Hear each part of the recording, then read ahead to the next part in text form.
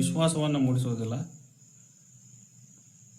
ಹೆಚ್ಚು ವಿವರವಾಗಿ ಹೇಳಿದರೂ ಕೂಡ ಅವರಿಗೆ ತಲೆನೋವು ಅನಿಸಬಹುದು. ಇವೆರಡರ ಮಧ್ಯೆ ನನ್ನ ಒದ್ದಾಟ. ಈಗ ದೊಡ್ಡವರು, ಬಹಳ ದೊಡ್ಡ ವಿದ್ವಾಂಸರು ಎನಿಸಿಕೊಂಡವರು ಒಂದೇ ಮಾತನ್ನು ಹೇಳಿದರೂ ಕೂಡ ಅದನ್ನು ನಂಬಿ ಬಿಡುವಂಥ ಸಮಾಜ ನಮ್ಮ ಮುಂದಿದೆ. ಸ್ವಲ್ಪ ಹೆಸರಿಲ್ಲದವರು ಒಂದು ಮಾತಿಗೆ 1000 ಮಾತುಗಳನ್ನು ಹೇಳುವ ಪ್ರಸಂಗ ಬರಬಹುದು. ಹಾಗಾಗಿ ನಾವು ಒಬ್ಬ ಅನ್ಪಾಪ್ಯುಲರ್ ಅಕಾಡೆಮಿಷಿಯನ್ ಆಗಿರುವುದರಿಂದ, ಅನ್ಪಾಪ್ಯುಲರ್ ಅಭ್ಯಾಸಿಯಾಗಿರುವುದರಿಂದ, ಅಷ್ಟೊಂದು ಜನಪ್ರಿಯವಾದ ವ್ಯಕ್ತಿತ್ವ ನನ್ನದಲ್ಲದ ಇರುವುದರಿಂದ ಸ್ವಲ್ಪ ನಾನು ವಿಷಯವನ್ನು ಹೆಚ್ಚು ವಿಸ್ತಾರವಾಗಿ ಹೇಳಲಿಕ್ಕೆ ನಾನು ಬಯಸ್ತೇನೆ. ಇದು ಸುಮಾರು ನನಗೆ 20 ವರ್ಷದಷ್ಟು ಹಳೆಯ ವಿಚಾರ. ತಮಗೆ ನಾನು ಒಂದು ಪುಸ್ತಕ ಇಲ್ಲಿ ತೋರಿಸ್ತೇನೆ. ಇದು ಆಲದ ಮರ ಎನ್ನುವ ಪುಸ್ತಕ. ಇದರೊಳಗೆ ವಚನಗಳಲ್ಲಿ ಗುರುಲಿಂಗ ಜಂಗಮ ಒಂದು ತಾತ್ವಿಕ ಪರಿಶೀಲನೆ ಅನ್ನುವಂಥ ಒಂದು ಲೇಖನ ಇದೆ. ಆ ಲೇಖನವನ್ನು ನೀವು ಓದಿದರೆ ನನ್ನ ವಿಚಾರ ಬಹಳ ಸ್ಪಷ್ಟವಾಗಿ ಮನವರಿಕೆ ಆಗ್ತದೆ, ಸಂಕ್ಷಿಪ್ತವಾಗಿ ಮನವರಿಕೆ ಆಗ್ತದೆ. ಈ ಲೇಖನವನ್ನು ನಾನು ವಚನಗಳಲ್ಲಿ ಗುರು ಲಿಂಗ ಜಂಗಮ ಅಂತ ಶೀರ್ಷಿಕೆ ಇಡೋದಕ್ಕಿಂತ ಮುಂಚೆ ಲಿಂಗದ ಕೊರಳಿಗೆ ಜಂಗಮದ ಉರುಳು ಅಂತೇಳಿ ಬರೆದಿದ್ದೆ. ಅದನ್ನು ಆಮೇಲೆ ಹೆಸರನ್ನು ಬದಲಾಯಿಸಿ ಬೇರೆ ಬೇರೆ ವಿದ್ವಾಂಸರಿಗೆ ಅದನ್ನು ಕಳಿಸಿಕೊಟ್ಟೆ. ಯಾರೋ 4-6 ಜನರಿಗೆ, ಕೆಲವು ಮಠಾಧಿಕಾರಿಗಳಿಗೂ ಕಳಿಸಿಕೊಟ್ಟೆ. ಯಾರೋ ಉತ್ತರ ಕೊಡಲಿಲ್ಲ, ಸುಮ್ಮನಾದೆ. ಆಮೇಲೆ ಅದು ಹಂಪಿ ವಿಶ್ವವಿದ್ಯಾಲಯದ ಸಣ್ಣ ಪುಸ್ತಕ ಮಂಟಪ ಮಾಲೆ ಅನ್ನುವಂಥ ಪುಸ್ತಕ ರೂಪದಲ್ಲಿ ಅದನ್ನು ಪ್ರಕಟ ಮಾಡಬೇಕಂತೇಳಿ ನಾನು ಕಳಿಸಿಕೊಟ್ಟೆ. ಸುಮಾರು 3-4 ತಿಂಗಳು ಕಾದೆ. ಆದರೆ ಅದು ಅಲ್ಲಿ ಸ್ವೀಕೃತವಾಗಲಿಲ್ಲ, ಪ್ರಕಟವಾಗಲಿಲ್ಲ. ಅದಕ್ಕೆ ಅದರದ್ದೇ ಆದ ಕಾರಣಗಳು ನನಗೆ ಗೊತ್ತಾದವು, ಅದು ಯಾಕೆ ಆಗಲಿಲ್ಲ ಅಂತ. ಅದೇನೇ ಇರಲಿ, ಈಗ ಈ ರೀತಿ ಹಿನ್ನೆಲೆ ಇರುವಂಥ ಇಂಥ ಒಂದು ವಿಚಾರ ಸುಮಾರು 20 ವರ್ಷಗಳ ಹಿಂದೆ ನಾನು ಯಾವ ದೃಷ್ಟಿ ಧೋರಣೆಯನ್ನ ಜಂಗಮ ಪರಿಕಲ್ಪನೆಯ ಬಗ್ಗೆ ಮಾಡಿಕೊಂಡಿದ್ದೇನೋ 20 ವರ್ಷಗಳ ತರುವಾಯ, ಅವತ್ತು ಅಷ್ಟು ವಚನಗಳನ್ನು ಓದ್ಕೊಂಡಿರಲಿಲ್ಲ ನಾನು ಕಳೆದ 3 ವರ್ಷಗಳಲ್ಲಿ ಸುಮಾರು ಅನೇಕ 1000 ವಚನಗಳನ್ನು ನಾನು ಓದ್ತಾ ಬಂದಿದ್ದೇನೆ. ಸಿಸ್ಟಮೆಟಿಕ್ ಆಗಿ ಬಸವಣ್ಣನ 1406 ವಚನಗಳನ್ನು ಓದಿದ್ದೇನೆ. ಈಗಲೂ ಕೂಡ ನನ್ನ ಆವತ್ತಿನ ನಿಲುವು ಬದಲಾಗದೇ ಇರುವುದು ನನಗೆ ವೈಯಕ್ತಿಕವಾಗಿ ನನಗೆ ಸಂತೋಷದ ವಿಷಯ. ಇಷ್ಟು ಇದಕ್ಕೆ ಹಿನ್ನೆಲೆಯಾಗಿ ಹೇಳ್ತಾ ನಾನು ಜಂಗಮ ಎಂದರೇನು ಅಂತ ವಿಷಯವನ್ನು ಮಂಡನೆ ಮಾಡಲಿಕ್ಕೆ ಪ್ರಾರಂಭಿಸ್ತೇನೆ. ಈ ವಿಷಯದ ಕೊನೆಗೆ ಜಂಗಮ ಪರಿಕಲ್ಪನೆಯ ಬಗ್ಗೆ ನಮ್ಮ ಡಾಕ್ಟರ್ ಎಂ ಕಲಬುರ್ಗಿ ಅವರು ಯಾವ ಅರ್ಥವನ್ನು ಕಟ್ಟಿಕೊಟ್ಟರೋ ಆ ಅರ್ಥ ಇಡೀ ವಿದ್ವತ್ ಲೋಕದ ಮೇಲೆ, ಕನ್ನಡ ಸಾರಸ್ವತ ಲೋಕದ ಮೇಲೆ ಎಂಥ ಪರಿಣಾಮವನ್ನು ಅದು ಬೀರಿರಬಹುದು, ಅದು ಎಷ್ಟರ ಮಟ್ಟಿಗೆ ಕಲಬುರ್ಗಿಯವರ ಅರ್ಥ ಎಷ್ಟರ ಮಟ್ಟಿಗೆ ವಚನ ಸಾಹಿತ್ಯಕ್ಕೆ ಬದ್ಧವಾಗಿದೆ ಅನ್ನುವುದನ್ನು ನಾನು ಕೊನೆಯದಾಗಿ ಪರಾಮರ್ಶೆ ಮಾಡಲಿಕ್ಕೆ ಬಯಸ್ತೇನೆ. ಈ ನನ್ನ ಚರ್ಚೆಯ ಕೊನೆಗೆ ಅದು ಇವತ್ತಾಗಬಹುದು ಅಥವಾ ನಾಳೆನೇ ಆಗಬಹುದು. ಈಗ ಮೊದಲಿಗೆ ಜಂಗಮ ಕುರಿತು ಚರ್ಚೆ. ಇಲ್ಲಿಯವರೆಗಿನ ಅಧ್ಯಯನಗಳು, ನಾನು ಕೆಲವನ್ನ ಉದಾಹರಣೆಯಾಗಿ ನಾನು ತಮಗೆ ಹೇಳಲಿಕ್ಕೆ ಬಯಸ್ತೇನೆ. ಇಲ್ಲಿಯವರೆಗಿನ ಅಧ್ಯಯನಗಳು ಜಂಗಮವನ್ನ ವಿವರಿಸಿದ ಬಗೆ ಹೀಗೆ. ಜಂಗಮ ಎಂದ್ರೆ ಒಂದು ಪರಿಪೂರ್ಣ ಆತ್ಮ. ಜೆ ರುದ್ರಪ್ಪ ಶ್ರೀ ಬಸವೇಶ್ವರರು ಅನ್ನೋ ಪುಸ್ತಕದಲ್ಲಿ ಬರೆದಂಥದ್ದು. ಬಸವಪ್ಪ ಶಾಸ್ತ್ರಿಗಳು ನೀಡತಕ್ಕಂಥ 10 ಅರ್ಥಗಳು ಹಿಂಗಿದಾವೆ. ಜಂಗಮ ಎಂದ್ರೆ ಜೀವಾತ್ಮನ ಸಂಕೇತನಾಮ, ಚರಲಿಂಗ, ಚೈತನ್ಯವು ಜಂಗಮದ ಲಕ್ಷಣ, ಸಕಲ ಜೀವರಾಶಿಗಳು ಜಂಗಮ, ಗುರುವಿನ ಗುರು ಜಂಗಮ, ಧನದ ದಾರಿದ್ರ್ಯ ಪರಿಹರಿಸುವುದು ಜಂಗಮ, ಜನನ ಮರಣಗಳಿಲ್ಲದ್ದು, ಆಚಾರದ ಅರಿವು ಚಲನೆ ಜಂಗಮದ ಲಕ್ಷಣ ಅಂತೇಳಿ ಅವರು ಈ ವಿಶ್ವಬಂಧು ಅನ್ನುವಂತ ಸಿರಿಗೆರೆ ಬೃಹನ್ ಮಠದವರು ಪ್ರಕಟ ಮಾಡಿರತಕ್ಕಂಥ ಒಂದು ಪುಸ್ತಕದೊಳಗಿನ ಒಂದು ಲೇಖನದಲ್ಲಿ ನಾನು ಇದನ್ನು ಗಮನಿಸಿದ್ದೆ. ಜಂಗಮ ಎಂದ್ರೆ ಶಿವ, ಚೇತನ, ಚಲಿಸುವ ಅಥವಾ ಮಹೇಶ, ವಿಶೇಷವಾದ ಜ್ಞಾನವುಳ್ಳವನು, ಇಂಥ ಜ್ಞಾನದಿಂದೊಡಗೂಡಿ ಸಂಚರಿಸುವವನು ಅಂತ ಹೇಳ್ಬಿಟ್ಟು ಇನ್ನೊಂದು ವೀರಶೈವ ಧರ್ಮ ತತ್ವಗಳು ಅನ್ನುವಂತ ಒಂದು ಗ್ರಂಥದಲ್ಲಿ ಸಿಕ್ಕಂತ ಒಂದು ವಿವರ. ಇವೆಲ್ಲ ಒಂದು ಶಿಸ್ತುಬದ್ಧ ಅಧ್ಯಯನದ ಫಲ ಅಂತ ಅನ್ಸಲ್ಲ. ಇನ್ನ ಕಲಬುರ್ಗಿಯವರ ವಿಚಾರ ನಿಮ್ಗಾಗ್ಲೇ ಹೇಳಿದೆ. ಅವರು ಅದನ್ನು ಸಿಸ್ಟಮೆಟಿಕ್ ಆಗಿ ಸ್ಟಡಿ ಮಾಡಿ ಅದನ್ನು ವಿಶ್ಲೇಷಣೆ ಮಾಡುವ ಪ್ರಯತ್ನ ಮಾಡಿದ್ರು ಕೂಡ ಅದು ವಾಸ್ತವಕ್ಕೆ ಬಹಳ ದೂರ ಸರಿದಂತ ಒಂದು ಅರ್ಥವನ್ನ ಅವರು ಕಲ್ಪನೆ ಮಾಡಿ ಹೋಗಿದ್ದಾರೆ. ಅದನ್ನು ಕೊನೆಗೆ ಪರಾಮರ್ಶೆ ಮಾಡುವ. ನನ್ನ ಪ್ರಕಾರ, ನನ್ನ ಓದಿನಲ್ಲಿ ಅವತ್ತು ಮತ್ತು ಇವತ್ತು, 20 ವರ್ಷಗಳ ಹಿಂದೆಯೂ ಮತ್ತು 20 ವರ್ಷಗಳ ತರುವಾಯವೂ ನನ್ನ ಓದಿನಲ್ಲಿ ನನಗೆ ದಕ್ಕಿದ ಅರ್ಥಗಳು ಎರಡು. ಒಂದು ಆಚಾರ್ಯವಾಚಿ ಜಂಗಮ, ಇನ್ನೊಂದು ಚೇತನವಾಚಿ. ಅಂದ್ರೆ ಜಂಗಮಕ್ಕೆ, ಜಂಗಮ ಎನ್ನುವ ಪರಿಕಲ್ಪನೆಗೆ ಎರಡು ಅರ್ಥಗಳಿದಾವೆ ಮುಖ್ಯವಾಗಿ. ಒಂದನೇ ಅರ್ಥ ಅದು ಆಚಾರ್ಯವಾಚಿ, ಎರಡನೇ ಅರ್ಥ ಅದು ಚೇತನವಾಚಿ. ಚೇತನವಾಚಿಯಾಗಿ ಅದು ಶಿವ ಆಗ್ತದೆ, ಚೈತನ್ಯ ಆಗ್ತದೆ, ಅಗೋಚರವಾದ್ದಾಗ್ತದೆ. ಅದರ ಬಗ್ಗೆ ನಾನು ಅನೇಕ ವಚನಗಳನ್ನು ನಾನು ತಮ್ಮ ಮುಂದೆ ಪ್ರಸ್ತುತಪಡಿಸ್ತೇನೆ. ಇನ್ನು ಆಚಾರ್ಯವಾಚಿಯಾಗಿ ಅವನು ಒಬ್ಬ ನಮ್ಮಂತೆ, ನಿಮ್ಮಂತೆ ಒಬ್ಬ ಮನುಷ್ಯ, ಜಂಗಮ ಎಂದು ಕರೆಸಿಕೊಳ್ತಕ್ಕಂಥ ಒಬ್ಬ ಮನುಷ್ಯ. ಇಲ್ಲಿ ನಾವು ಪರಿಶೀಲನೆಯಲ್ಲಿ ಕಂಡುಕೊಳ್ಬೇಕಾಗಿರೋದು ಯಾವುದಕ್ಕೆ ಆಧಾರ, ವಚನ ಸಾಹಿತ್ಯದಲ್ಲಿ ಯಾವುದನ್ನ ಎಷ್ಟರ ಮಟ್ಟಿಗೆ ಅದನ್ನು ಪುರಸ್ಕರಿಸಿದ್ದಾರೆ, ಜಂಗಮಕ್ಕೆ ಏನು ಮಹತ್ವ ಕೊಟ್ಟಿದ್ದಾರೆ, ಅಷ್ಟಾವರಣಗಳಲ್ಲಿ ಯಾವುದು ಕೇಂದ್ರ ತತ್ವ, ಜಂಗಮದ ಪಾತ್ರ ಏನು, ವೀರಶೈವ ಲಿಂಗಾಯತ ಧರ್ಮದೊಳಗೆ ಜಂಗಮದ ಪಾತ್ರ ಏನು, ಇವುಗಳನ್ನ ನಾವು ಮುಖ್ಯವಾಗಿ ಗಮನಿಸ್ತಾ ಹೋಗ್ಬೇಕು. ಜಂಗಮದ ಅರ್ಥವನ್ನ ನಾವು ಪರಿಗ್ರಹಿಸ್ತಲೇ ಅದರ ಜೊತೆಗೆ ಜಂಗಮ ಈ ಪರಿಕಲ್ಪನೆ ಉಳಿದೆಲ್ಲ ಇಷ್ಟಲಿಂಗಕ್ಕೆ ಹೋಲಿಸಿದರೆ, ಗುರುವಿಗೆ ಹೋಲಿಸಿದರೆ ಇದು ಎಷ್ಟರ ಮಟ್ಟಿಗೆ ಪ್ರಧಾನವಾದ ತತ್ವ ಎನಿಸಿಕೊಳ್ಳುತ್ತದೆ ಅನ್ನುವಂಥದ್ದನ್ನು ಕೂಡ ನಾವು ಅರ್ಥ ಮಾಡ್ಕೋಬೇಕು. ಮೊದಲಿಗೆ ಜಂಗಮ ಪದವು ವ್ಯಕ್ತಿಯನ್ನು ಸೂಚಿಸುತ್ತದೆ. ಜಂಗಮಾಚಾರವನ್ನು ಆಚರಿಸುವ ವ್ಯಕ್ತಿ ಜಂಗಮ. ಆಚಾರ ಭ್ರಷ್ಟರಾದ, ಅನಾಚಾರ ಮಿಶ್ರವಾದ ಅಪಸ್ಮಾರಿಗಳೆಲ್ಲ ಜಂಗಮವೇ. ಅರಿವು ಆಚಾರ ಸತ್ಕ್ರಿಯೆಯುಳ್ಳೆಡೆ ಜಂಗಮ. ಇದು ಚನ್ನಬಸವಣ್ಣನ 561ನೇ ವಚನ. ಇದು ಆಚಾರವೇ ಜಂಗಮ, ವಿಚಾರವೇ ಭಕ್ತನಯ್ಯ.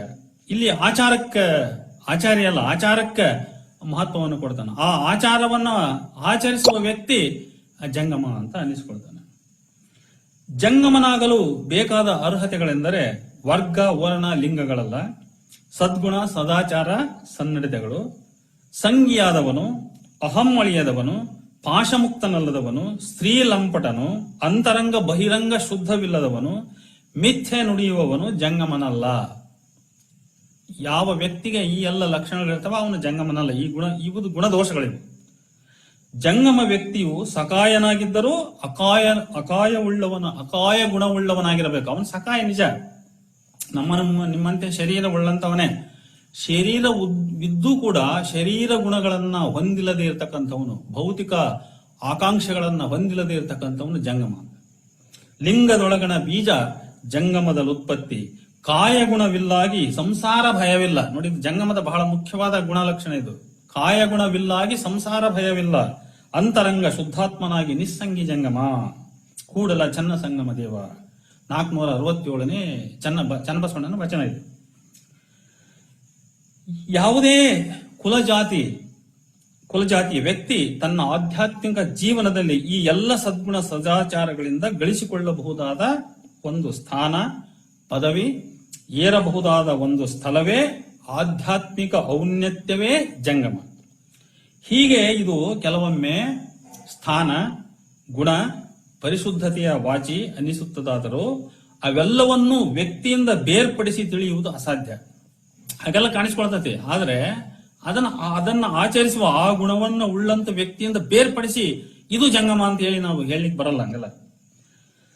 ಮಾನವನಿಂದ ಅಂತಿಮದಲ್ಲಿ ಕ್ರಿಯೆ ರೂಪದಲ್ಲಿ ಪ್ರಕಟಗೊಳ್ಳದೆ ಅವಕ್ಕೆ ಬೆಲೆ ಇಲ್ಲ. ಇದು ಯಾವುದೇ ಗುಣಗಳಿರಬಹುದು, ಅದು ಮನುಷ್ಯನ ಮುಖಾಂತರ ಕ್ರಿಯೆಯ ರೂಪದಲ್ಲಿ ಅದು ಜಾರಿಯಾದಾಗ ಮಾತ್ರ, ಇಂಪ್ಲಿಮೆಂಟ್ ಆದಾಗ ಮಾತ್ರ ಅದಕ್ಕೆ ಬೆಲೆ ಬರ್ತದೆ.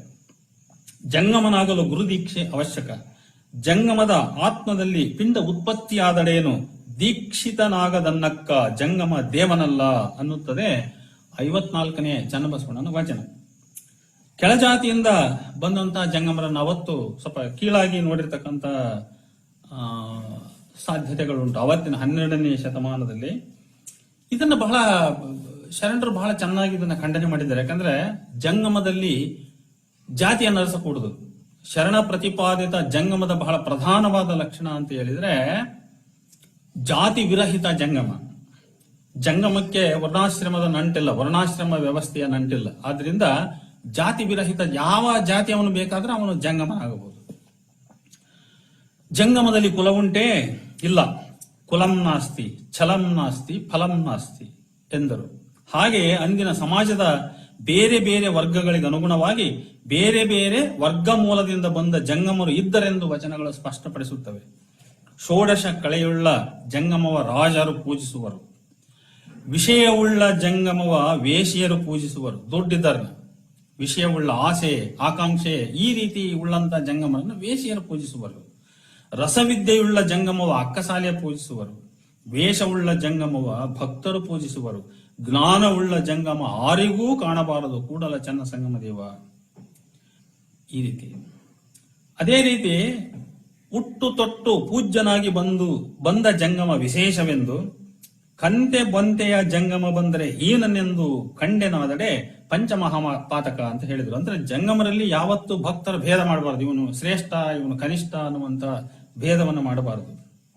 ಉತ್ತಮ, ಮಧ್ಯಮ, ಕನಿಷ್ಠವೆಂದು ಬಂದ ಜಂಗಮವೆನೆಂದೆನಾದರೆ ನೊಂದೆನಯ್ಯ ಬೆಂದೆನಯ್ಯ ಎನ್ನ ಕಿಚ್ಚು ಎನ್ನ ಸುಟ್ಟಿತ್ತು. ಸುಖಿ ಜಂಗಮ ಸಾಮಾನ್ಯ ಜಂಗಮವೆಂದುಂಟೇ ಕೂಡಲ ಸಂಗಮ ದೇವ ಅನ್ನುತ್ತಾನೆ ಬಸವಣ್ಣ. ಜಂಗಮನು ಎಷ್ಟೇ ಉಚ್ಚ ನೀಚ ತುಚ್ಛನಿರಲಿ, ಕುರೂಪಿ ನಿರೂಪಿ ವಿವೇಕ ಅವಿವೇಕಿ ಏನಾದರೂ ಆಗಿರಲಿ, ಅವನ ಅಂಗದ ಮೇಲಿನ ಲಿಂಗ ನೋಡಿ ಜಂಗಮಕ್ಕೆ ಮಾಡಿ ನೀಡಿ ಪಾದೋದಕ ಪ್ರಸಾದ ಕೊಂಬುದು ಭಕ್ತ, ಕೊಂಬುವವನು ಭಕ್ತ ಎನ್ನುತ್ತಾನೆ ಚನ್ನಬಸವಣ್ಣ.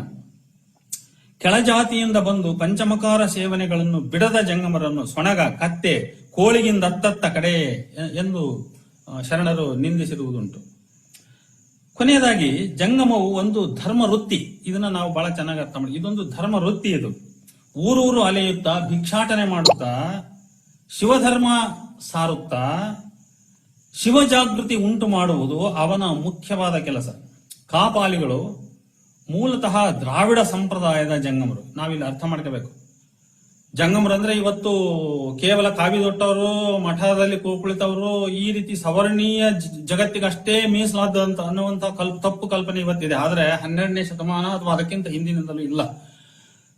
ಜಂಗಮ ಇದೊಂದು ದ್ರಾವಿಡ ಮೂಲದ ಸಂಸ್ಥೆ. ನನ್ನ ಪ್ರಕಾರ ಇದೊಂದು ದ್ರಾವಿಡ ಮೂಲದ ಸಂಸ್ಥೆ.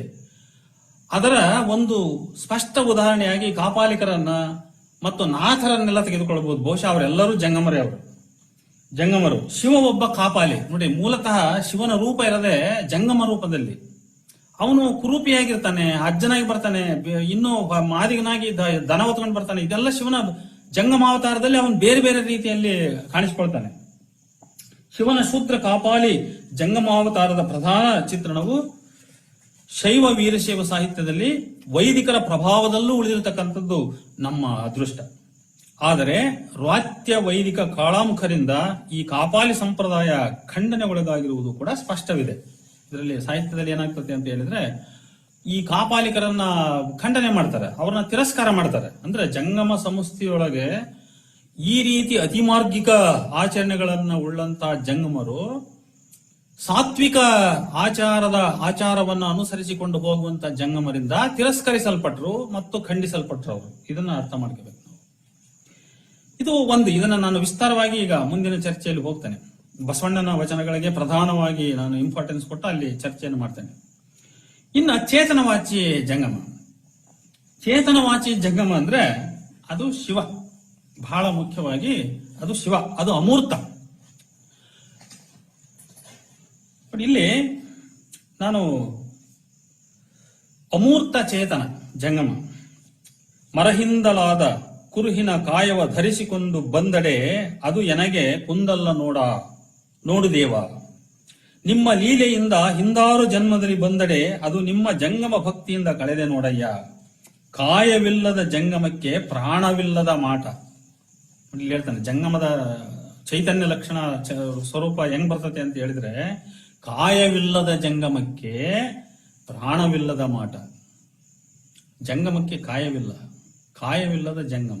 ಯಾವ್ದದು ಕಾಯವಿಲ್ಲದ ಜಂಗಮ ಅಂದ್ರೆ ಆ ಶಿವ. ಈ ಜಂಗಮ ಯಾರು ಅಂದ್ರೆ ಅವನ ಸಾಕಾರ ರೂಪ ಇವನು. ಇದನ್ನ ಮುಂದೆ ಚರ್ಚೆಗೆ ಬರ್ತದೆ. ಒಲ್ಲೆನೆಂಬುದಕ್ಕೆ ಕಾರಣವೇನು ಹೇಳ? ಕಾಯವಿಲ್ಲದ ಜಂಗಮಕ್ಕೆ ಪ್ರಾಣವಿಲ್ಲದ ಮಾಟ, ಒಲ್ಲೆನೆಂಬುದಕ್ಕೆ ಕಾರಣವೇನು ಹೇಳ ಕೂಡಲ ಸಂಗಮ ದೇವ ಅಂತ ಹೇಳಿ ಬಸವಣ್ಣನ 1305ನೇ ವಚನ ಹೇಳ್ತದೆ. ಈ ಮೇಲಿನ ವಚನದಲ್ಲಿ ಬಸವಣ್ಣ ಜಂಗಮದ ಕುರಿತು ಎರಡರ್ಥಗಳನ್ನು ಮನವರಿಕೆ ಮಾಡಿಸುತ್ತಾನೆ. ಜಂಗಮವು ಮೂಲತಃ ಚೇತನ ಶಿವವೇ ಆಗಿದೆ ಎಂಬುದನ್ನು, ಕಾಯವಿಲ್ಲದ ಜಂಗಮಕ್ಕೆ ಪ್ರಾಣವಿಲ್ಲದ ಮಾಟ ಎಂಬ ಸಾಲು ಹೇಳಿದರೆ, ಈ ಚೇತನ ರೂಪಿ ಶಿವನು ಅಜ್ಞಾನದಿಂದ ಮರಹಿನಿಂದ ಕುರುಹಿನ ಕಾಯವ ಧರಿಸಿಕೊಂಡು ಈ ಲೋಕಕ್ಕೆ ಬಂದು ಭಕ್ತರಿಗೆ ದರ್ಶನವನ್ನೀಯುತ್ತಾನೆ. ಹಾಗೆ ಮಾನವ ಕಾಯ ಧರಿಸಿ ಜಂಗಮನು ಧರೆಯಲ್ಲಿ ಕಾಣಿಸಿಕೊಳ್ಳುವುದು ಎನಗೆ ಕುಂದಲ್ಲ ಎನ್ನುತ್ತಾನೆ. ಅಕಾಯವಾದ ಜಂಗಮ, ಚೈತನ್ಯ ಸ್ವರೂಪದ ಜಂಗಮ, ಅವನು ಸಕಾಯ ಜಂಗಮನಾಗಿ ಈ ಜಗತ್ತಿನಲ್ಲಿ ಗೋಚರಿಸಿಕೊಳ್ಳಲೇಬೇಕು. ಇದರಲ್ಲಿ ಯಾವುದು ಮೊದಲು ಯಾವುದು ಕಲ್ಪನೆ ಅಂತ ಆಮೇಲೆ ಮಾತಾಡುವ. ಸದ್ಯಕ್ಕೆ ಇಷ್ಟು ಜಂಗಮಕ್ಕೆ ಎರಡು ಅರ್ಥ. ಒಂದು ಚೇತನವಾಚಿ ಜಂಗಮ, ಶಿವವಾಚಿ ಜಂಗಮ. ಇನ್ನೊಂದು ಆಚಾರ್ಯವಾಚಿ ಜಂಗಮ, ಸಕಾಯ ಜಂಗಮ. ಈ ಚೇತನ ಜಂಗಮದ ಸ್ವರೂಪವೇನು? ಜಂಗಮವು ಚೈತನ್ಯವಾಗಿ ನಿರಾಕಾರಿ, ನಿರ್ಗುಣಿ, ನಿಸ್ಸೀಮ. ನಿರಾಕಾರಿ, ಅದಕ್ಕೆ ಆಕಾರ ಇಲ್ಲ. ನಿರ್ಗುಣಿ, ಅದಕ್ಕೆ ಗುಣಗಳಿಲ್ಲ, ಗುಣಲಕ್ಷಣಗಳಿಲ್ಲ. ನಿಸ್ಸೀಮ, ಅದಕ್ಕೆ ಎಲ್ಲೇ ಇಲ್ಲ, ಮಿತಿ ಇಲ್ಲ. ಅದಕ್ಕೆ ನಿಸ್ಸೀಮವಾದುದು ಜಂಗಮ. ಸ್ಥಾವರಕ್ಕೆ ಸೀಮೆಯಲ್ಲದೆ ಘನಲಿಂಗ ಜಂಗಮಕ್ಕೆ ಸೀಮೆಯಲ್ಲಿಯದು. ನೋಡಿ, ಸ್ಥಾವರಕ್ಕೆ ಸೀಮೆಯಲ್ಲದೆ ಘನಲಿಂಗ ಜಂಗಮಕ್ಕೆ ಸೀಮೆಯಲ್ಲಿಯದು. ಇಲ್ಲಿ ಅರ್ಥ ಮಾಡ್ಕೋಬೇಕು. ಸ್ಥಾವರ ಜಂಗಮ ಎನ್ನುವ ಪದವನ್ನ ವಚನಕಾರರು ಹೇಗೆ ಬಳಸ್ತಾರೆ ಅಂತ ಹೇಳಿದ್ರೆ, ಈ ದೇಹ ಸ್ಥಾವರ, ಅದೇ ರೀತಿ ಈ ಭೌತಿಕವಾದ ಜಗತ್ತು ಸ್ಥಾವರ, ಈ ದೇಹದೊಳಗಿನ ಆತ್ಮ ಜಂಗಮ, ಅದೇ ರೀತಿ ಈ ಭೌತಿಕ ಜಗತ್ತಿಗೆ ಕಾರಣವಾಗಿರ್ತಕ್ಕಂಥ ಮತ್ತು ಅದರೊಳಗೆ ಇರುವಂತ ಚೇತನ ಜಂಗಮ, ಶಿವ ಜಂಗಮ, ಆ ಶಿವಶಕ್ತಿ ಜಂಗಮ. ಅದರಿಂದ ನೋಡಿ, ಸ್ಥಾವರ ಕಳಿವುಂಟು ಜಂಗಮ ಕಳಿವಿಲ್ಲ ಎನ್ನುವ ಮಾತನ್ನ ಈ ರೀತಿಯಾಗಿ ಅರ್ಥ ಮಾಡ್ಕೊಳ್ಬೇಕು. ಅದನ್ನ ಸ್ಥಾವರ ಕಳಿವುಂಟು, ಈ ದೇಹ ಕಳಿವುಂಟು, ಈ ಭೌತಿಕವಾದ ಜಗತ್ತಿಗೆ ಅಳಿವುಂಟು. ಆದರೆ ಈ ಭೌತಿಕವಾದ ಶರೀರಕ್ಕೂ ಭೌತಿಕವಾದ ಜಗತ್ತಿಗೂ ಕಾರಣವಾಗಲ್ಪಟ್ಟಂತಹ ಶಿವಚೇತನ ಇದೆಯಲ್ಲ, ಅದಕ್ಕೆ ಕಳಿವಿಲ್ಲ ಅಂತ. ಇದು ಸ್ಥಾವರ ಕಳಿವುಂಟು, ಜಂಗಮ ಕಳಿವಿಲ್ಲ ಅಂತ. ಘನಲಿಂಗ ಜಂಗಮಕ್ಕೆ ಸೀಮೆಯಲ್ಲಿಯದು, ಅಂಬುದಿಗೆ ಸೀಮೆಯಲ್ಲದೆ ಹರಿವ ನದಿಗೆ ಸೀಮೆಯಲ್ಲಿಯದು, ಭಕ್ತರಿಗೆ ಸೀಮೆಯಲ್ಲದೆ ಜಂಗಮಕ್ಕೆ ಸೀಮೆಯುಂಟೆ ಕೂಡಲ ಸಂಗಮ ದೇವ. ಅಲ್ಲವನು ಬಯಲು ಶೂನ್ಯ ಎಂಬುದಕ್ಕೂ ಇದೇ ಅರ್ಥವೇ ಇದೆ. ವಚನಕಾರರ ಪರಿಭಾಷೆಗಳಲ್ಲಿ ಕೆಲವೊಬ್ಬರು ಬೇರೆ ಬೇರೆ ರೀತಿಯ ಪದಗಳನ್ನು ಬಳಸ್ತಾ ಹೋಗ್ತಾರೆ. ನಾವು ಅದನ್ನು ಸೂಕ್ಷ್ಮವಾಗಿ ಅರ್ಥ ಮಾಡ್ಕೊ. ಅಲ್ಲವ ಬಯಲು ಅಂತಾನೆ, ಶೂನ್ಯ ಅಂತ ಕರೀತಾನೆ. ಅವನ್ ಕರೆಯೋದು ಶೂನ್ಯ ಅಂದ್ರೆ ಶಿವನೇ. ಆ ಶೂನ್ಯ ಬಯಲೇ ಇಲ್ಲಿ ಬಸವಣ್ಣನ ಅರ್ಥದಲ್ಲಿ ಅಥವಾ ಇನ್ನೊಬ್ಬರ ಅರ್ಥದಲ್ಲಿ ಅವನು ಜಂಗಮ ಎಂಬುದಕ್ಕೂ ಅರ್ಥವೇ. ವಚನದ ಅರ್ಥ ಸ್ವಯಂ ಸ್ಪಷ್ಟ, ಅದನ್ನ ಹೇಳ್ತಕ್ಕಂಥ ಅವಶ್ಯಕತೆ ಇಲ್ಲ. ಆಮೇಲೆ ಜಂಗಮ ಅಂತಕ್ಕಂಥದ್ದು ಒಂದು ಸ್ಥಳ. ಇವೆಲ್ಲ ಸ್ಥಳದ ಮಾತುಗಳು ಪರಿಭಾಷೆ ವಚನದಲ್ಲಿ ಬರ್ತದೆ. ಷಟ್ ಸ್ಥಳ ಇದು ಬರ್ತದೆ. ಸ್ಥಳ ಅಂದ್ರೆ ಏನು ಅಂತ ಹೇಳಿದ್ರೆ, ಈ ಜಗತ್ತು, ಈ ಚರಾಚರವಾದ ಪ್ರಪಂಚ, ಈ ಜೀವರಾಶಿ ಇವೆಲ್ಲದೂ ಕೂಡ ಯಾವ ಮೂಲದಿಂದ ಹುಟ್ಟಿ ಬಂದು ಮತ್ತೆ ತಿರುಗಿ ಯಾವ ಮೂಲಕ್ಕೆ ಮರಳಿ ಹೋಗುತ್ತದೆಯೋ, ಯಾವುದರಲ್ಲಿ ಲೀನವಾಗುತ್ತದೆಯೋ ಅದು ಸ್ಥಳ. ಅಂದರೆ ಶಿವಚೇತನವೇ ಈ ಜಗತ್ತಿಗೆ ಕಾರಣ. ಈ ಶಿವಚೇತನ, ಯಾವ ಶಿವಚೇತನ ಜಗತ್ತಿಗೆ ಕಾರಣವೋ ಅದೇ ಶಿವಚೇತನದಲ್ಲಿ ಮತ್ತೆ ಈ ಜಗತ್ತು ಪ್ರಳಯ ಕಾಲಕ್ಕೆ ಅಥವಾ ಲಯ ಕಾಲಕ್ಕೆ ಅಥವಾ ಐಕ್ಯದ ಕಾಲಕ್ಕೆ ತಿರುಗಿ ಅದರಲ್ಲಿ ಹೋಗಿ ಲೀನವಾಗುತ್ತದೆ. ಅದು ಸ್ಥಳ. ಅದರಿಂದ ಜಂಗಮಕ್ಕೆ ಇರುವ ಇನ್ನೊಂದು ಅರ್ಥ ಅಂತ ಹೇಳಿದ್ರೆ ಅದು ಸ್ಥಳ. ಚೇತನವಾಚಿ ಶಿವ ಜಂಗಮನು ಈ ಜಗತ್ತಿನ ಸೃಷ್ಟಿ ಸ್ಥಿತಿ ಲಯದ ಮೂಲ ಸ್ಥಳ. ಅಲ್ಲಿಂದಲೇ ಹುಟ್ಟಿದ ಈ ಜಗತ್ತು ಮರಳಿ ಅದರೊಳಗೆ ಲೀನವಾಗುವುದು. ಬಸವಣ್ಣನ ಈ ಕೆಳಗಿನ ವಚನದಲ್ಲಿ ಜಂಗಮವು ಒಂದು ಸ್ಥಳವಾಗಿದೆ, ಜಂಗಮ ಸ್ಥಳ. ಇದ್ದ ಪರಿ ಇಂತುಂಟಿದೆ ನೋಡಯ್ಯ, ಅದು ಇಂತುಟಿದೆ ಅಂತ ಆ ವಚನದಲ್ಲಿ ಸ್ವಲ್ಪ ತಪ್ಪಾಗಿ ಟೈಪ್ ಆಗಿದೆ ಅನಿಸ್ತದೆ. ಇದ್ದ ಪರಿ ಇಂತುಂಟಿದೆ ನೋಡಯ್ಯ, ನಿಂದಡೆ ನೆಳಲಿಲ್ಲ, ನಡೆದಡೆ ಹೆಜ್ಜೆ ಇಲ್ಲ. ನೋಡಿ, ನಿಂದಡೆ ನೆಳಲಿಲ್ಲ, ನಡೆದಡೆ ಹೆಜ್ಜೆ ಇಲ್ಲ, ಭೂತದೊಳಗೆ ಕಂಡೋದಿಲ್ಲ. ಇಂತಪ್ಪ ಅನಿಯಮದ ಸುಳುಹು, ಇಂತಪ್ಪ ಅನಿಯಮದ ಸುಳುಹು ಅಹುದಹುದು ಅರಿದರಿದು ಜಂಗಮ ಸ್ಥಳ ಇಂತುಂಟಲ್ಲದೆ ಎಂತುಂಟು ಹೇಳ. ಆಪ್ಯಾಯನದ ಅರಿಕೆಯ ಹೊಲಬ ಕಾಣಬಾರದು. ಊಡಿಸಿದಡೆ ಉಂಬನೋ ಉಣ್ಣನೋ ಉಂಬಂಥವರಾದಡೆ ನೀಡುವೆ ಕೂಡಲ ಸಂಗಮ ದೇವರಿಗೆ ಚನ್ನಬಸವಣ್ಣ ನೀ ನಹುದಹುದೆನಲಿಕೆ ಅಂತ ಹೇಳ್ಬಿಟ್ಟು ಬಸವಣ್ಣ 1058ನೇ ವಚನದಲ್ಲಿ ಈ ಮಾತುಗಳನ್ನು ಹೇಳ್ತಾನೆ. ಜಂಗಮ ಸ್ಥಳದ ಲಕ್ಷಣ ಹೀಗಿದೆ: ನಿಂದಡೆ ನೆಳಲಿಲ್ಲದ ಠಾವು, ನಡೆದಡೆ ಹೆಜ್ಜೆಯ ಕುರುಹಿಲ್ಲದ ಬಟ್ಟೆ. ಇದನ್ನು ಈ ಮುನ್ನ ಅಂದ್ರೆ ಭೂತದೊಳಗೆ ಯಾರೂ ಕಂಡಿಲ್ಲ, ಇದನ್ನು ಯಾರೂ ಕಂಡಿಲ್ಲ. ಅದು ಅನಿಯಮದ ಸುಳುಹು. ಅದರ ಆಪ್ಯಾಯನದ ಅಂದ್ರೆ ತೃಪ್ತಿಯ ಸುಖದ, ಅರಿಕೆ ಅಂದ್ರೆ ಜ್ಞಾನ, ತಿಳುವಳಿಕೆಯ ಹೊಲಬ ಕಾಣಲು ಅಸಾಧ್ಯ. ಅದನ್ನು ತಿಳ್ಕೊಳ್ಳಿಕ್ಕೆ ನಮ್ಮಿಂದ ಸಾಧ್ಯವಿಲ್ಲ. ಅಂದರೆ ಅದರ ತೃಪ್ತಿಯ ಜ್ಞಾನದ ಪರಿ ತಿಳಿಯಲಾಗದು. ಆ ಅಗೋಚರ ಜಂಗಮವು ಊಡಿಸಿದಡೆ ಉಣ್ಣುವನೋ ಉಣ್ಣುವುದಿಲ್ಲವೋ ಗೊತ್ತಿಲ್ಲ. ಅವನು ಉಣ್ಣುವುದಾದಲ್ಲಿ ಅಥವಾ ಉಣ್ಣುವಂತಹ ಯಾರಿಗೇ ಆದರೂ ನೀಡಬಹುದು, ಉಣಿಸಬಹುದು, ಉಡಿಸಬಹುದು ಎನ್ನುತ್ತಾನೆ ಬಸವಣ್ಣ. ಉಡಿಸು ಅಂದ್ರೆ ನಾವು ಕರ ಉಡಿಸು ಅಂತ ಹೇಳ್ತೀವಿ ನೋಡ್ರಿ, ಮಲೆ ಕೊಡ್ಸೋದು ಅಂತ ಹೇಳ್ತೀವಲ್ಲ, ಆ ತರ. ಆದ್ರಿಂದ ಇದು ಚೇತನವಾಚಿ ಜಂಗಮದ ಲಕ್ಷಣ. ಚೇತನವಾಚಿ ಜಂಗಮವು ಶಿವವಾಗಿರುವಾಗಲೇ ಸ್ಥಳವಾಗಿರುವಂತೆಯೇ ಅದು ನೋಡಿ, ಶಿವ ಆಗಿರುವಾಗಲೇ ಸ್ಥಳವಾಗಿರುವಾಗಲೇ ಅದು ಭಕ್ತನೊಳಗಿನ ಜ್ಞಾನ ಸ್ವರೂಪಿ, ಪ್ರಾಣ ಸ್ವರೂಪಿಯಾಗಿದೆ. ನೋಡಿ, ಜಂಗಮಕ್ಕಿರ್ತಕ್ಕಂಥ ಮತ್ತೊಂದು ಅರ್ಥ, ಅದು ಭಕ್ತನೊಳಗಿನ ಪ್ರಾಣ ಸ್ವರೂಪಿ, ಅದು ಜ್ಞಾನ ಸ್ವರೂಪಿ. ಆದಿ ಭಕ್ತ ಅನಾದಿ ಜಂಗಮ, ಆದಿ ಭಕ್ತ ಅನಾದಿ ಜಂಗಮ, ಆದಿ ಶಕ್ತಿ ಅನಾದಿ ಶಿವನು ನೋಡ. ಎನ್ನ ಆದಿಪಿಂಡಕ್ಕೆ ನೀನೇ ಆಧಾರವಾಗಿ ತೋರಿದಡೆ ಎನ್ನ ಹೃದಯ ಕಮಲದಲ್ಲಿ ನಿಮ್ಮ ಕಂಡೆನು, ಎನ್ನ ಹೃದಯ ಕಮಲದಲ್ಲಿ ನಿಮ್ಮ ಕಂಡೆನು. ನೋಡು, ಆದಿ ಭಕ್ತ ಅನಾದಿ ಜಂಗಮ, ಭಕ್ತನು ಆದಿ. ಇಲ್ಲಿ ಮತ್ತೆ ನಾವು ಈ ಸಕಾಯ ಜಂಗಮ ಅಕಾಯ ಜಂಗಮದ ಅರ್ಥಗಳನ್ನು ಇಲ್ಲೇ ಅರ್ಥ ಮಾಡ್ಕೋಬಹುದು. ಯಾಕಂದ್ರೆ ಜಂಗಮನಿಗೆ ಭಕ್ತನ ದೇಹ ಬಿಟ್ರೆ ಬೇರೆ ಆಶ್ರಯವಿಲ್ಲ. ಆದ್ರಿಂದ ಭಕ್ತ ದೇಹಿಕ, ಶಿವನು ಭಕ್ತ ದೇಹಿಕ, ಜಂಗಮ ಭಕ್ತ ದೇಹಿಕ. ಆದ್ರೆ ಈ ಭಕ್ತ ಏನದನಲ್ಲ, ಈ ಸಕಾಯ ಶರೀರವುಳ್ಳ ಭಕ್ತ, ಇವನು ಆದಿ. ಯಾಕಂದ್ರೆ ಇವನು ಹುಟ್ಟು ಸಾವು ಇದೆ, ಆದ್ರಿಂದ ಇವನು ಆದಿ. ಮತ್ತೆ ಅನಾದಿ ಶಿವ, ಅವನಿಗೆ ಹುಟ್ಟಿಲ್ಲ, ಅವನಿಗೆ ಹುಟ್ಟು ಸಾವು ಎಂಬುದಿಲ್ಲ. ಈ ಆದಿ ಅನಾದಿ ಪದಗಳನ್ನು ಈ ರೀತಿ ಅರ್ಥ ಮಾಡ್ಕೋಬೇಕು ನಾವು. ಇಂಗ್ಲಿಷ್ ನಲ್ಲಿ ನಾವು ಮಾರ್ಟಲ್ ಬೀಯಿಂಗ್ಸ್ ಮತ್ತು ಇಮ್ಮಾರ್ಟಲ್ ಬೀಯಿಂಗ್ಸ್ ಅಂತ ಕರಿತೀವಿ. ಆದಿ ಅಂದ್ರೆ ಮಾರ್ಟಲ್ ಬೀಯಿಂಗ್ಸ್, ಯಾವುದಕ್ಕೆ ಜನನ ಮರಣ ಇದೆ, ಅದು ಜನನ ಮರಣವುಳ್ಳ ಶರೀರಾತ್ಮಕವಾದ ಭೌತ ರೂಪವುಳ್ಳಂಥದ್ದು ಆದಿ. ಭಕ್ತ ಆದಿ. ಆದ್ರ ಭಕ್ತನೊಳಗಿನ ಜಂಗಮ ಅದು ಅನಾದಿ, ಅದರೊಳಗಿನ ಆತ್ಮ ಅನಾದಿ. ಆತ್ಮಕ್ಕೆ ಸಾವಿಲ್ಲ ಅಂತ. ಸ್ಥಾವರ ಕಳಿವುಂಟು, ಜಂಗಮಕ್ಕೆ ಕಳಿವಿಲ್ಲ. ಸ್ಥಾವರ ಆದಿ, ಆದ್ರೆ ಜಂಗಮ ಅನಾದಿ. ಆದಿ ಭಕ್ತ ಅನಾದಿ ಜಂಗಮ, ಆದಿ ಶಕ್ತಿ ಅನಾದಿ ಶಿವನು. ನೋಡಿ, ಶಕ್ತಿ ಕೂಡ ಅದಕ್ಕೆ ಹುಟ್ಟು ಸಾವಿದೆ ಅಂತ. ಈ ರೀತಿ ಆ ಕಾಂಬ ಜ್ಞಾನವೇ ಜಂಗಮಂತೆ. ನೋಡಿ, ಈ ರೀತಿ ಅಂದ್ರೆ ಎನ್ನ ಹೃದಯದಲ್ಲಿ ನಿಮ್ಮ ಕಂಡೆನು, ನನ್ನ ಹೃದಯದಲ್ಲಿ ನಿಮ್ಮನ್ನು ಕಂಡೆ ನಾನು. ಅಂದ್ರೆ ಶಿವನನ್ನ ಕಂಡೆ. ಅಂದ್ರೆ ಶಿವ ಹೃದಯ ಗುಹ್ಯವಾಸಿ, ಆತ್ಮ ಇರ್ತಕ್ಕಂಥ ಸ್ಥಳ, ಅದು ಶಿವ ಇರ್ತಕ್ಕಂಥ ಸ್ಥಳ. ಆ ಕಾಂಬ ಜ್ಞಾನ ಐತಲ್ಲ, ಆ ಶಿವನನ್ನ ಕಾಣುವ ಜ್ಞಾನ, ಅದು ಜಂಗಮ. ಆ ಜಂಗಮವಿಡಿದಲ್ಲದೆ ಲಿಂಗವ ಕಾಣಬಾರದು. ಆ ಜಂಗಮವಿಡಿದಲ್ಲದೆ ಗುರುವ ಕಾಣಬಾರದು, ಪ್ರಸಾದವ ಕಾಣಬಾರದು. ಕಾಯ ಭಕ್ತ ಪ್ರಾಣ ಜಂಗಮವೆಂಬ ವಚನವ ತಿಳಿಯಲು. ನೋಡಿ, ಕಾಯ ಭಕ್ತ, ಈ ದೇಹ ಶರೀರ ಏನಿದೆಯಲ್ಲ, ಇದು ಭಕ್ತ. ಅದೇ ರೀತಿ ಅದನ್ನ ನಾವು ಯೂನಿವರ್ಸಲ್ಗೆ ಅಪ್ಲೈ ಮಾಡಿ ತಿಳ್ಕೋಬಹುದು. ಈ ಪ್ರಪಂಚ ಭೌತವಾದ ಪ್ರಪಂಚ, ಅದು ಭಕ್ತ. ಅದು ಹಂಗೆ ಕಾಯ ಭಕ್ತ ಪ್ರಾಣ ಜಂಗಮವೆಂಬ ವಚನವ ತಿಳಿಯಲು ಎನ್ನ ಪ್ರಾಣ ನೀವಲ್ಲದೆ ಮತ್ತಾರು ಹೇಳಯ್ಯ ಅಂತ. ಎನ್ನ ಪ್ರಾಣ, ನನ್ನೊಳಗಿನ ಜ್ಞಾನದ ಸ್ವರೂಪಿ ನೀನೆ, ಪ್ರಾಣದ ಸ್ವರೂಪಿ ನೀನೆ, ಆತ್ಮದ ಸ್ವರೂಪಿ ನೀನೆ ಅಂತ.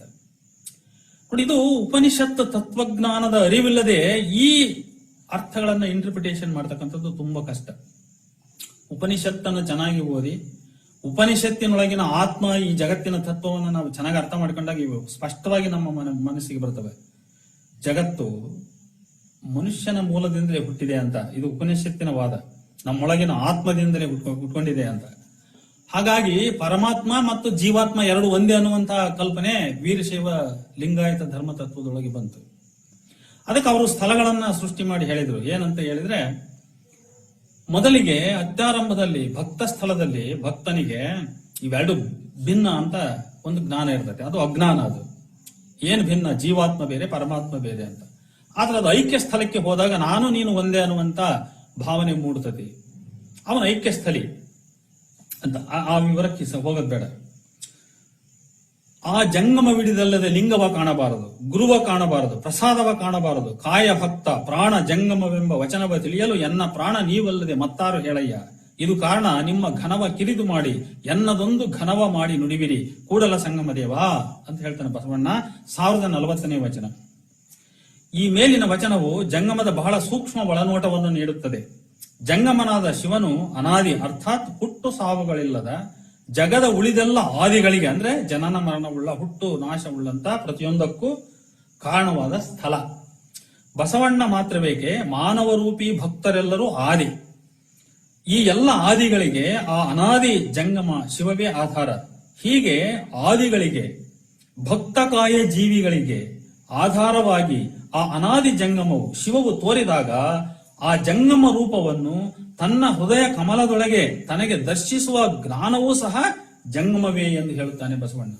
ಅಂತಹ ಜಂಗಮವನ್ನು ದರ್ಶಿಸ್ತಕ್ಕಂಥ ಜ್ಞಾನ ಇದೆಯಲ್ಲ, ಅದರ ಅರಿವು ಉಂಟು ಮಾಡತಕ್ಕಂಥ ಜ್ಞಾನ ಇದೆಯಲ್ಲ, ಆ ಜ್ಞಾನವೂ ಕೂಡ ಜಂಗಮ ಅಂತ ಹೇಳ್ತಾನೆ. ಇವೆರಡೂ ಜಂಗಮ ಅಂದರೆ ಮೂಲ ಶಕ್ತಿ ಮತ್ತು ಆ ಶಕ್ತಿಯನ್ನು ಭಕ್ತನ ಹೃದಯ ಮನೋಮಂದಿರದಲ್ಲಿ ಅಮೂರ್ತವಾಗಿ ದರ್ಶಿಸುವ ಜ್ಞಾನ. ಮೂಲತಃ ಮೂಲ ಚೇತನ ಏನಿದೆಯಲ್ಲ ಅದು, ಮತ್ತು ಆ ಚೇತನ ನನ್ನೊಳಗೆ ಇದೆ ಎನ್ನುವಂತ ಅರಿವನ್ನ ಉಂಟು ಮಾಡಿಸುವಂತ ಜ್ಞಾನ, ಅವೆರಡೂ ಕೂಡ ಜಂಗಮ. ಅಂದರೆ ತಿಳಿಯುವ ವ್ಯಕ್ತಿಯ ಜ್ಞಾನ ಮತ್ತು ತಿಳಿಯಲ್ಪಡುವ ವಸ್ತು ಇವೆರಡೂ ಇಲ್ಲಿ ಅಮೂರ್ತ ಜಂಗಮಗಳೇ ಆಗಿವೆ. ಇದರರ್ಥ ಶಿವನನ್ನು ಜಂಗಮವನ್ನು ಕಾಂಬ ಭಕ್ತನ ಜ್ಞಾನ ಪ್ರಾಣಗಳು ಶಿವನೇ ಜಂಗಮನೇ ಆಗಿವೆ. ಈ ಅನಾದಿ ಶಿವ ಜಂಗಮ ಇಲ್ಲದೆಯೇ ಗುರು ಲಿಂಗ ಪ್ರಸಾದಗಳನ್ನಾವುದನ್ನೂ ಕಾಣಬಾರದು. ನೋಡಿ, ಈ ಜ್ಞಾನ ಈ ಜಂಗಮ ಇಲ್ಲದೆ ಕಾಣಬಾರದು. ಅದರಿಂದ ಈ ಮುಂದಿನ ಸಾಲುಗಳು ಬಹಳ ಮಹತ್ವದಾಗಿವೆ. ಕಾಯ ಭಕ್ತ ಪ್ರಾಣ ಜಂಗಮ. ಯಾರ ಕಾಯ? ಇಲ್ಲಿ ಬಸವಣ್ಣನ ಕಾಯ ಮಾತ್ರವಲ್ಲ, ಎಲ್ಲ ಶುದ್ಧ ಸದ್ಭಕ್ತರ ಕಾಯ ದೇಹವೇ ಭಕ್ತ. ಆ ಭಕ್ತನೊಳಗಿನ ಪ್ರಾಣ ಜ್ಞಾನ ಜಂಗಮ. ಈ ವಚನವನ್ನು ತಿಳಿಯಲು ಸಾಧ್ಯ ಮಾಡಿದಂತ ಬಸವಣ್ಣನ ಪ್ರಾಣ ಶಿವನಲ್ಲದೆ ಬೇರಲ್ಲ. ಕಾಯ ಭಕ್ತ ಪ್ರಾಣ ಜಂಗಮವೆಂಬ ವಚನವ ತಿಳಿಯಲು ಎನ್ನ ಪ್ರಾಣ ನೀವಲ್ಲದೆ ಮತ್ತಾರು ಹೇಳಯ್ಯ ಅನ್ನುವಂತ ಸಾಲಿನಿಂದ ಈ ಮಾತನ್ನ ನಾವು ಚೆನ್ನಾಗಿ ಅರ್ಥ ಮಾಡಿಕೊಳ್ಳಬಹುದು. ಪ್ರಾಣಲಿಂಗ ಸ್ವರೂಪದ ಜಂಗಮ ಬಸವಣ್ಣನಿಗೆ ಜಂಗಮವೇ ಪ್ರಾಣಲಿಂಗ, ಜಂಗಮವೇ ಪ್ರಾಣಲಿಂಗ. ಎಲ್ಲರ ಪ್ರಾಣಲಿಂಗ ಒಂದೇ ಕಂಡಯ್ಯ. ಎನ್ನ ಪ್ರಾಣಲಿಂಗ ಬೇರೆ. ನೋಡಿ, ಎಲ್ಲರ ಪ್ರಾಣಲಿಂಗ ಒಂದೇ ಕಂಡಯ್ಯ, ಎನ್ನ ಪ್ರಾಣಲಿಂಗ ಬೇರೆ ಕಂಡಯ್ಯ. ಕೂಡಲ ಸಂಗಮ ದೇವ ಕೇಳಯ್ಯ, ಜಂಗಮವೆನ್ನ ಪ್ರಾಣಲಿಂಗ ಕಂಡಯ್ಯ. ಜಂಗಮವೇ ನನ್ನ ಪ್ರಾಣಲಿಂಗ ಅಂತ ಹೇಳ್ತಾನೆ ಬಸವಣ್ಣನ ಈ ವಚನದಲ್ಲಿ. ಪ್ರಾಣಲಿಂಗವೆಂದು ಭಾವಿಸಿದ ಜಂಗಮವು ಚೇತನ ರೂಪಿ ಶಿವ. ಇದನ್ನ ನಾವು ಚೆನ್ನಾಗಿ ಅರ್ಥ ಮಾಡ್ಕೋಬೇಕು. ಹೇಗೆ ಆದರೂ ಆ ಚೇತನ ರೂಪಿಗೆ ವ್ಯಕ್ತಿ ಸ್ವರೂಪದ ಕಾಯವೇ ಆಧಾರ. ಇದು ಆಮೇಲೆ ನಮ್ಮ ಪರಾಮರ್ಶೆಯಲ್ಲಿ ನಾವು ಅರ್ಥ ಮಾಡ್ಕೋಬಹುದು. ಇದು ಒಂದು ಅರ್ಥ. ಇದು ಈಗ ಕೇಳುಗರಿಗೆ ಒಂದು ಸುದೀರ್ಘವಾದ ಇಷ್ಟು ಉದಾಹರಣೆಗಳ ಮುಖಾಂತರ ಒಂದು ಸ್ಪಷ್ಟವಾಗಿದೆ. ವಚನಕಾರರಲ್ಲಿ ಬಹಳ ಆಧಾರಭೂತವಾದ ಮೂಲವಾದ ಜಂಗಮದ ಅರ್ಥ ಅಂದ್ರೆ ಶಿವ ಚೇತನ. ಅದಕ್ಕೆ ಪ್ರಾಣ, ಸ್ಥಳ ಇತ್ಯಾದಿ ಅರ್ಥಗಳು ಕೂಡ ಇದಾವೆ ಅನ್ನುವಂಥದ್ದು.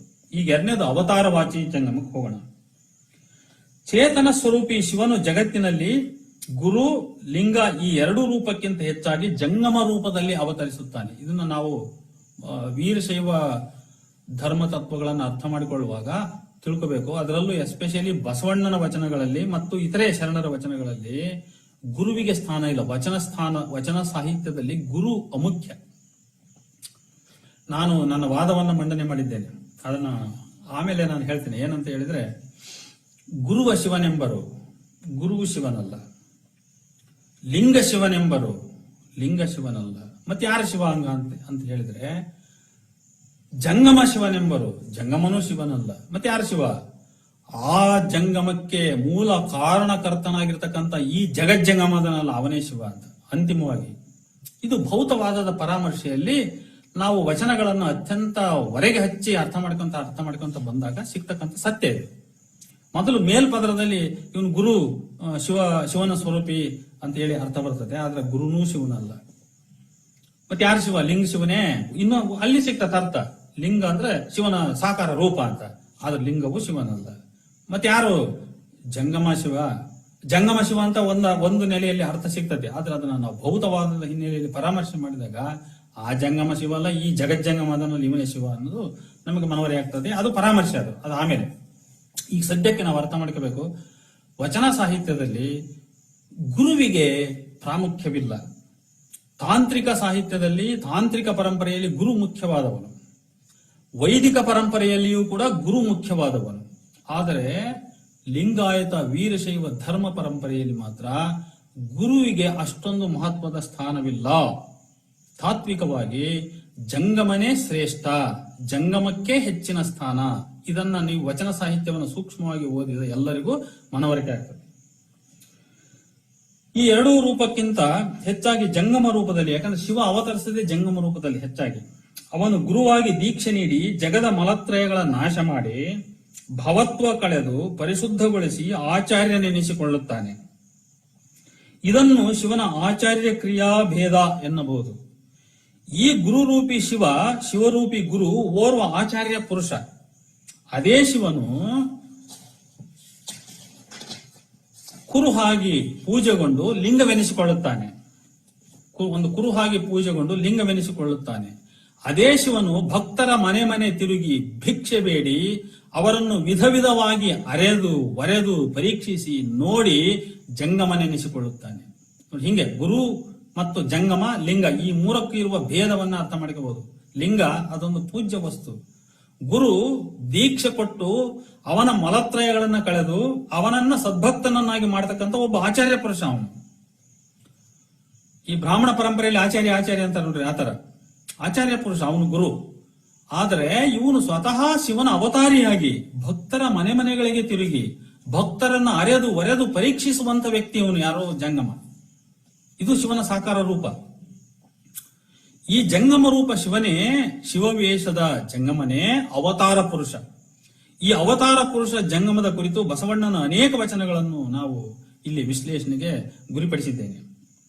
ಜಂಗಮನಾಗಿ ಬಂದು ಜರೆದು ಶೂಲವ ನೆಳುಹಿ ಪ್ರಸಾದದ ಮದ್ದ ನಿಕ್ಕಿ ಸಲಹು. ಬಸವಣ್ಣನ 388ನೇ ವಚನ ಹೇಳ್ತದೆ ನೋಡಿ. ಜಂಗಮನಾಗಿ ಬಂದು ಜರೆದು ಶೂಲವ ನಿಳುಹಿ ಪ್ರಸಾದದ ಮದ್ದ ನಿಕ್ಕಿ ಸಲಹು ಅಂತ ಹೇಳ್ತಾನೆ ಬಸವಣ್ಣ. 388ನೇ ವಚನ. ಜಂಗಮವಾಗಿ ಬಂದು ಎನ್ನ ಮನದ ಸೂತಕವ ಕಳೆಯ 390ನೇ ವಚನ. ಹೀಗೆ ಬಸವಣ್ಣ ಆಹ್ವಾನ ನೀಡುತ್ತಿರುವುದು ಶಿವನ ಜಂಗಮಾವತಾರಕ್ಕೆ. ಈ ಮುಂದಿನ ವಚನದಲ್ಲಿ ಶಿವನನ್ನು ಜಂಗಮ ಲಿಂಗವಾಗಿ, ಅರ್ಥಾತ್ ಚರಲಿಂಗವಾಗಿ ಬಸವಣ್ಣ ಕಂಡರಿದಿದ್ದಾನೆ. ಜಂಗಮ ಲಿಂಗವಾಗಿ ಬಂದು ನೀವಿರುತ್ತಿರಲು ನೋಡಿ ಬಸವಣ್ಣ ಹೇಳ್ತಾನೆ, ಜಂಗಮ ಲಿಂಗವಾಗಿ ಬಂದು ನೀವಿರುತ್ತಿರಲು ಸ್ಥಾವರಕ್ಕೆ ಮಚ್ಚಿ ಮರುಳಾದೆನು ಕೂಡಲ ಸಂಗಮ ದೇವ. ಸ್ಥಾವರಕ್ಕೆ ಮಚ್ಚಿ ಮರುಳಾದೆನು ಕೂಡಲ ಸಂಗಮ ದೇವ. ಎನ್ನ ತಪ್ಪನೆ ಎಣಿಸಿಹೆನೆಂದಡೆ ಕಡೆಯಿಲ್ಲ. ಇದು ಬಸವಣ್ಣನ 1338ನೇ ವಚನ ಹೇಳ್ತಕ್ಕಂಥದ್ದು. ಬಸವಣ್ಣ ತನ್ನ ತಪ್ಪನ್ನು ಒಪ್ಪಿಕೊಳ್ಳುವ ವಿನಯವಂತಿಕೆಯನ್ನು ಇಲ್ಲಿ ನೀವು ಗಮನಿಸಬೇಕು. ಶಿವನು ಜಂಗಮನಾಗಿ ಬಂದಿದ್ದಾನಾದರೂ ಬಸವಣ್ಣ ಅಜ್ಞಾನದಿಂದ ಅವನನ್ನು ಲೆಕ್ಕಿಸದೆಯೇ ಮತ್ತೆ ಸ್ಥಾವರ ಲಿಂಗಕ್ಕೆ ಮಚ್ಚಿ ಅಂದ್ರೆ ಮೆಚ್ಚಿ ಅಂತ, ಮೆಚ್ಚಿ ಮರುಳಾದನು. ಇದು ಎಂತಹ ದೊಡ್ಡ ತಪ್ಪು. ಪಶ್ಚಾತ್ತಾಪ ಪಡುತ್ತಾನೆ ಬಸವಣ್ಣ. ಎನ್ನ ತಪ್ಪನೆ ಎಣಿಸಿಹೆನೆಂದಡೆ ಕಡೆಯಿಲ್ಲ. ನನ್ನ ತಪ್ಪಿಗೆ ಅನಂತ, ಎಷ್ಟೋ ಲೆಕ್ಕವಿಲ್ಲದಷ್ಟು ತಪ್ಪು ಮಾಡಿದ್ದೀನಿ ಅಂತ, ನಾನು ತಪ್ಪೇ ಮಾಡಿದವನಂತ ಬಸವಣ್ಣ ಎಲ್ಲಿ ಹೇಳ್ಕೊಂಡಿಲ್ಲ. ಜಂಗಮ ಲಿಂಗ ಎಂಬ ಪರಿಕಲ್ಪನೆಯಿಂದ ಜಂಗಮ ವ್ಯಕ್ತಿ ಚರಮೂರ್ತಿ, ಚರಲಿಂಗ ಎಂದೇ ತಿಳಿಯಬೇಕು ನಾವು. ಈ ಚರಮೂರ್ತಿಯನ್ನು ಕೆಲವೆಡೆ ನಡೆಲಿಂಗ ಎಂತಲೂ ಶರಣರು ಕರೆದಿದ್ದಾರೆ. ನಡೆಲಿಂಗ ಅಂತಲೂ ಕರೆದಿದ್ದಾರೆ. ಜಗತ್ರಯದ ಹೊಲೆಯನ್ನೆಲ್ಲವನು ಉದಕ ಒಳಕೊಂಬುವುದು. ಆದರೆ ಈ ಉದಕದ ಪೂರ್ವಾಶ್ರಯವ ಜಂಗಮದ ಪಾದ ತೀರ್ಥ ಮುಖದಿಂದ ಹೋಯಿತು ಎನ್ನುತ್ತದೆ ಬಸವಣ್ಣನ ಒಂದು ವಚನ, 1193ನೇ ವಚನ. ಜಗತ್ರಯದ ಹೊಲೆಯನ್ನೆಲ್ಲವನು ಉದಕ ಒಳಕೊಂಬುವುದು. ನೀರಿನೊಳಗೆ ಇಡೀ ಪ್ರಪಂಚದ ಹೊಲಸೆಲ್ಲ ಇರ್ತದೆ. ಆದರೆ ಈ ಉದಕದ ಪೂರ್ವಾಶ್ರಯವ ಜಂಗಮದ ಪಾದ ತೀರ್ಥ ಮುಖದಿಂದ ಹೋಯಿತು. ಯಾಕಂದ್ರೆ ಅದೇ ನೀರನ್ನೇ ನಾವು ಪವಿತ್ರ ತೀರ್ಥ ಅಂತ ಭಾವಿಸ್ತೀವಿ. ಅದನ್ನ ಚಿಮುಕಿಸಿದ್ರೆ ಉಳಿದಿದ್ದೆಲ್ಲ ಮಲಿನವಾಗ್ತದೆ ಅಂತ. ಈ ಶಕ್ತಿ ಈ ನೀರಿಗೆ ಹೇಗೆ ಬಂತು? ಜಗತ್ತಿನ ಹೊಲಸನ್ನೆಲ್ಲ ತನ್ನೊಳಗೆ ಇಟ್ಕೊಂಡಂತ ನೀರಿಗೆ ಹೇಗೆ ಬಂತು ಅಂತ ಹೇಳಿದ್ರೆ ಅದು ಜಂಗಮದ ಪಾದವನ್ನು ತೊಳೆದ ಕಾರಣದಿಂದ ಬಂತು, ಆ ಪಾದ ಸ್ಪರ್ಶದಿಂದ ಬಂತು ಅಂತ ಹೇಳ್ತಾನೆ. ಇದು ಆಚಾರ್ಯ ವಾಚ್ಯ. ಇದು ಅಂದ್ರೆ ಜಂಗಮನ ಒಬ್ಬ ಮನುಷ್ಯ, ಒಬ್ಬ ಅವತಾರಿ ಪುರುಷ ಅನ್ನೋದನ್ನು ಬಹಳ ಸ್ಪಷ್ಟವಾಗಿ ಇವು ಹೇಳ್ತವೆ. ಜಂಗಮದ ಪಾದ ತೀರ್ಥ ಎಂದರೆ ಜಂಗಮ ವ್ಯಕ್ತಿಯ ಅವತಾರ ಪುರುಷನ ಪಾದೋದಕ ಅಲ್ಲವೇ? ಇದನ್ನ ಅರ್ಥ ಮಾಡ್ಕೋಬೇಕು. ಬಹಳಷ್ಟು ಜನ, ಕೆಲವು ಸ್ವಾಮಿಗಳು ಕೂಡ ನಾನು ಚರ್ಚೆ, ಅವ್ರಿಗೆ ಏನಂದ್ರೆ ಜಂಗಮ ಯಾವುದಕ್ಕೆ ಮುಂದೆ ಹೊಣೆಯಾಗಬೇಕೋ ಅದನ್ನ ಬುದ್ಧಿಜೀವಿಗಳು ಟೀಕೆ ಮಾಡಿದ್ರೆ ನಾವೆಲ್ಲ ಟೀಕೆ ವಸ್ತುವಾಗ್ತೀವಿ. ಅದರಿಂದ ಜಂಗಮ ಅಂದ್ರೆ ಅದು ಒಂದು ರೀತಿಯಾಗಿ ನಪಂಸಕಲಿಂಗವಾಗಿ ಪ್ರಯೋಗವಾಗಿದೆ ಅಂತ ಹೇಳಿ ಇವರು ಅದನ್ನು ಎಸ್ಕೇಪ್ ಆಗ್ಲಿಕ್ಕೆ, ಅಂದ್ರೆ ಟೀಕೆ ಟಿಪ್ಪಣಿಗಳಿಂದ ತಾವು ದೂರ ಆಗ್ಲಿಕ್ಕೆ ಇಂಥದೊಂದು ಅರ್ಥವನ್ನ ಜನರ ಮುಂದಿಟ್ಟು ಜನರನ್ನ ಮರಳುಗೊಳಿಸ್ತಾರೆ ಅಥವಾ ಮಿಸ್ಲೀಡ್ ಮಾಡ್ತಾರೆ. ಅವ್ರಿಗೆ ಅದೇನು ಅಂಜಿಕೆ ನನಗೆ ಅರ್ಥ ಆಗ್ತಾ ಇಲ್ಲ. ಆದ್ರೆ ಜಂಗಮ ಒಬ್ಬ ಆಚಾರ್ಯ ಪುರುಷ. ಜಂಗಮ ಸೇವೆಯೇ ಗುರು ಪೂಜೆ, ಲಿಂಗ ಪೂಜೆ. ಜಂಗಮ ಸೇವೆಯೇ ತನ್ನಿರವು, ತನ್ನ ನಿಜವು. ಸ್ವಯಂ ನಿತ್ಯ ಪದವೆಂದರಿದ ನುಲಿಯ ಚಂದಯ್ಯನ ಹಳೆಯ ಮಗನಾಗಿ ಆತನ ಶ್ರೀಚರಣಕ್ಕೆ ಶರಣೆಂದು ತಾನು ಶುದ್ಧವಾಗಿಯನೆಂದು ಹೇಳುತ್ತಾನೆ ಬಸವಣ್ಣ 1191ನೇ ವಚನದಲ್ಲಿ. ಈ ವಚನದಲ್ಲೂ ಸಹ ಚಂದಯ್ಯನ ಜಂಗಮ ಸೇವೆಯು ಅಮೂರ್ತ ಶಿವನ ಸೇವೆಯಲ್ಲ, ಮೂರ್ತ ರೂಪದ ಶಿವಾವತಾರಿ ಜಂಗಮ ವ್ಯಕ್ತಿಯ ಸೇವೆಯನ್ನೇ ಹೇಳುತ್ತದೆ.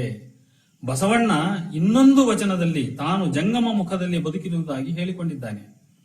ಅವನು ತನ್ನಿಷ್ಠ ದೈವ ಕೂಡಲ ಸಂಗಮನ ಕಂಡು ಅವನಿಗೆ ಕೈ ಮುಗಿದು ಮುಟ್ಟಿ ಪೂಜಿಸಿ ಆಚಾರಿಯಾಗಿರುವುದಾಗಿ ಹೇಳಿದ್ದಾನೆ.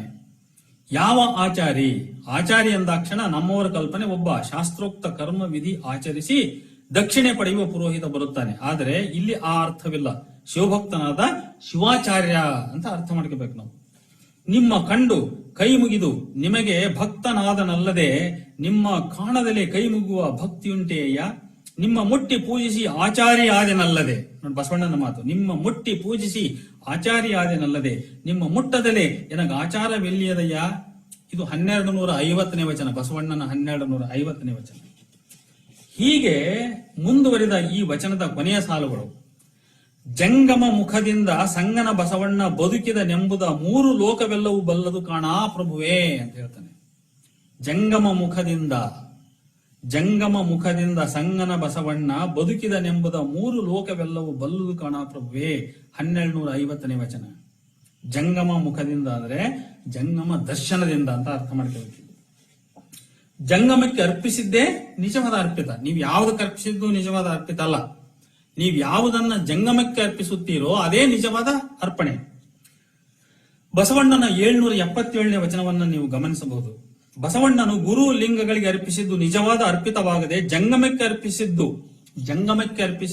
ಮಾತ್ರ ಶಿವನಿಗೆ ಸಲ್ಲುವ ನಿಜವಾದ ಅರ್ಪಿತ ಎಂದು ತನ್ನ ಜಂಗಮನಿಷ್ಠವಾದವನ್ನು ಮಂಡಿಸಿದ್ದಾನೆ.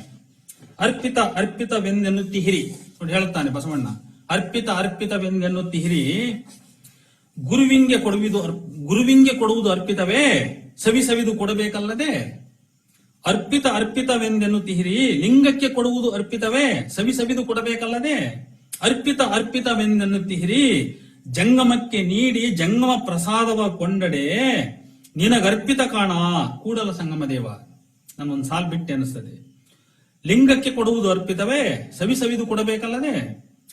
ಅರ್ಪಿತವೆಂದೆನ್ನುತ್ತಿಹಿರಿ, ಅರ್ಪಿತ ಮುಖವನ್ನರಿಯರು ನೋಡ. ಅರ್ಪಿತ ಅಂತ ನೀವು ಅಂತಿದ್ದೀರಿ, ಆದ್ರೆ ಅರ್ಪಿತದ ಅರ್ಥ ನಿಮಗೆ ಗೊತ್ತಿಲ್ಲ. ಅರ್ಪಿತದ ಮುಖ ಹೇಗೆ, ಅದರ ಬಗೆ ಹೇಗೆ, ಅದರ ವಿಧಾನ ಹೇಗೆ ಅನ್ನೋದು ನಿಮಗೆ ಗೊತ್ತಿಲ್ಲ. ಜಂಗಮಕ್ಕೆ ನೀಡಿ ಜಂಗಮ ಪ್ರಸಾದವ ಕೊಂಡಡೆ ನಿನಗರ್ಪಿತ ಕಾಣ. ಆಗ ಮಾತ್ರ ಅರ್ಪಿತ. ಗುರುವಿಗೆ ಅರ್ಪಿಸಿದ್ದು ಅರ್ಪಿತವಲ್ಲ, ಲಿಂಗಕ್ಕೆ ಅರ್ಪಿಸಿದ್ದು ಅರ್ಪಿತವಲ್ಲ. ಅಂದ್ರೆ ಇವೆಲ್ಲವೂ ಶಿವನಿಗೆ ಸಲ್ಲುವುದಿಲ್ಲ. ಜಂಗಮಕ್ಕೆ ಅರ್ಪಿಸಿದ್ದು ಮಾತ್ರ ಶಿವನಿಗೆ ಸಲ್ಲುತ್ತದೆ ಅಂತ. ಇನ್ನ ಜಂಗಮವೇ ಲಿಂಗ ಎನ್ನುವಂತಹ ಮಾತನ್ನ ನಾವು ಅರ್ಥವನ್ನು ತಿಳ್ಕೋಬಹುದು. ಜಂಗಮವೇ ಲಿಂಗವೆನಗೆ. ನೋಡಿ ಇಲ್ಲೇ ಲಿಂಗ ನೆಗೆಟ್ ಆಗೋದು. ಇಲ್ಲಿ ಲಿಂಗ ಜಂಗಮ ಅಲ್ಲ, ಜಂಗಮವೇ ಲಿಂಗ. ಲಿಂಗವನ್ನ ನೆಗೆಟ್ ಮಾಡ್ಬಿಡ್ತಾನೆ ಬಸವಣ್ಣ. ನೋಡಿ ಗುರು ನೆಗೆಟ್ ಆಗ್ತಾನೆ. ಗುರುವಿನ ಗುರು ಜಂಗಮ ಅಂದಾಗ ಗುರು ನೆಗೆಟ್ ಆದ, ಗುರು ಹೋದ. ಅದೇ ತರ ಜಂಗಮವೇ ಲಿಂಗ ಅಂದಾಗ ಲಿಂಗ ಹೋಯ್ತು. ನೋಡಿ ಈ ರೀತಿ ತತ್ವದಲ್ಲಿ, ವೀರಶೈವ ತತ್ವದಲ್ಲಿ ಗುರುಲಿಂಗಗಳೆರಡು ನೆಗೆಟ್ ಆಗಿ ಕೊನೆಗೆ ಉಳ್ಕೊಂಡ ಜಂಗಮ ಮಾತ್ರ. ಜಂಗಮವೇ ಲಿಂಗವೆನಗೆ, ಜಂಗಮವೇ ಪ್ರಾಣವೆನಗೆ, ಕೂಡಲ ಸಂಗಮ ದೇವಯ್ಯ ಎನಗೆಯು ನಿನಗೆಯು ಜಂಗಮ ಪ್ರಸಾದವೇ ಪ್ರಾಣ. ಇದು ಬಸವಣ್ಣನ 840ನೇ ವಚನ. ಜಂಗಮವೇ ಲಿಂಗವೆಂದು ಒಕ್ಕುದ ಕೊಂಡಡೆ, ನೋಡಿ, ಜಂಗಮವೇ ಲಿಂಗವೆಂದು ಒಕ್ಕುದ ಕೊಂಡಡೆ ಎನ್ನ ಭವಂ ನಾಸ್ತಿ ಆಯಿತು ಕೂಡಲ ಸಂಗಮ ದೇವ. 841ನೇ ವಚನ. ಈ ಮೇಲಿನ 2 ವಚನ ಭಾಗಗಳಲ್ಲಿ ಜಂಗಮವೇ ಲಿಂಗ ಎಂಬ ಅಭಿವ್ಯಕ್ತಿಯನ್ನು ಸರಿಯಾಗಿ ಅರ್ಥ ಮಾಡಿಕೊಳ್ಳಬೇಕು. ಲಿಂಗ ಎನ್ನುವ ಪದವು ಕೇವಲ ಕಲ್ಲಿನ ಮೂರ್ತಿಯನ್ನಷ್ಟೇ ಸೂಚಿಸದೆ ಸಂದರ್ಭಾನುಸಾರ ಶಿವಭಕ್ತನ ಕಾಯವನ್ನೂ ಸೂಚಿಸುತ್ತದೆ. ಆದ್ದರಿಂದ ಜಂಗಮಲಿಂಗ ಎಂದರೆ ಕಲ್ಲಿನ ಮೂರ್ತಿಯಲ್ಲ, ಮನುಷ್ಯ ರೂಪದ ಶಿವಭಕ್ತ ಶಿವಾಚಾರ್ಯ ಎಂದರ್ಥ. ಅವನು ಜಂಗಮಲಿಂಗ ಅಂದ್ರೆ ಜಂಗಮ ಆಗಿರುವ ವ್ಯಕ್ತಿ, ಅವನನ್ನ ಜಂಗಮಲಿಂಗ ಅಂತ ಕರೀತಾರೆ. ಜಂಗಮಲಿಂಗ. ಈ ಶಿವಾಚಾರ್ಯನೇ ಚರಲಿಂಗ. ಈ ಚರಲಿಂಗವೇ ನನಗೆ ಲಿಂಗ ಅಂದ್ರೆ ನೋಡಿ, ಇಲ್ಲಿ ಯಾವನು ಜಂಗಮ ರೂಪದಲ್ಲಿ ಬಂದಿದ್ದಾನೋ ಆ ಜಂಗಮಲಿಂಗವೇ ನನಗೆ ಲಿಂಗ ಅಂತ ಹೇಳ್ತಾನೆ. ಅದೇ ನನಗೆ ಪ್ರಾಣ ಎಂದು ಹೇಳುವ ಬಸವಣ್ಣ ಕರಸ್ಥಲದ ಇಷ್ಟಲಿಂಗವನ್ನು ಮತ್ತು ತನ್ನ ಪ್ರಾಣವನ್ನು ಸಹ ಚರಲಿಂಗದ ಮುಂದೆ ಗೌಣಗೊಳಿಸುತ್ತಾನೆ. ತಾತ್ವಿಕವಾಗಿ ತನ್ನ ಕೈಯೊಳಗಿನ ಇಷ್ಟಲಿಂಗವೂ ಕೂಡ ಇದಕ್ಕೆ ಬಹಳ ಸ್ಪಷ್ಟ ನಿದರ್ಶನಗಳಿದಾವೆ. ಅದನ್ನ ಆಮೇಲೆ ಹೇಳ್ತೀನಿ ನಾನು. ಲಿಂಗ ಪೂಜೆ ಕೂತಾಗ ಜಂಗಮ ಬಂದ್ರೆ ಲಿಂಗ ಪೂಜೆ ಬಿಟ್ಟು ಎದ್ದು ಹೋಗ್ಬೇಕು ಅನ್ನುವಂತ ಒಂದು ವಚನ ಇದೆ. ಆಮೇಲೆ ಮಾತಾಡುವ ಅದ್ರ ಬಗ್ಗೆ. ಇನ್ನ ಜಂಗಮ ಮುನಿದರೆ ತಾಳೆನು. ಜಂಗಮನ ಮುನಿಸಿದರೆ ನಾನು ಮಾತ್ರ ಸಹಿಸಿಕೊಳ್ಳೋದಿಲ್ಲ. ಇದು ಬಸವಣ್ಣನ ಧೋರಣೆ. ಬಸವಣ್ಣನಷ್ಟು ಜಂಗಮನಿಷ್ಠವಾದ ತತ್ವವನ್ನು ಬೇರೆ ಯಾರೂ ಮಂಡಿಸಿಲ್ಲ. ಇವನು ಗುರುನಿಷ್ಠನಲ್ಲ. ಗುರು ಮುನಿದಡೆ ಒಂದು ದಿನ ತಾಳುವೆ, ಲಿಂಗ ಮುನಿದಡೆ ದಿನವರೇ ತಾಳುವೆ. ನೋಡಿ, ಗುರು ಮುನಿಸಿದ್ರೆ ಒಂದು ದಿವಸ ಸಹಿಸ್ಕೋಬಲ್ಲೆ ನಾನು. ಲಿಂಗ ಮುನಿದ್ರೆ ಇನ್ನೊಂದು ಅರ್ಧ ದಿವಸ ಜಾಸ್ತಿ, 1.5 ದಿವಸ. ಜಂಗಮ ಮುನಿದಡೆ ಕ್ಷಣ ಮಾತ್ರ ತಾಳಿದೆ ನಾದಡೆ. ಒಂದು ಕ್ಷಣವೂ ನನ್ನ ಕೈಲಿ ಸಹಿಸಕ್ಕಾಗುದಿಲ್ಲ. ಮುನಿದರೆ ಜಂಗಮ ಮುನಿದಡೆ ಕ್ಷಣ ಮಾತ್ರ ತಾಳಿದೆ ನಾದಡೆ ಎನ್ನ ಪ್ರಾಣದ ಹೋಗು ಕೂಡಲ ಸಂಗಮ ದೇವ. ನನ್ನ ಪ್ರಾಣನೇ ಹೋದಂಗೆ ಸತ್ಯ ಹೋಗ್ಬಿಡ್ತೀನಿ ನಾನು. ಇದು 824ನೇ ವಚನ. ಇದು ಈ ವಚನವೂ ಕೂಡ ಗುರುವಿಗಿಂತಲೂ ಲಿಂಗಕ್ಕಿಂತಲೂ ಜಂಗಮನು ಶ್ರೇಷ್ಠ ಎನ್ನುವಂತ ಒಂದು ವಾದವನ್ನ ಇಲ್ಲಿ ಮಂಡನೆ ಮಾಡ್ತದೆ. ಅರಸು ಮುನಿದಡೆ ನಾಡೊಳಗಿರಬಾರದಯ್ಯ, ಅರಸು ಮುನಿದೊಡೆ ನಾಡೊಳಗಿರಬಾರದಯ್ಯ, ಗಂಡ ಮುನಿದೊಡೆ ಮನೆಯೊಳಗಿರಬಾರದಯ್ಯ, ಗಂಡ ಮುನಿದೊಡೆ ಮನೆಯೊಳಗಿರಬಾರದಯ್ಯ, ಕೂಡಲ ಸಂಗಮ ದೇವ ಜಂಗಮ ಮುನಿದಡೆ ನಾನೆಂತು ಬದುಕುವೆ. ಕೂಡಲ ಸಂಗಮ ದೇವ ಜಂಗಮ ಮುನಿದಡೆ ನಾನೆಂತು ಬದುಕುವೆ. ಇದು 825ನೇ ವಚನ. ಈ ವಚನಗಳನ್ನೆಲ್ಲ ಓದ್ತಾ ಬನ್ನಿ. ಮುನಿಸು ತಾಳುವವರು ಯಾರು? ಆ ಚೇತನ, ಅಗೋಚರವಾದ ಚೇತನ ಮುನಿಸ್ತದ? ಅಲ್ಲಲ್ಲ. ಆ ಅಗೋಚರ ಚೇತನದ ಹೆಸರನ್ನು ಹೇಳಿಕೊಂಡು ಯಾವ ಅವತಾರಿ ಜಂಗಮ ಇವತ್ತು ಭಕ್ತರನ್ನ ಪರೀಕ್ಷಿಸಲಿಕ್ಕೆ ಮನೆ ಮನೆಗೆ ಅಲಿತಾ ಇದ್ದಾನೋ ಆ ವ್ಯಕ್ತಿ ರೂಪದ ಜಂಗಮ ಅವನು ಮುನಿಸ್ತಾನೆ. ಇವರು ನೋಡಿ ಇದನ್ನ ಸರಿಸ್ಬೇಕಂತ ಇದನ್ನ ಓದುಗರ ಗಮನದಿಂದ, ಭಕ್ತ ಲೋಕದಿಂದ ಇದನ್ನ ಮರೆಮಾಚಲಿಕ್ಕೆ, ಇದನ್ನ ನೇಪಥ್ಯಕ್ಕೆ ಸರಿಸುವಂತ ಹುನ್ನಾರ ಕೆಲವರು ಮಾಡ್ತಾರೆ. ಕಾರಣ ಯಾಕೆ ಮಾಡ್ತಾರೆ ಅಂತ ಹೇಳಿದ್ರೆ ಅದು ನಮ್ಮ ದೌರ್ಬಲ್ಯವನ್ನು ಉಪಯೋಗಿಸ್ಕೊಂಡು ಮಾಡ್ತಾರೆ. ನಾವು ವಚನಗಳನ್ನು ಸರಿಯಾಗಿ ಓದಿ ಜಂಗಮನಕ್ಕಿಂತ ಅರ್ಥ ಇದೆ ಅನ್ನೋದು ನಮಗೆ ಗಟ್ಟಿಯಾಗಿ ಗೊತ್ತಿದ್ರೆ ಅವರು ನಮ್ಮನ್ನು ವಂಚಿಸಲಿಕ್ಕೆ ಸಾಧ್ಯವಿಲ್ಲ. ಯಾಕಂದ್ರೆ ವಂಚನ ಪಂಡಿತರು ಕೆಲವರೇ. ವಚನವನ್ನು ಓದಿ ವಚನವನ್ನು ವಿಶ್ಲೇಷಿಸುವ ಜ್ಞಾನವನ್ನ ನಾವು ನಮ್ಮ ನಾಡಿನಲ್ಲಿ ಕೆಲವರೇ ಗುತ್ತಿಗೆ ಹಿಡಿದುಕೊಂಡಿದ್ದಾರೆ ಅನ್ನೋ ರೀತಿಯಲ್ಲಿ ನಮ್ಮಲ್ಲಿ ವರ್ತನೆ ಮಾಡೋರು ಕೂಡ ಉಂಟು. ಅವರೇ ಮಹಾರಾಜರು, ಪಲ್ಲಕ್ಕಿಯಲ್ಲಿ ಮೆರೆಯವರು. ಮೇಲಿನ 2 ವಚನಗಳಲ್ಲಿಯೂ ಯಾರೇ ಮುನಿದರೂ ಸಹಿಸಿಕೊಳ್ಳುವೆ, ಆದರೆ ಜಂಗಮ ಮುನಿದರೆ ಮಾತ್ರ ಒಂದು ಅರೆಕ್ಷಣವೂ ಸಹಿಸಲಾರೆ. ಜಂಗಮವನ್ನು ಮುನಿಯದಂತೆ ನೋಡಿಕೊಳ್ಳಬೇಕು ಎಂಬ ಜಂಗಮ ಪ್ರೇಮ, ಜಂಗಮ ಭಕ್ತಿಯನ್ನು ಬಸವಣ್ಣ ವ್ಯಕ್ತಪಡಿಸಿದ್ದಾನೆ. ಇಲ್ಲಿ ಎಲ್ಲಾದರೂ ಜಂಗಮ ಈಕ್ವಲ್ಸ್ ಟು ಸಮಾಜ ಅನ್ನೋ ಅರ್ಥ ಆಯ್ತಾ ಕೇಳಿ. ಇಲ್ಲಿವರೆಗೂ ನೀವು ಕೇಳ್ಕೊತ ಬಂದ್ರಿ. ಎಲ್ಲಿ ಆದ್ರೂ ಜಂಗಮ ಅಂದ್ರೆ ಸಮಾಜ ಅಂತ ಎಲ್ಲಾರು ನೋಡ್ತಾ ನಿಮಗೆ ತಿಳಿತಾ? ಶೈವವಾದಿಗಳು ಜಂಗಮ ಪ್ರಸಾದವ ಕೊಂಡು ಮುಕ್ತರಾದರು ಎಂದು ಜಂಗಮ ಪ್ರಸಾದದಲ್ಲಿ ವಿಶ್ವಾಸ ಬಿಡಬೇಕೆಂದು ವಚನ ಹೇಳುತ್ತದೆ.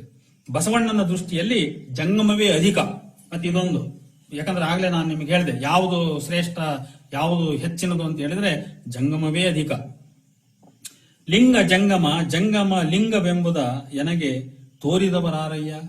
ನೋಡು, ಲಿಂಗ ಜಂಗಮ, ಜಂಗಮ ಲಿಂಗ ಅಂದ್ರೆ ಅವ. ಇಲ್ಲಿ ಲಿಂಗ ಜಂಗಮನ ಪದದ ಅರ್ಥಗಳನ್ನು ತಿಳ್ಕೋಬೇಕು ನಾವು. ಲಿಂಗವೇ ಜಂಗಮ, ಲಿಂಗ ಅಂದಾಗ ಅಲ್ಲಿ ಹೋಯ್ತು ಆ ಪರಮಾತ್ಮ ಅಂತ, ಅವನೇ ಈ ಜಂಗಮ ಅಂತ. ಆಮೇಲೆ ಜಂಗಮವೇ ಲಿಂಗ, ಆ ಪರಮಾತ್ಮ ಸ್ವರೂಪವಾದ ಜಂಗಮ ಏನದಲ್ಲ ಅವನೇ ಲಿಂಗ ಅನ್ನುವಂತ ಅರ್ಥ. ಎನಗೆ ತೋರಿದವರಾರಯ್ಯ. ಲಿಂಗವ ಪೂಜಿಸಿದಡೆ ಭವ ಹರಿಯದೆಂದು ಜಂಗಮ ಮುಖಲಿಂಗವಾಗಿ ಬಂದು. ನೋಡಿ, ಇಲ್ಲಿ ಲಿಂಗವ ಪೂಜಿಸಿದಡೆ ಭವ ಹರಿಯದು. ಇದು ಕಲ್ಲು, ಈ ಕಲ್ಲಿನ ಲಿಂಗವನ್ನ ಪೂಜಿಸಿದ್ರೆ ನಮ್ಮ ಭವ ಹರಿಯಲ್ಲ. ಮತ್ತೆ ಹಂಗಾರೆ ಯಾರನ್ನ ಪೂಜಿಸ್ಬೇಕು ನಾವು? ಯಾರನ್ನ ಪೂಜಿಸ್ಬೇಕು ಅಂತ ಹೇಳಿದ್ರೆ, ಜಂಗಮ ಮುಖಲಿಂಗವಾಗಿ ಬಂದು ಶಿಕ್ಷಿಸಿ ರಕ್ಷಿಸಿ ಎಲ್ಲ ಆದಿ ಅನಾದಿಯ ತೋರಿ ಪ್ರಾಣಲಿಂಗ ಜಂಗಮವೆಂದು ನನಗೆ ಪ್ರತಿಷ್ಠಿಸಿ ತೋರಿದಿರಾಗಿ ಕೂಡಲ ಸಂಗಮ ದೇವ ನಿಮ್ಮಿಂದ ನಾನು ಬದುಕಿದನು ಕಾಣ ಪ್ರಭುವೆ ಅಂತಾನೆ. ಆ ಪರಮಾತ್ಮನಿಗೆ ಹೇಳ್ತಾನೆ. ಆ ಪರಮಾತ್ಮ ಈ ಮನುಷ್ಯ ರೂಪದ ಜಂಗಮವಾಗಿ ಬಂದು ನೀವು ನನ್ನನ್ನು ರಕ್ಷಣೆ ಮಾಡಿದಿರಿ, ಈ ಲಿಂಗ ಪೂಜೆಯಿಂದ ಏನು ಪ್ರಯೋಜನವಿಲ್ಲ ಅನ್ನೋದನ್ನ ತೋರಿಸಿದಿರಿ ಅಂತ. ಈ ರೀತಿ ಜಂಗಮದ ಶ್ರೇಷ್ಠತೆ ಮೇಲಕ್ಕೆ ಮೇಲಕ್ಕೆ ಬರ್ತಾ ಬರ್ತಾ ಬರ್ತಾ ಬರ್ತಾ ಹೋಗ್ತದೆ. ಈ ಮೇಲಿನ ವಚನದಲ್ಲಿ ಕುರಿತು ಸ್ಪಷ್ಟವಾಗುವುದು ಏನಂದ್ರೆ, ಶಿವನ ಸಾಕಾರ ರೂಪವಾದ ಕಲ್ಲಿನ ಮೂರ್ತಿ ಲಿಂಗವು ಆ ಅಮೂರ್ತ ಶಿವನ ಸಾಕಾರ ರೂಪ. ಆ ಅಮೂರ್ತ ಶಿವರೂಪವು ಲಿಂಗವೇ. ಆ ಅಮೂರ್ತ ಶಿವರೂಪವು ಲಿಂಗವೇ ಎಂಬುದು ಬಸವಣ್ಣನ ಗ್ರಹಿಕೆ. ಈ ಅರ್ಥದಲ್ಲಿ ಆ ಅಮೂರ್ತ ಲಿಂಗರೂಪಿ ಶಿವನು ವ್ಯಕ್ತಿ ರೂಪದ ಜಂಗಮವೂ ಹೌದು. ಅವನು ಅಮೂರ್ತ ಲಿಂಗರೂಪಿ ಶಿವನು ವ್ಯಕ್ತಿ ರೂಪದ ಜಂಗಮವೂ ಹೌದು. ಈ ವ್ಯಕ್ತಿ ಶಿವಾಚಾರಿ ಶಿವಾವತಾರಿ ಜಂಗಮನು ಸ್ವಯಂ ಆ ಲಿಂಗವೂ ಹೌದು. ಅಂದ್ರೆ ಇಲ್ಲೇನ್ ಬಂದದನ್ನಲ್ಲ, ಇವನು ಶಿವಾವತಾರಿಯಾಗಿ ಬಂದನಲ್ಲ ಈ ಜಂಗಮನು, ಆ ಲಿಂಗವೂ ಹೌದು. ಹೇಗೆಂದರೆ ಇವನ ಕಾಯವೂ ಸ್ವಯಂ ಲಿಂಗವೇ. ಯಾಕಂದ್ರೆ ಇಲ್ಲಿ ಜಂಗಮನಾಗಿ ಬಂದನಲ್ಲ, ಇವನ ಕಾಯ ಏನಿದೆಯಲ್ಲ ಅದು ಕೂಡ ಲಿಂಗವೇ. ಅದು ಈ ಅಂಗಲಿಂಗವು ಚರಲಿಂಗ. ಹೀಗೆ ಲಿಂಗವೇ ಜಂಗಮ, ಜಂಗಮವೇ ಲಿಂಗ. ಹೀಗೆ ಅರ್ಥ ಮಾಡ್ಕೋಬೇಕಾದ ಸೂಕ್ಷ್ಮವಾಗಿ. ಲಿಂಗವೇ ಜಂಗಮ, ಜಂಗಮವೇ ಲಿಂಗ ಎಂಬ ಸಮನ್ವಯದ ಅರ್ಥ ಇಲ್ಲಿ ಹೊರಹೊಮ್ಮಿದರು. ಲಿಂಗಕ್ಕಿಂತ ಜಂಗಮವೇ ಅಧಿಕ. ಕಾರಣ ಜಂಗಮ ಪೂಜೆಯಿಂದಲ್ಲದೆ ಲಿಂಗ ಪೂಜೆಯಿಂದ ಭವ ಹರಿಯುವುದಿಲ್ಲ. ಆದ್ದರಿಂದ ಕೂಡಲ ಸಂಗಮನು ಜಂಗಮ ಮುಖಲಿಂಗವಾಗಿ ಅರ್ಥಾತ್ ವ್ಯಕ್ತಿ ರೂಪದ ಜಂಗಮನಾಗಿ ಚರಲಿಂಗವಾಗಿ ಬಂದು ಶಿಕ್ಷಿಸಿ ರಕ್ಷಿಸಿ ಬಸವಣ್ಣನಿಗೆ ಅವನ ಆದಿ ಅನಾದಿಯ ತೋರಿ ಅವನ ಪ್ರಾಣಲಿಂಗವೇ ಜಂಗಮವೆಂದು ಅವನಿಗೆ ಪ್ರತಿಷ್ಠಿಸಿ ತೋರಿರುವನು. ಇಲ್ಲಿ ಜಂಗಮವು ಆಚಾರ್ಯವಾಚಿ ಅರ್ಥದಲ್ಲಿಯೂ ಇದೆ ಎನ್ನುವುದನ್ನು ನಾವು ಅರ್ಥ ಮಾಡ್ಕೋಬೇಕು.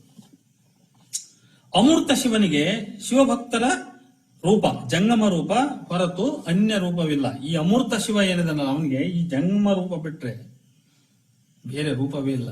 ಭಕ್ತರ ಕಾಯ ಭಕ್ತರ ದೇಹ ಬಿಟ್ರೆ ಅವನಿಗೆ ಬೇರೆ ಅಸ್ತಿತ್ವವೇ ಇಲ್ಲ ಶಿವನಿಗೆ. ಭಕ್ತ ದೇಹಿಕನಪ್ಪ ನೋಡಿಲಿ, ಶಿವನಿಗೆ ಗುರು ಜಂಗಮ ಭಕ್ತ ರೂಪ ಮತ್ತು ಗುರು ಜಂಗಮ ಭಕ್ತ ಕಾಯ ಬಿಟ್ಟರೆ ಅನ್ಯ ಆಧಾರವಿಲ್ಲ. ನಾವು ಇದನ್ನ ಸ್ವಲ್ಪ ಅರ್ಥ ಮಾಡಿಕೊಳ್ಳುವಾಗ ಇವುಗಳನ್ನ ಜೋಡಿಯಾಗಿ ತಿಳ್ಕೊಂತಲೇ ಹೋಗ್ಬೇಕು. ಒಂದೊಂದ್ಸಾರಿ ಒಂದೊಂದು ಐಸೋಲೇಟ್ ಮಾಡಿ ತಿಳ್ಕೊಂಡ್ರೆ ಕೆಲವೊಮ್ಮೆ ನಮಗೆ ಕನ್ಫ್ಯೂಷನ್ಗೆ ಒಳಗಾಗ್ತೀವಿ. ಆದ್ರಿಂದ ಗುರು ಅಥವಾ ಜಂಗಮ ಅಥವಾ ಭಕ್ತ ಈ ಶರೀರ ರೂಪಗಳನ್ನು ಬಿಟ್ರೆ, ಈ ಸಕಾಯ ರೂಪಗಳನ್ನು ಬಿಟ್ರೆ ಶಿವನಿಗೆ ಬೇರೆ ರೂಪ ಇಲ್ಲ, ಅನ್ಯ ಆಧಾರವೂ ಇಲ್ಲ. ಭಕ್ತ ದೇಹಿಕನಪ್ಪ, ದೇವನು ಸದ್ಭಕ್ತರ ಬಳಿಯಲ್ಲಿ ಬಪ್ಪನಾಗಿ. ಶಿವನ ಭಕ್ತ ದೇಹಿಕ ಅವನು, ಯಾಕಂದ್ರೆ ಸದ್ಭಕ್ತರ ಬಳಿ ಬರ್ತಾನ ಅವನು. ಆಳ್ದನು ಬರಲಾಳು ಮಂಚದ ಮೇಲಿಪ್ಪುದು ಗುಣವೇ. ಆಳ್ದನು ಬರಲಾಳು, ಆಳುವವನು ಬರ್ತಾ ಇರ್ಬೇಕಾದ್ರೆ, ನಮ್ಮನ್ನು ಆಳುವಂತ ಪ್ರಭು ನಮಗೆ ಬರ್ತಾ ಇರುವಾಗ ನಾವು ಮಂಚದ ಮೇಲಿರ್ತಕ್ಕಂಥದ್ದು ಗುಣವೇ. ಕೂಡಲ ಸಂಗಮ ದೇವ ಜಂಗಮ ರೂಪಾಗಿ ಸಂಗಯ್ಯ ಬಂದಾನೆಂದು ನೋಡಿ, ಜಂಗಮ ರೂಪಾಗಿ ಸಂಗಯ್ಯ ಬಂದಾನೆಂದು ಎಂದೆಂದೂ ನಾನು ಮಂಚವ ನೇರದ ಭಾಷೆ, ಎಂದೆಂದಿಗೂ ನಾನು ಮಂಚವನ್ನ ಏರದ ಭಾಷೆ ಅಂತ ಹೇಳಿ ಬಸವಣ್ಣನ 396ನೇ ವಚನ ಹೇಳ್ತದೆ. ಈ ವಚನ ಬಹಳ ಸ್ಪಷ್ಟವಾಗಿ ಶಿವನು ಭಕ್ತರ ಬಳಿ ಬರಬೇಕಾದರೆ ಭಕ್ತ ದೇಹ ಭಕ್ತ ಕಾಯ ಧರಿಸಿಯೇ ಬರುತ್ತಾನೆ. ಅವನು ಭಕ್ತ ಲೋಕವನ್ನಾಳುವ ಪ್ರಭು ಅರಸ. ಅಂಥ ಅರಸ ಬರುವಾಗ ಹಾಳಾಗಿರ್ತಕ್ಕಂಥವನು ಮಂಚದ ಮೇಲಿರ್ತಕ್ಕಂಥದ್ದು ಸದ್ಗುಣವಲ್ಲ, ಅದು ಸೊಕ್ಕು ಗರ್ವ ಅವಿಧೇಯತೆಯನ್ನು ಸೂಚಿಸುತ್ತದೆ. ಆ ಕಾರಣದಿಂದ ಜಂಗಮ ರೂಪಾಗಿ ಸಂಗಯ್ಯ ಬಂದಿರುವಾಗ ತಾನು ಎಂದೆಂದೂ ಮಂಚವನ್ನೇರುವುದಿಲ್ಲ ಎನ್ನುವ ಭಾಷೆ, ವಚನ, ಆಣೆ, ಪ್ರಮಾಣವನ್ನ ಬಸವಣ್ಣ ಮಾಡುತ್ತಾನೆ. ನೋಡಿ, ಇದು ವಚನದ ಅರ್ಥವೂ ಕೂಡ ಅಂತ ನಾನು ವಚನ ಎಂದರೇನು ಅನ್ನೋದರಲ್ಲಿ ಹೇಳಿದೆ. ನಾನು ಇಲ್ಲಿ ಇನ್ನೊಂದು ತಾತ್ವಿಕ ವಿಚಾರ. ಶಿವನು ಮೂಲತಃ ಅಮೂರ್ತ ಶಕ್ತಿ. ಇದನ್ನು ಶಿವಸ್ವರೂಪದ ಅಧ್ಯಾಯದಲ್ಲಿ ಸವಿವರವಾಗಿ ನಾನು ಚರ್ಚೆ ಮಾಡಿದ್ದೇನೆ. ಪ್ರಸ್ತುತ ಈ ಅಮೂರ್ತ ಶಿವ ಜಂಗಮ ಲಿಂಗದಿಂದಲೇ ಈ ಮೂರ್ತ ಶಿವರೂಪಿ ಜಂಗಮ ಲಿಂಗ ಎಂಬುದು ಬಸವಣ್ಣನಾದಿ ಎಲ್ಲ ಶರಣರ ಗ್ರಹಿಕೆ. ಅದರಿಂದಲೇ ಇದು ಹುಟ್ಟಿರೋದು ಅಂತ ಇವ್ರು ಏನ್ ಹೇಳ್ತಾರೆ ಅಂತ ಹೇಳಿದ್ರೆ, ಆ ಚೇತನದಿಂದ, ಆ ಶಿವಚೇತನದಿಂದ ಈ ಶಿವಚೇತನ ಹುಟ್ಕೊಂಡಿದೆ ಅಂತ. ಅಕಾಯ ನಿಸ್ಸೀಮ ಅಗೋಚರ ಶಿವಶಕ್ತಿಯಿಂದ ಆ ಜಂಗಮದಿಂದ ಈ ಜಂಗಮ ಹುಟ್ಟುಕೊಂಡಿದೆ ಅಂತ. ಅಂದ್ರೆ ಇದು ನೋಡ್ರಿ, ಇದು ಅಭೌತವಾದ, ಆದರ್ಶವಾದ, ಐಡಿಯಲಿಸಂ, ಮೆಟೀರಿಯಲಿಸಂ ಅಲ್ಲ ನೋಡಿ. ಇದನ್ನೇ ಮಾರ್ಕ್ಸ್ ಏನ್ ಹೇಳಿದ, ತಲೆ ಕೆಳಗಾಗಿ ನಿಲ್ಲಿಸಿದ. ಅಂದ್ರೆ ಹಂಗಲ್ಲ, ವಸ್ತುವಿನಿಂದ ಶಕ್ತಿ ಹುಡುತ್ತದೆ, ಶಕ್ತಿಗೆ ವಸ್ತುವೇ ಆಧಾರ. ಆ ಶಿವಚೇತನವಾದ ಜಂಗಮಕ್ಕೆ ಈ ಸಕಾಯ ರೂಪದಲ್ಲಿ ಬಂದನಲ್ಲ ಈ ಜಂಗಮವೇ ಆಧಾರ ಅನ್ನೋದನ್ನ ಭೌತವಾದ ವಿಶ್ಲೇಷಿಸಿ ತೋರಿಸಬೇಕು. ಇದು ಉಲ್ಟ ನಂಬತಕ್ಕಂಥದ್ದಲ್ಲ. ಅವ್ರು ಶರಣರ ವಾದ ಮಾಡಿಕೊಳ್ಳಿ, ಅವ್ರು ಶರಣರ ವಾದ, ಅದು ಶರಣರ ವಾದವನ್ನ ತಾತ್ವಿಕವಾಗಿ ಗೌರವಿಸುತ್ತಲೇ ಅದರ ವಿಶ್ಲೇಷಣೆಯನ್ನ ನಾವು ಮುಂದಿಡ್ತಕ್ಕಂಥದ್ದನ್ನ ಕಲಿಬೇಕು. ಆದ್ರಿಂದ ನೋಡಿ, ವಸ್ತುವಿಗೆ ಚೇತನವೇ ಮೂಲ ಎಂಬ ಅಭೌತಿಕ ಗ್ರಹಿಕೆ ಇದನ್ನು ತಳ್ಳಿ ಹಾಕಬೇಕು. ಆದರೆ ಭೌತಿಕವಾದಿ ದೃಷ್ಟಿಯಿಂದ ಆ ಅಮೂರ್ತ ಶಿವ ಲಿಂಗ ಜಂಗಮದ ಕಲ್ಪನೆಯೇ ಈ ಮೂರ್ತ ಶಿವಾಚಾರ್ಯ ಜಂಗಮ ಜಗತ್ತೇ ಕಾರಣ. ಈ ಮೂರ್ತ ಜಗತ್ತಿನಿಂದ, ಈ ಮೂರ್ತ ಜಂಗಮದಿಂದ ಆ ಜಂಗಮದ ಕಲ್ಪನೆ ಹುಟ್ಟುಕೊಂಡಿದೆ ಅಂತ ಕಾರಣ. ಅವಾಗ ಈ ಜಂಗಮದ ಕಾನ್ಸೆಪ್ಟ್ ಡೆವಲಪ್ ಮಾಡಿದ್ದಾರೆ ಯಾರು ಅಂತ ನಮ್ಗೆ ಅರ್ಥ ಆಗುತ್ತದೆ. ಅದಕ್ಕೆ ನೀರೆರೆದವರು ಯಾರು ಅಂತ. ಇದೆಲ್ಲವೂ ಶಿವಾಚಾರ್ಯಗಳ ಸೃಷ್ಟಿ. ಇಷ್ಟಾರ್ಥ ಮಾಡ್ಕೋಬಹುದು. ಬಹಳ ಸರಳವಾಗಿ ಹೇಳೋದಾದ್ರೆ, ಯಾರು ಈ ವೀರಶೈವ ಲಿಂಗಾಯತ ಧರ್ಮ ತತ್ವವನ್ನ ಹೆಣದರೋ, ಈ ಕಾನ್ಸೆಪ್ಟ್ ಗಳನ್ನ ಡೆವಲಪ್ ಮಾಡ್ತಾ ಹೋದ್ರು, ಅವರು ಇಂಥ ಕಾನ್ಸೆಪ್ಟ್ ಅನ್ನ ಬೆಳೆದ್ರು, ಜನರನ್ನ ನಂಬಿಸಿದ್ರು. ಅವರು ನೋಡಪ್ಪ, ನಿಮ್ಮ ಕಣ್ಮುಂದೆ ಒಬ್ಬ ವೇಷಧಾರಿಯಾಗಿ ಕಾವಿ ಉಟ್ಕೊಂಡು ಬಂದಿದ್ದಾನೆ, ಕಂತೆ ಬಂತೆ ಇಟ್ಕೊಂಡು ಬಂದಿದ್ದಾನೆ ಅಂತಂದ್ರೆ ನೀನು ಅವನ್ನ ನರಮನುಷ್ಯನನ್ನಾಗಿ ಕಾಣಬೇಡ, ಅವನು ಸಾಕ್ಷಾತ್ ಶಿವನೇ ಅವತರಿಸಿ ಬಂದಿದ್ದಾನೆ ಅಂತ ಕಾಣಬೇಕು ನೀನು ಅಂತ ಈ ರೀತಿ ವಾದವನ್ನ ಬಿತ್ತಿದ್ರು. ಈ ವಾದ ಒಂದು ಗಹನವಾದ ತತ್ವವಾಗಿ ವಚನಶಾಸ್ತ್ರದಲ್ಲಿ ಹೊರಹೊಮ್ಮಿದೆ. ಇದನ್ನ ಅರ್ಥ ಮಾಡ್ಕೋಬೇಕು. ಒಂದು ಗಹನವಾದ ತತ್ವವಾಗಿ ಇದರೊಳಗೆ ಒಂದು ಯಾವುದೋ ಒಂಥರದ ನಿಗೂಢ ಅನ್ನೋ ರೀತಿಯಲ್ಲಿ, ಇದೊಂದು ಮಿಸ್ಟಿಕ್ ಅನ್ನೋ ರೀತಿಯಲ್ಲಿ ವಚನ ಸಾಹಿತ್ಯದಲ್ಲಿ ಈ ಪರಿಕಲ್ಪನೆಗಳು ಬಳಕೆಯಾಗಿದ್ದಾವೆ ಮತ್ತು ಆ ತತ್ವ ತನ್ನ ಅಭಿವ್ಯಕ್ತಿಯನ್ನು ಪಡ್ಕೊಂಡಿದೆ. ಜಂಗಮನನ್ನು ಭಕ್ತನು ಹೇಗೆ ಸತ್ಕರಿಸಬೇಕು ಮತ್ತು ಜಂಗಮನು ಭಕ್ತನನ್ನು ಹೇಗೆ ಕಾಣಬೇಕು ಎಂದು ಹೇಳುವ ಈ ಕೆಳಗಿನ ವಚನದಲ್ಲಿಯೂ ಕೂಡ ಜಂಗಮನ ಅವತಾರ ಪುರುಷ ಲಕ್ಷಣವನ್ನು ನೀವು ತಿಳ್ಕೋಬಹುದು. ಭಕ್ತನ ಮಠವೆಂದು ಜಂಗಮ ನಡೆದು ಬಂದಲ್ಲಿ, ಭಕ್ತರ ಮನೆಗಳೇ ಮಠಗಳು ಅಂತ ಹಿಂದಕ್ಕೇನು ಅರ್ಥ ಇತ್ತಲ್ಲ ಆ ರೀತಿಯಾಗಿ, ಅಂದ್ರೆ ಮನೆಗೆ, ಭಕ್ತರ ಮನೆಗೆ ಜಂಗಮ ಬಂದಲ್ಲಿ ಆ ಭಕ್ತನು ಕಾಣುತ್ತಾ ಆಸನ ತ್ಯಜತೆಯ ಮಾಡುತ್ತಾ ಕೊಂಕುತ್ತಾ ಕೈ ಮುಗಿದು ನಿಂದಿದ್ದು ಬಾಗಿ ಬಳುಕುತ್ತಾ ವಿಜಯಂ ಮಾಡಿದೇವಾ ಎಂದು ಕರೆದು ಕುಳ್ಳಿರಿಸಿ ಪಾದಾರ್ಚನೆಯಂ ಮಾಡಿ ಪಾದೋದಕವಂ ಕೊಂಡು ವಿಭೂತಿ ವೀಳೆಯಂ ಕೊಟ್ಟು ಕಂಗಳು ತುಂಬಿ ನಿರೀಕ್ಷಿಸಿ ಶ್ರೋತ್ರ ತುಂಬಿ ಹಾರೈಸಿ ಬಾಯಿ ತುಂಬಿ ಮಾತಾಡಿ ಏಗೂದು ಏಬೆಸನೆಂದು, ಅಂದ್ರೆ ಏನು ಮಾಡುವುದು ಹೇಳಿ ಸ್ವಾಮಿ ಎಂದು ತನು ಕರಗಿ ಮನ ಕರಗಿ ನೋಡಿ ಮಾಡುವುದು ಭಕ್ತಿ ಸ್ಥಳ. ಭಕ್ತನಾಗಿರ್ತಕ್ಕಂಥವನು ಒಬ್ಬ ಜಂಗಮ ಬಂದ್ರೆ ಅವನನ್ನ ಕಣ್ಣಲ್ಲಿ ನೀರು ಬರುವಂತೆ ನೋಡಿಕೊಂಡು ಅವನಿಗೆ ವಿಧೇಯನಾಗಿ ವಿನಯನಾಗಿ ನೋಡಿ, ಇದು ಎಕ್ಸ್ಪ್ಲಾಯ್ಟೇಷನ್. ಭೌತವಾದಿ ವಿಮರ್ಶೆ ಎತ್ತಿ ತೋರಿಸಬೇಕಾದ್ದು. ವಚನ ಸಾಹಿತ್ಯ ಜಂಗಮ ಶ್ರೇಷ್ಠತೆಯನ್ನು ಹೇಳುತ್ತಲೇ ಜಂಗಮದ ಶೋಷಣೆಗೆ ಭಕ್ತ ಲೋಕವನ್ನ ಗುರಿ ಮಾಡಿರ್ತಕ್ಕಂಥ ಬಹಳ ಸ್ಪಷ್ಟವಾದ ಕುರುಹುಗಳಿವು. ಧರ್ಮತತ್ವ ಏನೇ ಇರಲಿ, ಆದರೆ ಭಕ್ತ ಲೋಕವನ್ನ ಧಾರ್ಮಿಕ ಹೆಸರಿನಲ್ಲಿ ಜಂಗಮದ ಶೋಷಣೆಗೆ ಗುರಿಪಡಿಸಿರ್ತಕ್ಕಂಥ ಹೆಜ್ಜೆಗಳಿವು. ಈ ಕಾರಣಕ್ಕಾಗಿಯೇ ಜಂಗಮ ಅಂದ್ರೆ ಅದು ನಪಂಸಕ, ಅದು ಚೇತನ ಅಂತ ಯಾಕೆ ಕಾವಿಧಾರಿಗಳು ವಾದ ಮಾಡ್ತಾರೆ ಅನ್ನೋದನ್ನ ಅರ್ಥ ಮಾಡ್ಕೋಬಹುದು. ಇಲ್ಲಿ ಬಡವನಾಗಲಿ ಬಲ್ಲಿದನಾಗಲಿ ಇನಿತು ಮುಖ್ಯವಾಗಿ ಮಾಡಿಸಿಕೊಂಬುದು ಜಂಗಮ ಸ್ಥಳ. ಅವನು ಬಡವನಾಗಲಿ ಅದನ್ನ ಪ್ರಶ್ನೆ ಮಾಡಂಗಿಲ್ಲ. ಅವನು ಬಂದನು, ಇವನು ಕೀಳಾದ ಭಕ್ತ ಮೇಲಾದ ಭಕ್ತ ಈ ತರದ ಭೇದ ಮಾಡಬಾರದು ಅಂತ ಹೇಳಿ ಜಂಗಮಕ್ಕೂ ತಿಳಿ ಹೇಳ್ತಾರೆ. ಈ ಎರಡೊಂದಾದ ಘನವ ನಿಂತೆಂದು ಉಪಮಿಸಬಾರದಂತಿರಲಿ, ಇನಿತಲ್ಲದೆ ಮಾಡಿದ ಮಾಟ ಭಕ್ತಿ ಸ್ಥಳಕ್ಕೆ ಸಲ್ಲದು, ಫಲದಾಯಕ ವಯಸ್ಸೆ ಇನಿತಲ್ಲದೆ ಮಾಡಿಸಿಕೊಂಬುದು ಜಂಗಮ ಸ್ಥಳಕ್ಕೆ ಸಲ್ಲದು, ಉಪಜೀವಿತ ವಯಸ್ಸೆ ಈ ಎರಡಕ್ಕೆಯೂ ಭವ ಹಿಂಗದು ಕಾಣ. ಕೂಡಲ ಸಂಗಮ ದೇವ ಅಂತ ಹೇಳಿ ಬಸವಣ್ಣನ 865ನೇ ವಚನ ಹೇಳುತ್ತದೆ. ಕೇಳುಗರು ವಚನಗಳನ್ನ ನಂಬರ್ ಅನ್ನು ನೋಟ್ ಮಾಡ್ಕೊಂಡು ಓದಬಹುದು. ಇನ್ನ ಜಂಗಮ ಭಕ್ತಿ ಫಲಶೂನ್ಯ. ಜಂಗಮ ಭಕ್ತಿ ಫಲಶೂನ್ಯ.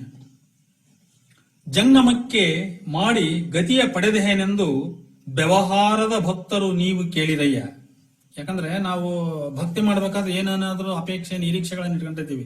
ನನಗೆ ಪುಣ್ಯ ಬರ್ತತಿ, ನನಗೆ ಒಳ್ಳೇದಾಕತಿ, ನನಗೆ ಅದಾಕತಿ, ನನಗೆ ಇದಾಕತಿ ಅಂತ ಹೇಳ್ಬಿಟ್ಟು ಈ ರೀತಿ ನಿರೀಕ್ಷೆಗಳನ್ನ, ಫಲದ ನಿರೀಕ್ಷೆಗಳನ್ನ ಇಟ್ಟುಕೊಂಡು ಜಂಗಮ ಭಕ್ತಿಯನ್ನ ಮಾಡಬಾರದು ಅನ್ನೋದು ವಚನಕಾರರು ಭಕ್ತರಿಗೆ ಹೇಳುವ ನೀತಿ. ಆದ್ರಿಂದ ಜಂಗಮಕ್ಕೆ ಮಾಡಿ ಗತಿಯ ಪಡೆದೆನೆಂಬ ವ್ಯವಹಾರದ ಭಕ್ತರಿವರು.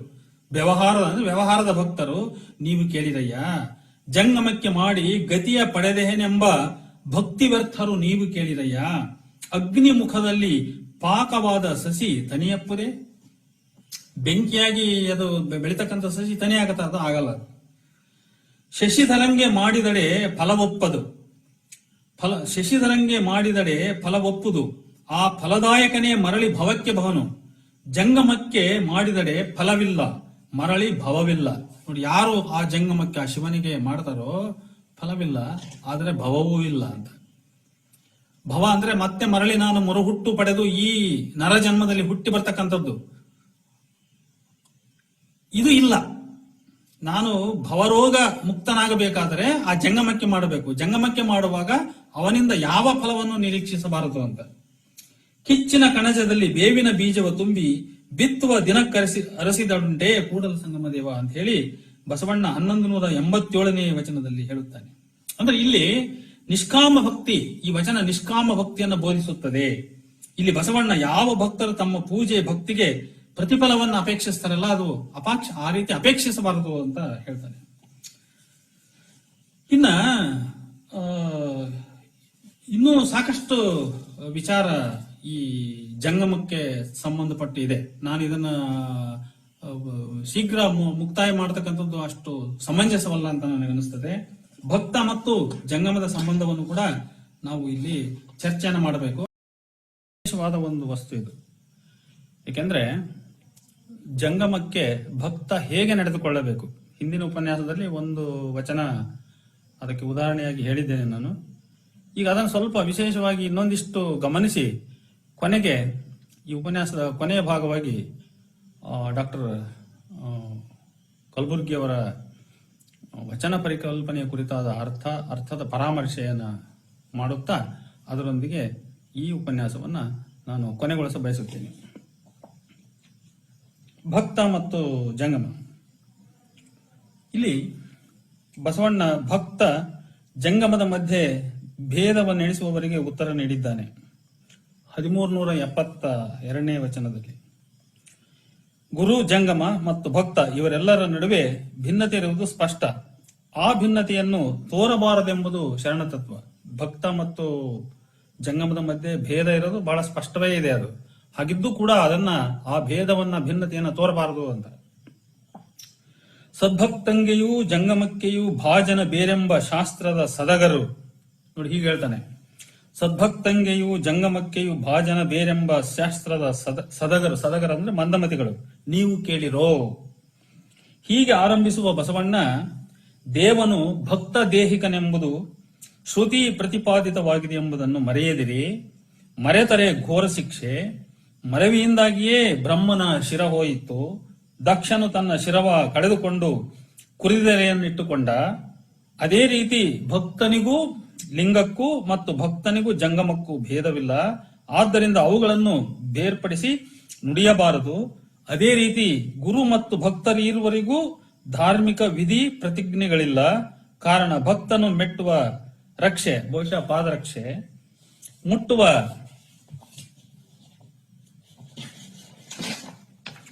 ಯೋನಿ, ಅಶನ, ಶಯನ, ಸಂಯೋಗ, ಮಜ್ಜನ, ಭೋಜನ ಇವೆಲ್ಲವನ್ನೂ ಅವನು ಗುರುಲಿಂಗ ಜಂಗಮ ಸಹಿತವಾಗಿ ಭೋಗಿಸುತ್ತಾನೆ. ಆದ್ದರಿಂದ ಆ ಭಕ್ತನಿಗೆ ನಾನು ನಮೋ ನಮೋ ಎನ್ನುವೆ ಎಂದು ಬಸವಣ್ಣ ಭಕ್ತನಿಗೆ ತನ್ನ ಗೌರವವನ್ನು ಸಲ್ಲಿಸುತ್ತಾನೆ. ಮುಂದುವರೆದು ಭಕ್ತನು ತನ್ನ ಅರ್ಥ, ಪ್ರಾಣ, ಅಭಿಮಾನ ಈ ತ್ರಿವಿಧಗಳನ್ನು ಗುರುಲಿಂಗ ಜಂಗಮಕ್ಕೆ ಸಮರ್ಪಿಸಿ, ಇದು ಬಹುಶಃ ಎಲ್ಲರಿಗೂ ಗೊತ್ತಿರತಕ್ಕಂಥದ್ದು. ಆ ಗುರುಲಿಂಗ ಜಂಗಮಗಳನ್ನೇ ತನ್ನ ಪ್ರಾಣವೆಂದು ಭಾವಿಸಿರುವ ಸದ್ಭಕ್ತನಿಗೂ ಆ ಗುರುಲಿಂಗ ಜಂಗಮಕ್ಕೂ ಏಕಭೋಜನವಲ್ಲದೆ ಭಿನ್ನ ಭೋಜನವಿಲ್ಲ. ಕಾರಣವೇನೆಂದರೆ ಆ ಸದ್ಭಕ್ತನ ಅಂಗವೆಂಬ ಗೃಹದಲ್ಲಿ ಜಂಗಮವಿಪ್ಪನಾಗಿ. ಇದಕ್ಕೆ ಕಾರಣ ಏನಂದ್ರೆ ಭಕ್ತ ಮತ್ತು ಜಂಗಮ ಒಂದೇ ಅನ್ಲಿಕ್ಕೆ ಒಂದು ಕಾರಣವಿದೆ. ಆ ಭಕ್ತನೊಳಗೂ ಜಂಗಮನಿದ್ದಾನೆ ಅನ್ನುವಂತ ಕಲ್ಪನೆ. ಜಂಗಮ ವಿಪ್ಪನಾಗಿ ಇದನರಿದು ಬೇರೆ ನುಡಿಯಲಾಗದು.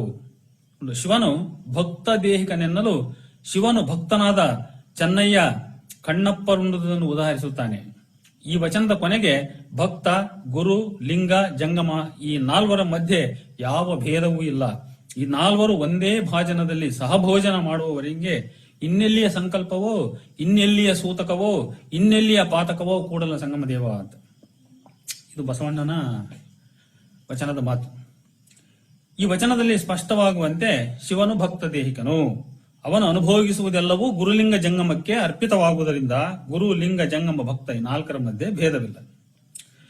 ಇನ್ನ 1362ನೇ ವಚನದಲ್ಲಿ ಬಸವಣ್ಣನು ಗುರುವಿಂದ ಲಿಂಗ ದೀಕ್ಷೆಯನ್ನು ಪಡೆದದ್ದರ ಮೇಲೆ ಬೆಳಕು ಚೆಲ್ಲುತ್ತಾ ತನ್ನ ಕೆಲವು ಕ್ರಿಯಾ ವಿಶೇಷಗಳನ್ನು ವಿವರಿಸಿದ್ದಾನೆ. ಇದನ್ನ ಹೇಳ್ತಕ್ಕಂಥ ಅವಶ್ಯಕತೆ ಇಲ್ಲ.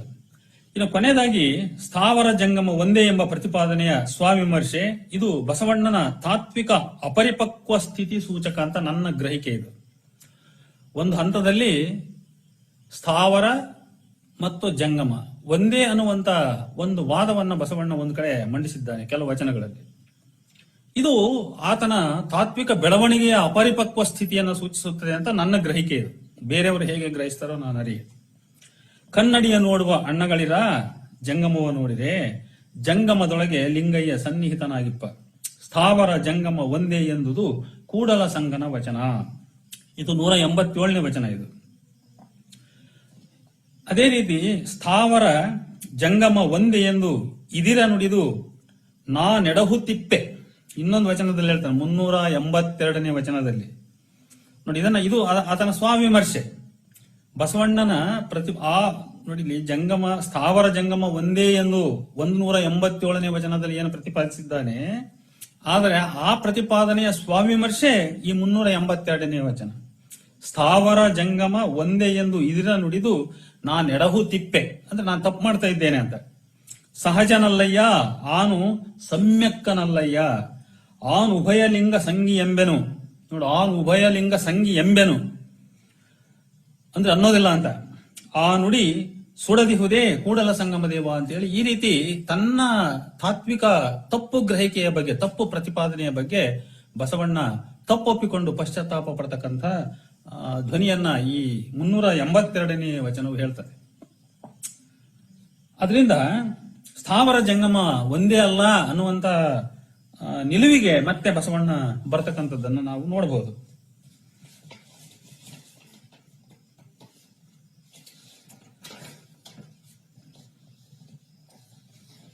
ಆಮೇಲೆ ಜಂಗಮವೇ ಲಿಂಗ ಅನ್ನುವಂತ ಮಾತು, ಜಂಗಮವೇ ಲಿಂಗ, ಇದನ್ನ ನಾವು ಹಿಂದಿನ ಇದರಲ್ಲಿ ನಾನು ಹೇಳಿದ್ದೇನೆ. ಇನ್ನೊಂದು ವಚನ ಇಲ್ಲಿ ಉದಾಹರಿಸ್ತೇನೆ.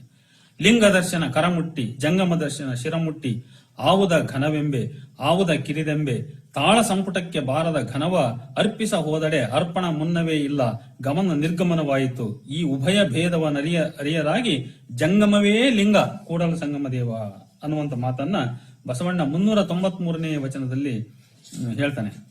ಇದನ್ನು ಹೆಚ್ಚು ಇದನ್ನು ಉದ್ಧರಿಸ್ತಕ್ಕಂಥದ್ದು ಬೇಡ. ಇನ್ನು ಲಿಂಗಾರ್ಚನೆಯಲ್ಲಿ ಜಂಗಮದ ಪ್ರಾಮುಖ್ಯತೆ, ಇದನ್ನು ನಾನು ಆಮೇಲೆ ಸ್ಥೂಲವಾಗಿ ಹೇಳಲಿಕ್ಕೆ ನಾನು ಬಯಸ್ತೇನೆ, ಅಥವಾ ಈಗಲೇ ಆ ಕೆಲವು ಮಾತುಗಳನ್ನು ಮಾತಾಡಬಹುದು. ಗುರು, ಲಿಂಗ, ಜಂಗಮ ಈ ಮೂರರಲ್ಲಿ ಜಂಗಮದ ಶ್ರೇಷ್ಠತೆಯನ್ನ ಬಸವಣ್ಣ ಬಹಳ ಸ್ಪಷ್ಟವಾಗಿ ಪ್ರತಿಪಾದಿಸಿದ್ದಾನೆ.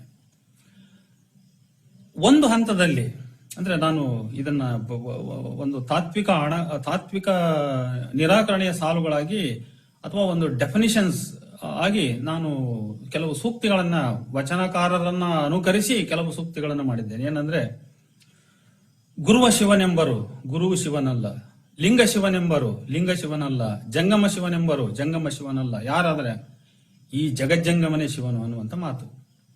ಇದಕ್ಕೆ ಕಾರಣ ಏನಂದ್ರೆ, ಉದಾಹರಣೆ, ಗುರುವು ಶಿವನೆಂಬರು ಗುರು ಶಿವನಲ್ಲ. ಯಾಕೆ ಶಿವನಲ್ಲ ಗುರು ಅಂತ ಹೇಳಿದ್ರೆ,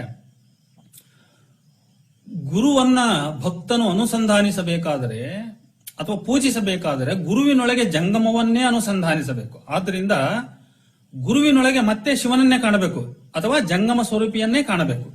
ಇದು ಮೊದಲನೇದು.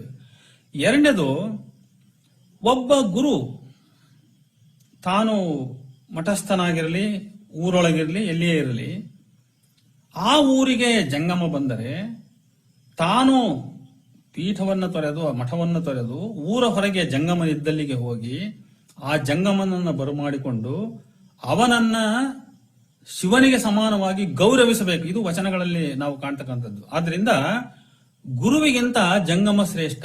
ಗುರುವಿನೊಳಗೆ ಗುರು ಶಿವನ ಸಮಾನವಾದರೂ ಕೂಡ ಅವನು ಜಂಗಮಕ್ಕೆ ಈಕ್ವಲ್ ಅಲ್ಲ, ಜಂಗಮಕ್ಕೆ ಸಮವಲ್ಲ ಅನ್ನುವಂಥದ್ದು ಒಂದು. ಅದೇ ರೀತಿ ಲಿಂಗ ಶಿವನ ಸಾಕಾರ ರೂಪ. ಲಿಂಗ ಶಿವನ ಸಾಕಾರ ರೂಪವಾದರೂ ಕೂಡ ಲಿಂಗವನ್ನ ಪೂಜಿಸುವಾಗ ಲಿಂಗದೊಳಗೆ ಜಂಗಮವನ್ನೇ ಅನುಸಂಧಾನಿಸಬೇಕು. ಜಂಗಮದೊಳಗೆ ಲಿಂಗದೊಳಗೆ ಜಂಗಮವನ್ನೇ ಅನುಸಂಧಾನಿಸಬೇಕು. ಆದ್ರಿಂದ ನೋಡಿ, ವಚನಕಾರರು ಬಸವಣ್ಣ ಜಂಗಮವೇ ಲಿಂಗ, ಆದ್ರೆ ಲಿಂಗ ಜಂಗಮವಲ್ಲ, ಲಿಂಗ ಜಂಗಮವಲ್ಲ, ಜಂಗಮವೇ ಲಿಂಗ ಅನ್ನುವಂಥ ಒಂದು ತಾತ್ವಿಕ ನಿಲುವಿಗೆ ಬಸವಣ್ಣ ಬರ್ತಾನೆ ನೋಡಿ. ಜಂಗಮವೇ ಲಿಂಗ ಎಂಬ ಭಾವವೇ ಭಕ್ತನಿಗೆ ಶ್ರೇಯಸ್ಕರ ಎಂಬ ವಚನ ಈ ಕೆಳಗಿನದು. ಇಲ್ಲಿ ಒಂದು ವಚನವನ್ನು ನಾನು ಅದಕ್ಕೆ ಉದಾಹರಣೆಯಾಗಿ ಕೊಡಬಲ್ಲೆ. ಜಂಗಮವೇ ಲಿಂಗ ಎಂಬ ಭಾವನೆ, ಜಂಗಮವೇ ಲಿಂಗವೆಂಬ ಭಾವ ಫಲಿಸಿದಡೆ ಇಂದಿನ ಪುಣ್ಯಕ್ಕೆ ಸರಿಯುಂಟೆ. ಲಿಂಗದ ಒಡಲ ಮನೆ ಮಾಡಿಪ್ಪ ಜಂಗಮವೆನ್ನ ಕಣ್ಣ ಮುಂದೆ ಸುಳಿದಡೆ ಇಂದೆನ್ನ ಭಾಗ್ಯಕ್ಕೆ ಕಡೆಯಿಲ್ಲ. ಆ ಜಂಗಮವೇ ದಿಟಕ್ಕೆನ್ನ ಮನೆಗೆ ಬಂದಡೆ ಸಲುಗೆಯ ವರವ ಹಡೆವೆನು ಕಾಣ. ಕೂಡಲ ಸಂಗಮ ದೇವರಲ್ಲಿ ಚನ್ನಬಸವಣ್ಣ ನೀ ನಹುದೆನಲಿಕೆ ಅಂತ ಹೇಳ್ಬಿಟ್ಟು ಬಸವಣ್ಣನ 1190ನೇ ವಚನ ಹೇಳುತ್ತದೆ. ಬಸವಣ್ಣನ 1190ನೇ ವಚನ ಹೇಳುತ್ತದೆ. ಅದೇ ರೀತಿಯಾಗಿ ಲಿಂಗಕ್ಕಿಂತ ಜಂಗಮವೇ ಶ್ರೇಷ್ಠ, ಜಂಗಮಕ್ಕೆರೆದಡೆ ಸ್ಥಾವರ ನೆನೆಯಿತು ಎಂಬ ವಚನಗಳು ಸಾಕಷ್ಟಿವೆ. ಎರೆದರೆ ನೆನೆಯದು, ಮರೆದರೆ ಬಾಡದು. ನೋಡಿ, ಲಿಂಗದ ಬಗ್ಗೆ ಹೇಳ್ತಕ್ಕಂಥದ್ದು. ನಾವೆಲ್ಲ ಲಿಂಗ ಪೂಜೆ, ಲಿಂಗನನ್ನ ಶಿವ ಅಂತ ಹೇಳ್ಬಿಟ್ಟು ಪೂಜೆ ಮಾಡ್ಲಿಕ್ಕೆ ಹೋದ್ರೆ ಬಸವಣ್ಣ ಏನ್ ಹೇಳ್ತಾನೆ, ಲಿಂಗ ಎರೆದರೆ ನೆನೆಯದು, ಮರೆದರೆ ಬಾಡದು. ಅದಕ್ಕೆ ಮರ್ತು ನಾವು ಎರೆಯದ್ ಬಿಟ್ರೆ ಅದೇನ್ ಬಾಡಲ್ಲ. ಅಥವಾ ದಿನಾನಿತ್ಯ 1000 ಸಾರಿ ಎರೆದ್ರು ಕೂಡ ಅದು ನೆನೆಯಲ್ಲ. ಹುರುಳಿಲ್ಲ ಲಿಂಗಾರ್ಚನೆ ಕೂಡಲ ಸಂಗಮ ದೇವ ಜಂಗಮಕ್ಕೆರೆದಡೆ ಸ್ಥಾವರ ನೆನೆಯಿತ್ತು ಅಂತ ಹೇಳ್ಬಿಟ್ಟು 196ನೇ ಬಸವಣ್ಣನ ವಚನ ಹೇಳುತ್ತದೆ. ಜಂಗಮಕ್ಕೆರೆದಡೆ ಸ್ಥಾವರ ನೆನೆಯಿತ್ತು. ಆದ್ರಿಂದ ಸ್ಥಾವರ ಕೆರೆತಕ್ಕಂಥ ಅವಶ್ಯಕತೆ ಇಲ್ಲ. ಜಂಗಮಕ್ಕೆರೆಯಬೇಕು, ಆ ಚೈತನ್ಯಕ್ಕೆರೆಯಬೇಕು, ಅಥವಾ ಆ ಚೈತನ್ಯ ಸ್ವರೂಪಿ ಈ ಸಾಕಾರಿ ಜಂಗಮ ಏನದಲ್ಲ ಅವನನ್ನ ತೃಪ್ತಿಪಡಿಸಬೇಕು. ಆದ್ರಿಂದ ತಳಕ್ಕೆ ನೀರೆರೆದರೆ ಮೇಲೆ ಪಲ್ಲವಿಸಿತ್ತು ನೋಡ ಅನ್ನುವಂತ ಮಾತು ಬರ್ತದೆ. ತಳಕ್ಕೆ ನೀರೆರೆದಡೆ ಅಂದ್ರೆ ಈ ಜಂಗಮಕ್ಕೆ ನೀರೆರೆದಡೆ ಅದು ಮೇಲೆ ಪಲ್ಲವಿಸಿತ್ತು ಅನ್ನುವಂತ ಮಾತು ಬರ್ತದೆ. ಲಿಂಗ ಸ್ಥಾವರ, ಜಂಗಮವೇ ಪ್ರಾಣ. ಭಕ್ತರೆಲ್ಲ ಜಂಗಮ ಮರೆತು ಲಿಂಗಕ್ಕೆ ಉಣಬಡಿಸುತ್ತಿದ್ದಾರೆ, ಲಿಂಗಕ್ಕೆ ಮಜ್ಜನ ಮಾಡಿಸುತ್ತಿದ್ದಾರೆ. ಅಜ್ಞಾನಿ ಭಕ್ತರೇ, ಪ್ರಾಣವಾದ ಜಂಗಮಕ್ಕೆ ಎರೆಯಿರಿ, ಲಿಂಗವು ತಾನೇ ಸಂತೃಪ್ತಗೊಳ್ಳುತ್ತದೆ. ಏಕೆಂದರೆ ಜಂಗಮವೇ ಲಿಂಗದ ಪ್ರಾಣ ಎಂದು ಉಪದೇಶಿಸಿದ. ಜಂಗಮ ವಾಪ್ಯಾಯನವಾದಡೆ ಲಿಂಗ ಸಂತುಷ್ಟಿ. ನೋಡಿ, ಜಂಗಮ ವಾಪ್ಯಾಯನವಾದಡೆ ಲಿಂಗ ಸಂತುಷ್ಟಿ. ಇದು 197ನೇ ವಚನ. ಕಬ್ಬಿಣವು ಅಗ್ನಿಯ ನೆರವಿನಿಂದ ಅಂದರೆ ಕಾಯಿಸಲ್ಪಟ್ಟಾಗ ಮಾತ್ರ ಕಬ್ಬಿಣ ನೀರುಣ್ಣುತ್ತದೆ. ಹಾಗೆಯೇ ಮಣ್ಣಿನ ನೆರವಿಂದಷ್ಟೇ ವೃಕ್ಷವು ನೀರುಂಡು ಬೆಳೆಯಬಲ್ಲದು. ಹಾಗೆಯೇ ಲಿಂಗಕ್ಕೆ ಜಂಗಮವೇ ಆಧಾರ. ಜಂಗಮದ ನೆರವಿಂದಷ್ಟೇ ಲಿಂಗ ಉಣ್ಣಬಲ್ಲದು. ನೋಡಿ, ಜಂಗಮದ ನೆರವಿಂದಷ್ಟೇ ಲಿಂಗ ಮೀನ್ಸ್ ಶಿವ ಉಣ್ಣಬಲ್ಲದು. ಲಿಂಗದ ಮುಖ, ಬಾಯಿ, ಜಿಹ್ವೆ, ಕಣ್ಣು ಎಲ್ಲಾ ಜಂಗಮವೇ.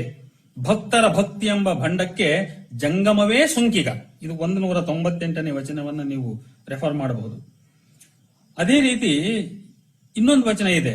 ಜಂಗಮದ ಅನುಪಸ್ಥಿತಿಯ ಮಾಟ ನೋಟಗಳು ಕುರುಡು ಕತ್ತಲಿನ ಸಂಬಂಧದಷ್ಟು ಅರ್ಥ ಏನ. ಜಂಗಮ ಇಲ್ಲ ಅಂದ್ರೆ ಯಾವ ನೋಟ ಯಾವ ಮಾಟಕ್ಕೂ ಜೀವವೇ ಇಲ್ಲ ಅಂತ.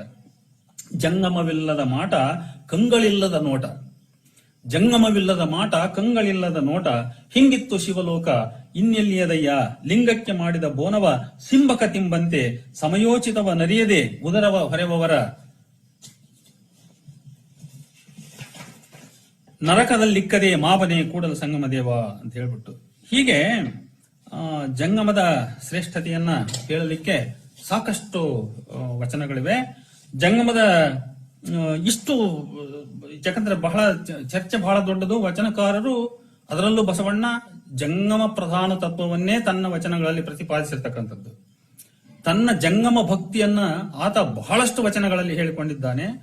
ಅವೆಲ್ಲದರ ತಾತ್ವಿಕ ಪರಿಶೀಲನೆಯನ್ನ ನಾನು ನನ್ನ ವಚನ ವಿಸ್ತಾರ ಪುಸ್ತಕದಲ್ಲಿ ಗ್ರಂಥದಲ್ಲಿ ಮಾಡಿದ್ದೇನೆ.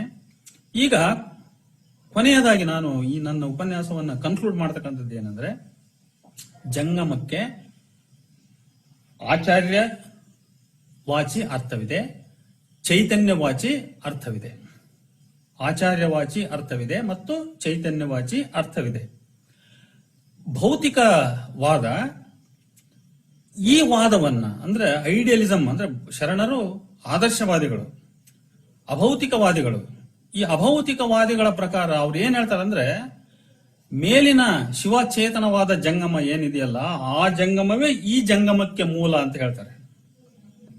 ಇಲ್ಲಿ ಸಾಕಾರ ಜಂಗಮ, ಭಕ್ತರ ಮನೆಗಳಿಗೆ ಬರ್ತಕ್ಕಂಥ ಜಂಗಮ ಏನಿದ್ದಾನಲ್ಲ, ಈ ಭಕ್ತರ ಮನೆಗಳಿಗೆ ಬಂದು ನಮ್ಮನ್ನ ಪರೀಕ್ಷಿಸ್ತಕ್ಕಂಥ ಜಂಗಮ ಏನಿದ್ದಾನಲ್ಲ, ಈ ಜಂಗಮನಿಗೆ ಆ ಜಂಗಮ ಮೂಲ ಅಂತ ಹೇಳ್ತಾರೆ.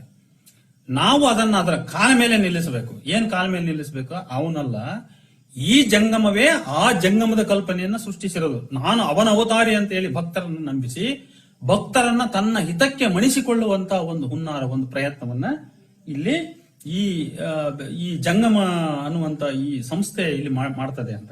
ಅದೇ ರೀತಿ ಲಿಂಗ ಒಂದು ಅಸ್ತ್ರ. ಇದು ಲಿಂಗ ಒಂದು ಅಸ್ತ್ರ. ಯಾಕಂದ್ರೆ ಲಿಂಗವನ್ನ ಕಟ್ಟಿ ಎಲ್ಲರ ಕೊರಳಿಗೂ ಲಿಂಗವನ್ನ ಕಟ್ಟಿ ಆ ಲಿಂಗದ ಮುಖಾಂತರ ಜಂಗಮ ಭಕ್ತಿಯನ್ನ ಹುಟ್ಟು ಹಾಕಿ ಅವರ ಮನಸ್ಸಿನಲ್ಲಿ, ಭಕ್ತರ ಮನಸ್ಸಿನಲ್ಲಿ ಲಿಂಗವನ್ನ ಕಟ್ಟಿ ಲಿಂಗದ ಮುಖಾಂತರ ಜಂಗಮ ಭಕ್ತಿಯನ್ನ ಹುಟ್ಟು ಹಾಕಿ ಆ ಮುಖಾಂತರ ಜಂಗಮರು ಭಕ್ತರನ್ನ ಶೋಷಿಸ್ತಕ್ಕಂಥ ಅಥವಾ ತಮ್ಮ ಹಿತಕ್ಕೆ, ತಮ್ಮ ಸುಖಕ್ಕೆ ದುಡಿಸಿಕೊಳ್ಳುವಂತ ಒಂದು ಪ್ರಯತ್ನವನ್ನ ಮಾಡಿದ್ದಾರೆ ಅಂತ ವಚನಗಳ ಈ ಜಂಗಮ ತತ್ವದ ವಿಶ್ಲೇಷಣೆ ಬಹಳ ಸ್ಪಷ್ಟವಾಗಿ ಹೇಳ್ತದೆ. ಈಗ ಕೊನೆಯದಾಗಿ ನಾವು ಡಾಕ್ಟರ್ ಕಲಬುರ್ಗಿಯವರ ತತ್ವದ ಪರಾಮರ್ಶೆಗೆ ಬರೋಣ. ಡಾಕ್ಟರ್ ಕಲಬುರ್ಗಿ ಅವರು ನಾನು ಏನ್ ಹೇಳ್ತಾರೆ ಅಂತ ಹೇಳಿದ್ರೆ, ಜಂಗಮ ಅಂದ್ರೆ ಸಮಾಜ, ಅತಿಥಿ, ಚಲನಶೀಲ ಎಂಬ ಅರ್ಥಗಳನ್ನ ಅವರು ನಮ್ಗೆ ಕಟ್ಟಿಕೊಡ್ತಾರೆ. ನಾನು ಇದು ಸ್ವಲ್ಪ ಭಾಗ ಇದನ್ನ ಚರ್ಚೆ ಮಾಡಿದ್ದೇನೆ, ಸ್ವಲ್ಪ ಅದನ್ನ ಓದ್ತಾನೆ ಹೋಗ್ತಾನೆ. ಈ ಅರ್ಥ ಮಾನ್ಯ ಕಲಬುರ್ಗಿಯವರ ಅನ್ವೇಷಣೆ ನನ್ನ ಪ್ರಕಾರ ಬಹಳ ಸ್ಪಷ್ಟವಾಗಿ, ಜಂಗಮ ಅಂದ್ರೆ ಸಮಾಜ, ಅತಿಥಿ, ಚಲನಶೀಲ, ಈ ಅರ್ಥಗಳು ಕಲಬುರ್ಗಿಯವರ ಅನ್ವೇಷಣೆ. ಚಲನಶೀಲ ಅಂದ್ರೆ ಚೈತನ್ಯ ಅನ್ನೋದನ್ನ ನಾವು ಸಾಮಾನ್ಯವಾಗಿ ಅದನ್ನು ಒಪ್ಪಿಸಬಹುದು. ಆದ್ರೆ ಈ ರೀತಿ ಸಮಾಜ ಅಂತ ಹೇಳಿದಾಗ ಸಮಾಜ ಅನ್ನೋ ಅರ್ಥವನ್ನು ನಾವು ವಚನಗಳಲ್ಲಿ ಹುಡುಕ್ತಕ್ಕಂಥದ್ದು ಬಹಳ ಕಷ್ಟ. ಇದನ್ನೇ ಕನ್ನಡ ನಾಡಿನ ಅನೇಕ ವಿದ್ವಾಂಸರು ಒಪ್ಪಿಕೊಂಡಿದ್ದಾರೆ. ಕನ್ನಡ ವಿ ಹಂಪಿ ಪ್ರಕಟಿಸಿದ ಡಾಕ್ಟರ್ ಹಿರೇಮಲ್ಲೂರು ಈಶ್ವರನ್ ಅವರ ಜಂಗಮ ಎಂಬ ಕಿರುಹೊತ್ತಿಗೆ ಕಲಬುರ್ಗಿಯವರ ಅರ್ಥದೊಂದಿಗೆ ಸಹಮತ ಹೊಂದಿದೆ. ಆದರೆ ಈ ಅರ್ಥ ಸರಿಯಾದುದಲ್ಲ. ಮೊದಲಿಗೆ ಕಲಬುರ್ಗಿಯವರ ವಾದ ಸರಣಿ ಮತ್ತು ಅರ್ಥಗಳನ್ನು ನೋಡೋಣ. ಯಾಕಂದ್ರೆ ನಾನು ಅವರ ಮಾತನ್ನ ನಿರಾಕರಣೆ ಮಾಡಿಬಿಟ್ರೆ ಅದು ಬೇರೆಯವರಿಗೆ ವಿಶ್ವಾಸ ಮೂಡಿಸ್ಲಿಕ್ಕಿಲ್ಲ. ಕಲಬುರ್ಗಿ ಅವರು ಏನು ಅರ್ಥ ಕಟ್ಟಿಕೊಟ್ಟಿದ್ದಾರೆ ಮೊದಲಿಗೆ ಅದನ್ನ ನಾವು ನೋಡ್ತಾ ಹೋಗೋಣ. ಜಂಗಮ ಇದು ಯಾವ ದೃಷ್ಟಿಯಿಂದ ನೋಡಿದರೂ ವರ್ಗವಾಚಿಯಾಗಿ, ಆಚಾರ್ಯವಾಚಿಯಾಗಿ, ವರ್ಣವಾಚಿಯಾಗಿ ಕಾಣುವುದಿಲ್ಲ. ಕಲಬುರ್ಗಿಯವರ ಮಾತುಗಳಿವು, ಡಾಕ್ಟರ್ ಕಲಬುರ್ಗಿ ಅವರ ಮಾತುಗಳು ಬಹಳ ಸ್ಪಷ್ಟವಾಗಿ. ಈಗ ನನ್ನ ವಾದವನ್ನು ಕೇಳ್ಕೊಂತ ಬಂದಿದ್ದೀರಿ, ವಚನಗಳನ್ನು ಉದಾಹರಿಸಿ ನಾನು ಹೇಳಿದ್ದೇನೆ ನೋಡಿ. ಅವರು ಈಗ ಸ್ಪಷ್ಟವಾಗಿ ಹೇಳ್ತಾರೆ, ವರ್ಗವಾಚಿಯಾಗಿ, ಆಚಾರ್ಯವಾಚಿಯಾಗಿ, ವರ್ಣವಾಚಿಯಾಗಿ ಕಾಣುವುದಿಲ್ಲ, ತತ್ವವಾಚಿಯಾಗಿ ಕಾಣುತ್ತದೆ. ಆದ್ದರಿಂದ ಅದು ವಚನ ಸಾಹಿತ್ಯದಲ್ಲಿ ನಪುಂಸಕ ಲಿಂಗದಂತೆ ಬಳಕೆಯಾಗಿದೆ. ಇದು ಕಲಬುರ್ಗಿಯವರ ಅಂತಿಮ ತೀರ್ಮಾನ, ಕನ್ಕ್ಲೂಷನ್. ಇದು ತೀರ್ಮಾನ. ಅವರ ಜಂಗಮದ ತತ್ವವಾಚಿ ಅರ್ಥವೆಂದರೆ ಅತಿಥಿ, ಸಮಾಜ. ಅವರ ತತ್ವವಾಚಿ ಅರ್ಥವೆಂದರೆ ಅತಿಥಿ, ಸಮಾಜ. ವಾದ ಸರಣಿ ಹೀಗಿದೆ. ಅಂದ್ರೆ ಅವರು ಅತಿಥಿ, ಸಮಾಜ ಅನ್ನುವಂತ ಕನ್ಕ್ಲೂಷನ್ಗೆ ಹೇಗೆ ಬರ್ತಾರೆ, ಯಾವ ಒಂದು ಆರ್ಗ್ಯುಮೆಂಟ್ ಅನ್ನು ಅವ್ರು ಮುಂದಿಡ್ತಾರೆ ಅಂತ ಹೇಳಿದ್ರೆ, ಜಂಗಮ ಎಂಬ ಸಂಸ್ಕೃತ ಪದವನ್ನು ಶರಣರು ಹೊಸ ಅರ್ಥದಲ್ಲಿ ಬಳಸಿದರು. ಅದು ಸ್ಥಾವರದಿಂದ ಭಿನ್ನವಾದ ಜಂಗಮ. ಜಂಗಮ ಅಂದ್ರೆ ಈಕ್ವಲ್ಸ್ ಟು ಚಲನಶೀಲ. ಇದನ್ನೇ ಅವರು ತಮ್ಮ ಸಮಗ್ರ ವೈಚಾರಿಕತೆಯ ಕೇಂದ್ರವನ್ನಾಗಿ ಗ್ರಹಿಸಿದರು. ಸ್ಥಾವರಕ್ಕಳಿವುಂಟು, ಜಂಗಮಕ್ಕಳಿವಿಲ್ಲ. ಈ ವಚನೋಕ್ತಿಯೇ ಕಲಬುರ್ಗಿಯವರ ಆಧಾರ ವಾಕ್ಯ. ಸ್ಥಾವರಕ್ಕಳಿವುಂಟು, ಜಂಗಮಕ್ಕಳಿವಿಲ್ಲ ಎನ್ನುವಂತ ಮಾತಿಗೆ ಚಲನಶೀಲ, ಸ್ಥಾವರ ಅಂದ್ರೆ ಸ್ಥಗಿತ, ಜಂಗಮ ಅಂದ್ರೆ ಚಲನಶೀಲ ಅನ್ನುವಂತ ಅರ್ಥವನ್ನ ಮೊಟ್ಟ ಮೊದಲ ಬಾರಿಗೆ ಯಾರೋ ರಾಮಾನುಜನ್ ಅವರು ಅನ್ವೇಷಿಸಿದ್ರು. ರಾಮಾನುಜನ್ ಅವರ ಈ ಅನ್ವೇಷಣೆಯನ್ನೇ ಬಹುತೇಕ ಕನ್ನಡ ವಿದ್ವಾಂಸರು ಅದನ್ನು ಒಪ್ಪಿಕೊಂಡು ಈ ರೀತಿ ಸ್ವೀಕರಿಸಿದ್ದಾರೆ. ಈ ವಚನೋಕ್ತಿಯ ಕಲಬುರ್ಗಿಯವರ ಆಧಾರ ವಾಕ್ಯ. ಈ ಮಾತು ಶಿವದಿಂದ ವ್ಯಕ್ತವಾಗುವ ಜೀವ ಜಗತ್ತುಗಳ ಸರ್ವ ವ್ಯಾಪಾರಗಳಿಗೂ ಅನ್ವಯಿಸಿ ಹೇಳಿದ ಮಾತು ಎನ್ನುತ್ತಾರೆ ಕಲಬುರ್ಗಿಯವರು. ಸ್ಥಾವರ ಮತ್ತು ಜಂಗಮ ಇವುಗಳ ಅರ್ಥಭೇದಗಳು ಹೀಗಿವೆ. ಸ್ಥಾವರವು ಸ್ಥಿತಶೀಲ, ಅಳಿಯುತ್ತದೆ, ಕೊಳೆಯುತ್ತದೆ, ಇದರದ್ದು ಮರಣ ಲಕ್ಷಣ. ಇದಕ್ಕೆ ವಿರುದ್ಧವಾಗಿ ಜಂಗಮವು ಗತಿಶೀಲ, ಬದುಕುತ್ತದೆ, ಬೆಳೆಯುತ್ತದೆ, ಜೀವಂತಿಕೆ, ಪರಿಶುದ್ಧತೆ ಇದರ ಪ್ರಧಾನ ಲಕ್ಷಣ. ಇದು ಕಲಬುರ್ಗಿಯವರ ಅರ್ಥ. ಜೀವ ಜಗತ್ತುಗಳು ಮೂಲತಃ ಜಂಗಮ ಲಕ್ಷಣವುಳ್ಳವು. ಹಾಗಾದರೆ ಹುಟ್ಟಿನಲ್ಲಿ ಭವಿ ಎಂಬ ಬಸವಣ್ಣನ ಮಾತನ್ನು ಹೇಗೆ ಅರ್ಥೈಸುವುದು ಅಂತ ನನ್ನ ಪ್ರಶ್ನೆ.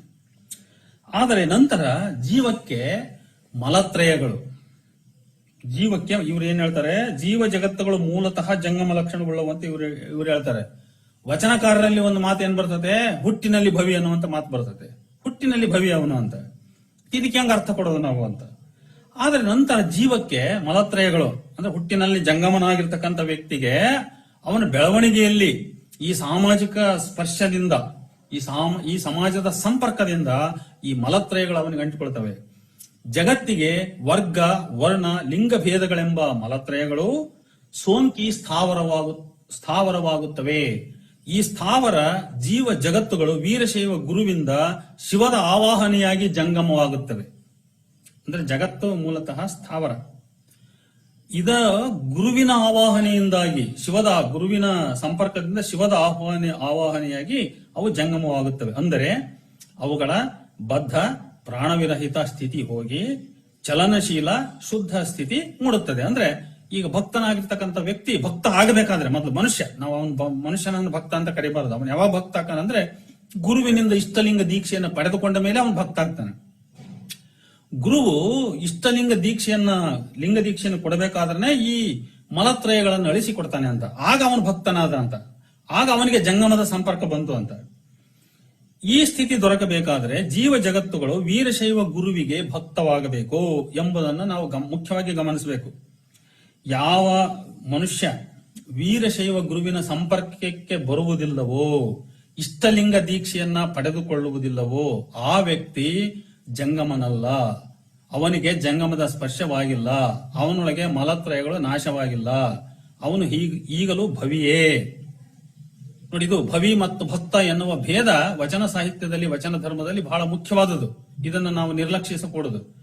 ಯಾವನು ಭವಿ ಅಂತ ಹೇಳಿದ್ರೆ ಯಾರು ಈ ಲಿಂಗಾಯತ ಧರ್ಮಕ್ಕೆ ಹೊರಗಿನವನು, ಯಾವನ ಎದೆಯ ಮೇಲೆ ಇಷ್ಟಲಿಂಗವಿಲ್ಲವೋ, ಯಾರು ಗುರುವಿನಿಂದ ಆ ಲಿಂಗವನ್ನ ಪಡೆದುಕೊಂಡು ಲಿಂಗವನ್ನ ಶಿವನೆಂದು ಪೂಜಿಸುತ್ತಿಲ್ಲವೋ ಅವನು ಭವಿ.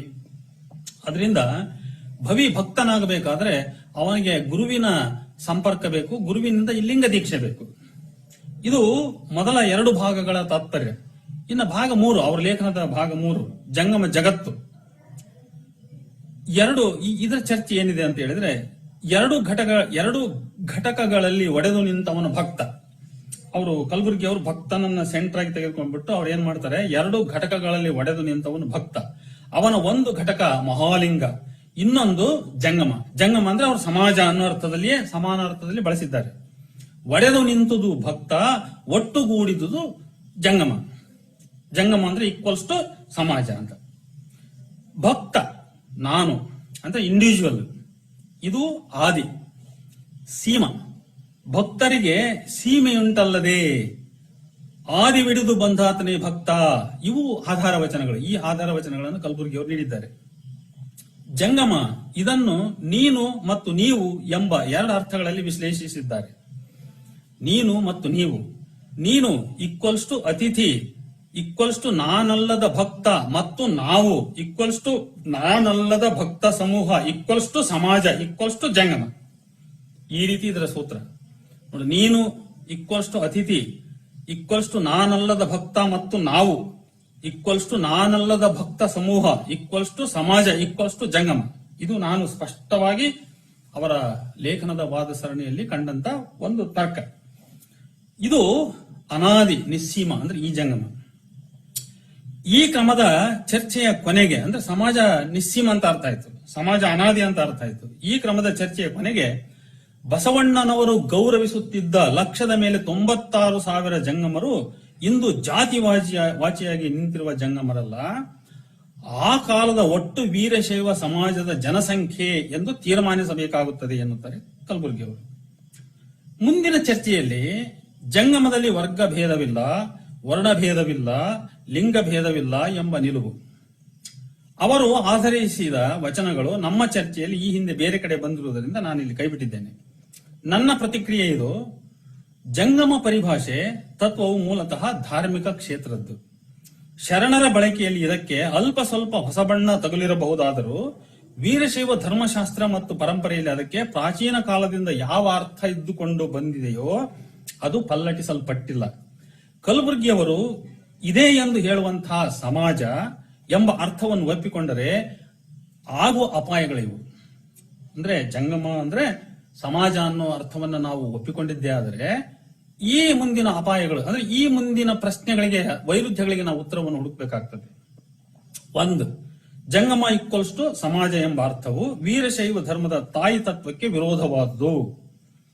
ವೀರಶೈವ ಧರ್ಮದ ಮಾತೃ ತತ್ವ ಅನ್ನೋದು ಏನಿದೆಯಲ್ಲ ಅದಕ್ಕೆ ವಿರುದ್ಧವಾದದ್ದು. ಹೇಗಂದ್ರೆ ಶಿವದಂತೆ ಸಮಾಜವು ನಿರ್ದೇಹಿ ಅಲ್ಲ. ನಾವು ಅರ್ಥ ಮಾಡ್ಕೋಬೇಕು. ಶಿವ ನಿರ್ದೇಹಿ, ಆದ್ರೆ ಈ ಸಮಾಜ ನಿರ್ದೇಹಿ ಅಲ್ಲ, ನಿರಾಕಾರಿಯಲ್ಲ, ನಿಸ್ಸೀಮವಲ್ಲ, ಅನಾದಿಯಲ್ಲ, ಅಕಾರಣವೂ ಅಲ್ಲ. ಇದು ಸಮಾಜದ ಲಕ್ಷಣ. ನಾವು ಜಂಗಮವನ್ನ ಸಮಾಜ ಅಂತ ಹೇಳ್ಬಿಟ್ರೆ ಜಂಗಮಕ್ಕೂ ಸಮಾಜಕ್ಕೂ ಹೇಗೆ ವೈರುಧ್ಯ ಉಂಟಾಗ್ತದೆ ಅಂತ ಹೇಳಿ, ಜಂಗಮ ಅನಾದಿ, ಜಂಗಮ ಚೈತನ್ಯ, ಜಂಗಮ ನಿರ್ಗುಣಿ, ಜಂಗಮ ನಿಷ್ಕಲ, ಜಂಗಮ ನಿರಾಕಾರಿ. ಆದ್ರೆ ಸಮಾಜ ಅದು ಸಾಕಾರಿ, ಅದು ಮನುಷ್ಯ ಮೂಲದ್ದು, ಅದಕ್ಕೊಂದು ಹುಟ್ಟಿದೆ, ಅದಕ್ಕೊಂದು ಅಳಿವಿದೆ. ಸಮಾಜವು ಶಿವನ ಸೃಷ್ಟಿ, ಆದ್ದರಿಂದ ಅದು ಸಕಾರಣ. ಇದಕ್ಕೆ ಮೊದಲು ಕೊನೆ ಎಂಬುದಿದೆ, ಆದ್ದರಿಂದ ಅದು ಆದಿ. ಅದಕ್ಕೆ ಎಲ್ಲೇ ಇರುವುದರಿಂದ ಅದು ಸೀಮಾ. ಸಮಾಜಕ್ಕೊಂದು ಲಿಮಿಟೇಷನ್ಸ್ ಇದೆ, ಒಂದು ಚೌಕಟ್ಟಿದೆ, ಅದಕ್ಕೊಂದು ಬಾರ್ಡರ್ ಇದೆ, ಒಂದು ಮಿತಿ ಇದೆ ಅಂತ. ಅದನ್ನ ಹೇಗೆ ಅರ್ಥ ಮಾಡ್ಕೋಬಹುದು? ಒಂದು ಮಿತಿ ಇದೆ. ಸಮಾಜಕ್ಕೂ ಕೂಡ ಒಂದು ಮಿತಿ ಇದೆ. ಅದು ಮಿತಿ ಇಲ್ಲದ್ದೇನಲ್ಲ. ಆದ್ರೆ ಶಿವದ ಕಲ್ಪನೆ ಅದು ಅಮಿತವಾದ್ದು. ಇನ್ನು ಎರಡನೇ ವೈರುಧ್ಯ ಏನಂತ ಹೇಳಿದ್ರೆ, ಜಂಗಮ ಈಕ್ವಲ್ಸ್ ಸಮಾಜ ಎಂದು ಒಪ್ಪಿಕೊಂಡಲ್ಲಿ ವೀರಶೈವ ಧರ್ಮವು ಸಶೇಶ್ವರ ಧರ್ಮವಲ್ಲ, ನಿರೀಶ್ವರ ಧರ್ಮ ಎಂದು ಹೇಳಬೇಕಾಗುತ್ತದೆ. ನಾವು ಇದನ್ನ ಕಲಬುರ್ಗಿಯವರ ಡೆಫಿನಿಷನ್ಸ್ ಅನ್ನ ನಾವು ಒಪ್ಪಿಕೊಂಡ್ರೆ, ಅರ್ಥವನ್ನು ಒಪ್ಪಿಕೊಂಡ್ರೆ ನಾವೇನ್ ಹೇಳ್ಬೇಕಾಗ್ತದೆ? ವೀರಶೈವ ಧರ್ಮ ಇದು ಸಶೇಶ್ವರ ಧರ್ಮ ಅಲ್ಲ, ಇದು ನಿರೀಶ್ವರ ಧರ್ಮ ಅಂತ ಹೇಳ್ಬೇಕಾಗ್ತದೆ. ಕಲಬುರ್ಗಿ ಅವರು ಶಿವನನ್ನು ನೇರವಾಗಿ ಜಂಗಮದಲ್ಲಿ ಗುರುತಿಸುವುದಿಲ್ಲ, ಹಾಗೆಯೇ ಜಂಗಮವನ್ನು ಶಿವ ಎಂದು ಎಲ್ಲೂ ಕರೆಯುವುದಿಲ್ಲ. ಜಂಗಮ ಎಂದರೆ ಸಮಾಜ ಎಂದು, ಸಮಾಜ ಎಂದರೆ ಶಿವ ಎಂದು, ಸಮಾಜಕ್ಕೆ ನೀಡಿದರೆ ಶಿವ ಸಂತೃಪ್ತ ಎಂದು ಶಿವನನ್ನು ಸಮಾಜದ ಮೂಲಕವೇ ಗುರುತಿಸುತ್ತಾರೆ. ಶಿವವಾಗಬೇಕಿದ್ದ ಜಂಗಮವು ಸಮಾಜದಲ್ಲಿ ಲೀನವಾಗಿ ಸಮಾಜ ಮೇಲೆದ್ದು ಬರುತ್ತದೆ. ನೋಡಿಲ್ಲಿ, ಶಿವವಾಗಬೇಕಿದ್ದ ಜಂಗಮವು ಸಮಾಜದಲ್ಲಿ ಲೀನವಾಗಿ ಸಮಾಜ ಮೇಲೆದ್ದು ಬರುತ್ತದೆ. ಇದು ವರ್ಗ, ವರ್ಣ, ಲಿಂಗ ಭೇದಗಳಿಲ್ಲದ ಸಮತಾವಾದಿ ಸಮಾಜ. ನೋಡಿ, ಎಂಥ ಸಮಾಜ ಅಂದ್ರೆ ಅವ್ರ ಕಾನ್ಸೆಪ್ಟ್ ಅಲ್ಲಿ ಇದು ವರ್ಗವಿಲ್ಲದ, ವರ್ಣ ಭೇದವಿಲ್ಲದಂತ ಒಂದು ಸಮತಾವಾದಿ ಸಮಾಜ ಇದು. ಈ ವಿಶ್ಲೇಷಣೆ ಹಿನ್ನೆಲೆಯಲ್ಲಿ ಶಿವನ ಸಾಕಾರ ರೂಪಗಳಾಗಿ ಉಳಿದವು ಯಾವ ಉಳಿತವು ಅಂತ ಹೇಳಿದ್ರೆ ಗುರು, ಲಿಂಗ, ಸಮಾಜ. ಗುರು, ಲಿಂಗ, ಸಮಾಜ. ಆದ್ದರಿಂದ ಲಿಂಗವೇ ಜಂಗಮ, ಜಂಗಮವೇ ಲಿಂಗ ಎಂಬ ಮಾತು ಸಮಾಜವೇ ಶಿವ, ಶಿವವೇ ಸಮಾಜ ಎಂದು. ಶಿವಪೂಜೆ ಎಂದರೆ ಸಮಾಜದ ಪೂಜೆ, ಸೇವೆ ಎಂದಾಗುತ್ತದೆ. ಇದು ಜನಸೇವೆಯೇ ಜನಾರ್ದನನ ಸೇವೆ ಎಂಬ ದೃಷ್ಟಿಯನ್ನು ಪ್ರತಿಬಿಂಬಿಸುತ್ತದೆ. ಇದೊಂದು ರೀತಿಯ ನಿರೀಶ್ವರವಾದಿ ದೃಷ್ಟಿಯಲ್ಲವೇ? ಇದು ನಾನು ಕೇಳ್ತಕ್ಕಂಥ ಪ್ರಶ್ನೆ. ನೀವು ಜನಸೇವೆಯೇ ಜನಾರ್ದನನ ಸೇವೆ ಅಂತ ಈ ಅರ್ಥಕ್ಕೆ ನಾವು ಒಪ್ಪಿಕೊಂಡ್ರೆ ಆಗ ವೀರಶೈವ ಧರ್ಮ ಒಂದು ನಿರೀಶ್ವರವಾದವಾಗ್ತದೆ. ಇನ್ನು ಮೂರನೇದು, ಲಿಂಗ ಪೂಜೆ ಅಪ್ರಾಮುಖ್ಯಗೊಳ್ಳುವುದು. ಇಲ್ಲೇನಾಗ್ತದೆ ಅಂತ ಹೇಳಿದ್ರೆ, ಶಿವ ಜಂಗಮ ಈಕ್ವಲ್ಸ್ ಸಮಾಜ ಅನ್ನೋ ತತ್ವವನ್ನು ನಾವು ಒಪ್ಪಿಕೊಂಡಾಗ ಲಿಂಗ ಪೂಜೆ ಗೌಣವಾಗಿಬಿಡುತ್ತದೆ. ಸಮಾಜ ಸೇವೆಯೇ ಶಿವಪೂಜೆಯಾಗುವ ಒಂದು ಕಾರಣದಿಂದಲೂ ಲಿಂಗ ಪೂಜೆ ಗೌಣವಾಗುತ್ತದೆ. ಮತ್ತೊಂದು, ಕಲಬುರ್ಗಿಯವರ ಅರ್ಥದಂತೆ ಲಿಂಗ ಕಟ್ಟಿಕೊಂಡ ಎಲ್ಲರೂ ಜಂಗಮರೇ. ಅಲ್ಲಿ ಮತ್ತೊಂದು ಪಾತಳಿಯಲ್ಲಿ ಅವರದು ಏನು ಸಿಗ್ತದೆ ಅಂತ ಹೇಳಿದ್ರೆ, ಲಿಂಗ ಕಟ್ಟಿಕೊಂಡವರು ಎಲ್ಲರೂ ಜಂಗಮರೇ. ನಾನು ನನಗೇ ಭಕ್ತ, ಆದರೆ ನಾನು ನಿನಗೆ ಮತ್ತು ಅವನಿಗೆ ಜಂಗಮ. ನಾನು ನನಗೆ ಭಕ್ತ, ಆದ್ರೆ ನಾನು ನಿನಗೆ ಮತ್ತು ಅವನಿಗೆ, ಸೆಕೆಂಡ್ ಪರ್ಸನ್ ಮತ್ತು ಥರ್ಡ್ ಪರ್ಸನ್ಗೆ ಜಂಗಮ. ಹಾಗೆಯೇ ನೀನು ನಿನಗೆ ಭಕ್ತ, ಅವನಿಗೆ ಭಕ್ತ, ಆದರೆ ಅದೇ ನೀನು, ನೀವು ಮತ್ತು ಅವನು, ಅವರು ನನಗೆ ಜಂಗಮರು. ಒಟ್ಟಿನಲ್ಲಿ ಒಂದು ಕುಟುಂಬದೊಳಗೆ ಅಥವಾ ಒಂದು ಊರಿನೊಳಗೆ ಪರಸ್ಪರ ಎಲ್ಲರೂ ಎಲ್ಲರಿಗೂ ಜಂಗಮರೇ. ನೋಡಿ, ಇಂಥದೊಂದು ಸ್ಥಿತಿ ನಿರ್ಮಾಣವಾಗ್ತದೆ. ಕಲಬುರಗಿಯವರ ಅರ್ಥವನ್ನ ನಾವು ಸ್ವೀಕರಿಸಿ ಅದನ್ನು ಮುಂದುವರೆದು ನಾವು ಯೋಚನೆ ಮಾಡ್ತಾ ಹೋದಾಗ ಒಂದು ಊರಿನೊಳಗೆ ಅಥವಾ ಒಂದು ಮನೆಯೊಳಗೆ ಇರುವವರು ಎಲ್ಲರೂ ಅವರವರು ಎಲ್ಲರೂ ಜಂಗಮರೇ ಅವರು. ಹೀಗೆ ಜಂಗಮವಿಲ್ಲದ ಕಾಲ, ಸ್ಥಳವಿಲ್ಲದಂಥ ಪರಿಸ್ಥಿತಿಯಲ್ಲಿ ಲಿಂಗ ಪೂಜೆಯ ಅಗತ್ಯವಾದರೂ ಏನು? ಮತ್ತೆ ಎಲ್ಲರೂ ಜಂಗಮರಲ್ಲ, ನಮಗೆ ನಾವೇ ಜಂಗಮರು. ಹೀಗಿದ್ದಾಗ ಲಿಂಗ ಪೂಜೆಯ ಅವಶ್ಯಕತೆ ಆದರೂ ಏನು? ಶಾಶ್ವತವಾಗಿ ಜಂಗಮ ಸ್ಥಿತಿಯನ್ನು ಹೊಂದಿದ ಸಮಾಜವನ್ನು ತನ್ನ ಕಣ್ಮುಂದೆ ಇರಿಸಿಕೊಂಡು ಲಿಂಗ ಪೂಜೆಗೆ ಕೂತರೆ ವೀರಶೈವ ಧರ್ಮ ತತ್ವಕ್ಕೆ ವಿರುದ್ಧವಾಗುತ್ತದೆ. ಯಾಕಂದ್ರೆ ಕಣ್ಮುಂದೆ ಜಂಗಮ ಇರಬೇಕಾದ್ರೆ ಲಿಂಗ ಪೂಜೆ ಮಾಡೋದು ವ್ಯರ್ಥ. ಕನ್ನಡಿಯ ನೋಡುವ ಅಣ್ಣಗಳಿರ ಜಂಗಮ ನೋಡಿರಿ ಅಂತ ಬಸವಣ್ಣ ಸ್ಪಷ್ಟವಾಗಿ ಹೇಳಿದ್ದಾನಲ್ಲ. ಒಬ್ಬ ಭಕ್ತ ಲಿಂಗ ಪೂಜೆಗೆ ಕುಳಿತಾಗ ಹೊರಗಡೆ ಒಬ್ಬ ಜಂಗಮ ಬಂದಿದ್ದಾನೆ ಅಂತ ಅನ್ಕೊಳ್ಳಿ. ಆಗ ಲಿಂಗ ಪೂಜೆ ಮುಖ್ಯವೋ ಜಂಗಮ ಸೇವೆ ಮುಖ್ಯವೋ ಅಂತ ಕೇಳಿದ್ರೆ ವೀರಶೈವ ತತ್ವದಲ್ಲಿ ಅಥವಾ ಶರಣ ಪ್ರತಿಪಾದಿತ ಧರ್ಮ ತತ್ವದಲ್ಲಿ ನಮಗೆ ಸಿಗತಕ್ಕಂತ ಉತ್ತರ, ನೋಡಪ್ಪ, ನೀನು ಲಿಂಗ ಪೂಜೆಯನ್ನು ನಿಲ್ಲಿಸು, ಮೊದಲು ಹೊರಗಡೆ ಹೋಗಿ ಜಂಗಮನನ್ನ ಕರೆದು ಬರಮಾಡಿಕೊಂಡು ಅವನನ್ನು ಸತ್ಕರಿಸು. ಯಾಕಂದ್ರೆ ಅವನೇ ಸಾಕ್ಷಾತ್ ಶಿವ, ಅವನೇ ಅಲ್ಲಿ ಮುಂದೆ ಬಂದಿರ್ಬೇಕಾದ್ರೆ ಈ ಕನ್ನಡಿಯನ್ನು ಯಾಕೆ ಹೇಳ್ಕೊಂಡು ಕೂತ್ಕೊಂಡಿದ್ದೀನಿ ನೀನು? ಅದರಿಂದ ಹೇಳ್ತಾನೆ, ಕನ್ನಡಿಯ ನೋಡುವ ಅಣ್ಣಗಳಿರ ಜಂಗಮವ ನೋಡಿದೆ ಅಂತ. ಆದ್ದರಿಂದ ಇಡೀ ಸಮಾಜವೇ ಜಂಗಮ ಸ್ವರೂಪವಾದಾಗ, ನನ್ನ ಮನೆಯೊಳಗೆ ನಾವೆಲ್ಲರೂ ಜಂಗಮರೇ ಆದಾಗ, ಎಲ್ಲರೂ ಜಂಗಮ ಇರುವಿಕೆಯ ಮಧ್ಯೆ ನಾವು ಇರುವಾಗ ಲಿಂಗ ಪೂಜೆಯ ಅವಶ್ಯಕತೆ ಆದರೆ ಏನು? ಜಂಗಮ ಹೊರಗಿರಲು ಲಿಂಗಾರ್ಚನೆ ಉದಯ, ಕನ್ನಡಿಯ ನೋಡುವ ಅಣ್ಣಗಳಿರ ಜಂಗಮ ನೋಡಿದೆ. ಇನ್ನು 4ನೇದು, ಗುರುವಿಗಿಂತ ಜಂಗಮ ಅಧಿಕ ಎಂಬುದನ್ನು ಸಹ ಕಲಬುರಗಿಯವರು ತಪ್ಪಾಗಿ ಅರ್ಥೈಸಿದ್ದಾರೆ. ಗುರುವಿಗಿಂತ ಜಂಗಮ ಅಧಿಕ. ಅವರ ಅರ್ಥದಲ್ಲಿ ವೀರಶೈವ ಗುರುವು ಸಮಾಜದ ಬಿಡಿ ಬಿಡಿ ವ್ಯಕ್ತಿಗಳಿಗೆ ನೀಡುವ ದೀಕ್ಷೆ ನೀಡುವ ಮೂಲಕ ಒಟ್ಟಾರೆ ಸಮಾಜಕ್ಕೆ ದೀಕ್ಷೆ ನೀಡಿ ಜಂಗಮಗೊಳಿಸುವುದರಿಂದ ಆ ಗುರುವು ಜಂಗಮದ ಗುರುವಾದರು. ಈಗ ಅವರು ಬಿಡಿ ಬಿಡಿ ಬಿಡಿ ಬಿಡಿ ವ್ಯಕ್ತಿಗಳಿಗೆ ಎಲ್ಲರಿಗೂ ದೀಕ್ಷೆ ನೀಡ್ತಾ ಎಲ್ಲರನ್ನೂ ಜಂಗಮಗೊಳಿಸ್ತಾ ಹೋಗ್ತಾರೆ. ಯಾರು? ಗುರುಗಳು. ಎಲ್ಲರನ್ನೂ ಜಂಗಮಗೊಳಿಸ್ತಾ ಹೋಗಿ ಆ ಮುಖಾಂತರ ಅಂದ್ರೆ ಬಿಡಿ ಬಿಡಿ ವ್ಯಕ್ತಿಗಳಿಗೆ ಲಿಂಗ ದೀಕ್ಷೆಯನ್ನು ನೀಡಿ ಜಂಗಮಗೊಳಿಸ್ತಾ ಹೋಗಿ ಇಡೀ ಸಮಾಜವನ್ನೇ ಜಂಗಮ ಮಾಡ್ತಾರೆ ಅವರು. ಆ ಗುರುವು ಜಂಗಮದ ಗುರುವಾದರು. ಆದ್ದರಿಂದ ಜಂಗಮದ ಗುರು ಎಂದು ಹೇಳಬೇಕಾಗುತ್ತದೆ. ನೋಡಿ, ಇಲ್ಲಿ ಎಂಥ ವಿಪರ್ಯಾಸಕ್ಕೆ ನಾವು ತಲುಪ್ತೀವಿ ಅಂತ ಹೇಳಿದ್ರೆ, ಜಂಗಮದ ಗುರು ಇದಲ್ಲ, ವಚನಗಳಲ್ಲಿ ಇದಿಲ್ಲ. ಗುರುವಿನ ಗುರು ಜಂಗಮ ಅನ್ನೋದು, ಗುರುವಿನ ಗುರು ಜಂಗಮ ಅನ್ನೋದು ವಾಸ್ತವವೇ ವಿನಃ ಜಂಗಮದ ಗುರು ಅಲ್ಲ ಎಂದು. ಆದ್ರಿಂದ ಗುರುವಿನ ಗುರು ಜಂಗಮ ಎಂಬುದು ಶರಣ ಸಮ್ಮತ. ಇದಕ್ಕೆ ಹೊಂದಿಸಲೋಸುಗವೇ ವಿದ್ವಾಂಸರೊಬ್ಬರು ಒಂದು ಕುತರ್ಕ ಹೂಡ್ತಾರೆ. ಅವರು, ಮೇಷ್ಟ್ರಿಗಿಂತ ವಿದ್ಯಾರ್ಥಿ, ರಾಜನಿಗಿಂತ ಪ್ರಜೆ ಹೇಗೆ ದೊಡ್ಡವರೋ ಹಾಗೆ ಜಂಗಮಕ್ಕೆ ಗುರುವು ದೀಕ್ಷೆ ಕೊಟ್ಟರೂ ಸಹ ಆ ಸಮಾಜವೆಂಬ ಜಂಗಮವೇ ಅಧಿಕ. ನೋಡಿ, ಈ ರೀತಿ ಅವರು ತಮ್ಮ ವಾದವನ್ನು ಕೊನೆಗೆ ಅದನ್ನು ಸರಿಪಡಿಸಲಿಕ್ಕೆ ಪ್ರಯತ್ನ ಮಾಡಿದ್ದಾರೆ ಬಹಳ ಸ್ಪಷ್ಟವಾಗಿ. ರಾಜರುಗಳ ಕಾಲದಲ್ಲಿ ಅವರ ಹಿಂದೆ ಮುಂದೆ ಪಿಸುಗುಟ್ಟುತ್ತಿದ್ದ ಮಾತಿನ ಆಧಾರದಿಂದ ಒಂದು ತತ್ವಕ್ಕೆ ಇಂಥ ಅರ್ಥ ನೀಡುವುದು ಉಚಿತವೇ? ಇದು ನಾನು ಕೇಳ್ತಕ್ಕಂಥ ಪ್ರಶ್ನೆ. ನಿಜವಾದ ಅರ್ಥದಲ್ಲಿ ಜಂಗಮವು ಸಾಕ್ಷಾತ್ ಶಿವ, ಗುರು ಲಿಂಗಗಳೆರಡಕ್ಕೂ ಅಧಿಕ ಎಂಬ ಕಾರಣಕ್ಕೆ ಶರಣರು ಗುರುವಿನ ಗುರು ಜಂಗಮ ಅಂತ ಹೇಳಿದ್ರು. ಗುರುವಿನ ಗುರು ಜಂಗಮ ಅಂತ ಹೇಳಿದ್ರು. ಇನ್ನು 5ನೇ ಪಾಯಿಂಟ್, ಭಕ್ತ ಮತ್ತು ಜಂಗಮದ ನಡುವಿನ ಭಿನ್ನತೆಯನ್ನು ಅಳಿಸುವುದು ಸಹ ತತ್ವಕ್ಕೆ ವಿರುದ್ಧವಾದುದು. ಭಕ್ತ ಮತ್ತು ಜಂಗಮದ ನಡುವಿನ ಭಿನ್ನತೆಯನ್ನು ಅಳಿಸ್ತಕ್ಕಂಥದ್ದು ಕೂಡ. ಬಸವಣ್ಣನವರು ಗೌರವಿಸುತ್ತಿದ್ದ ಲಕ್ಷದ ಮೇಲೆ 96,000 ಜಂಗಮರು ಇಂದು ಜಾತಿವಾಚಿಯಾಗಿ ನಿಂತಿರುವ ಜಂಗಮರಲ್ಲ. ಆ ಕಾಲದ ಒಟ್ಟು ವೀರಶೈವ ಸಮಾಜದ ಜನಸಂಖ್ಯೆ ನೋಡಿ. ಹೀಗೆ ಕಲಬುರ್ಗಿ ಅವರು ಬರಿತಕ್ಕಂಥದ್ದು. ವೀರಶೈವ ವ್ಯಕ್ತಿಯನ್ನು ಲಿಂಗವಂತ ಎಂದು ಕರೆಯುವುದರ ಜೊತೆಗೆ ಜಂಗಮವಂತ ಎಂದೂ ವಚನಗಳು ಕರೆದಿವೆ. ಇದು ಅವರ ನಿರ್ಧಾರ. ಆದರೆ ವಚನಕಾರರು ಭಕ್ತ ಮತ್ತು ಜಂಗಮದ ನಡುವೆ ವ್ಯತ್ಯಾಸವನ್ನು ಕಾಯ್ದಿಟ್ಟುಕೊಂಡೇ ಬಂದಿದ್ದಾರೆ. ಜಂಗಮ ಸಾಕ್ಷಾತ್ ಶಿವನಾಗಿದ್ದಲ್ಲಿ ಭಕ್ತ ಯಾವತ್ತೂ ಭೃತ್ಯನೇ. ಈ ವಿಷಯವನ್ನು ಸ್ವಲ್ಪ ಹೆಚ್ಚು ವಿವರವಾಗಿ ನೋಡುವ. ಜಂಗಮಕ್ಕೆ ಒಡೆಯರು, ಶರಣರು, ಕರ್ತ ಎಂದು ಕರೆದಿರುವರಲ್ಲದೆ ಭಕ್ತ ಎಂತಲೂ ಕರೆದಿರುವರು. ನೋಡಿ, ಇದು ಜಂಗಮ ಅನ್ನೋ ಪದವನ್ನು ಬರೇ ಜಂಗಮ ಅಂತಲೇ ಹೇಳ್ಕೊತ ಹೋಗಲ್ಲ. ಅದಕ್ಕೆ ಬೇರೆ ಆಲ್ಟರ್ನೇಟ್ ಶಬ್ದಗಳನ್ನು ಕೂಡ ಉಪಯೋಗಿಸ್ತಾರೆ. ಜಂಗಮಕ್ಕೆ ಒಡೆಯರು ಅಂತ ಕರೀತಾರೆ, ಶರಣರು ಅಂತ ಕರೀತಾರೆ, ಕರ್ತ ಅಂತ ಕರೀತಾರೆ, ಆಮೇಲೆ ಭಕ್ತ ಅಂತಲೂ ಕರೀತಾರೆ. ಕಂಡ ಭಕ್ತರಿಗೆ ಕೈ ಮುಗಿವಾತನೇ ಭಕ್ತ. ಕಂಡ ಭಕ್ತರಿಗೆ ಅಂದ್ರೆ ಕಂಡ ಜಂಗಮರಿಗೆ ಅಂತ, ಕಂಡ ಜಂಗಮರಿಗೆ ಕೈ ಮುಗಿವಾತನೇ ಭಕ್ತ. ಹಡೆದೊಡವೆ ವಸ್ತುವನ್ನು ಮೃಢಭಕ್ತರಿಗಲ್ಲದೆ ಕಡಬಡ್ಡಿಯ ಕೊಡಲಾಗದು. ಅಲ್ವಾ? ಹಡೆದೊಡವೆ ವಸ್ತುವನ್ನು ಮೃಢಭಕ್ತರಿಗೆ, ಮೃಢಭಕ್ತರಂದ್ರೆ ಇಲ್ಲಿ ಆ ಜಂಗಮರಂತ, ಕಡಬಡ್ಡಿಯ ಕೊಡಲಾಗದು. ಭಕ್ತ ಅಂದ್ರೆ ಜಂಗಮ, ಭಕ್ತ ಭಕ್ತನ ಮನೆಗೆ ಬಂದರೆ, ನೋಡಿ ಇಲ್ಲಿ ಭಕ್ತ ಭಕ್ತನ ಮನೆಗೆ ಬಂದರೆ, ನೋಡಿ ಇಲ್ಲಿ ಭಕ್ತ ಭಕ್ತ ಹಿಂಗ್ ಬಂದಾಗ ನಾವು ಯಾಮಾರ್ ಬಿಡ್ತೀವಿ. ಭಕ್ತ ಅಂದ್ರೆ ಜಂಗಮ, ಇನ್ನೊಂದು ಭಕ್ತ ಅಂದ್ರೆ ಅವನು ಸಾಮಾನ್ಯವಾದ ಭಕ್ತ ಅಂತ.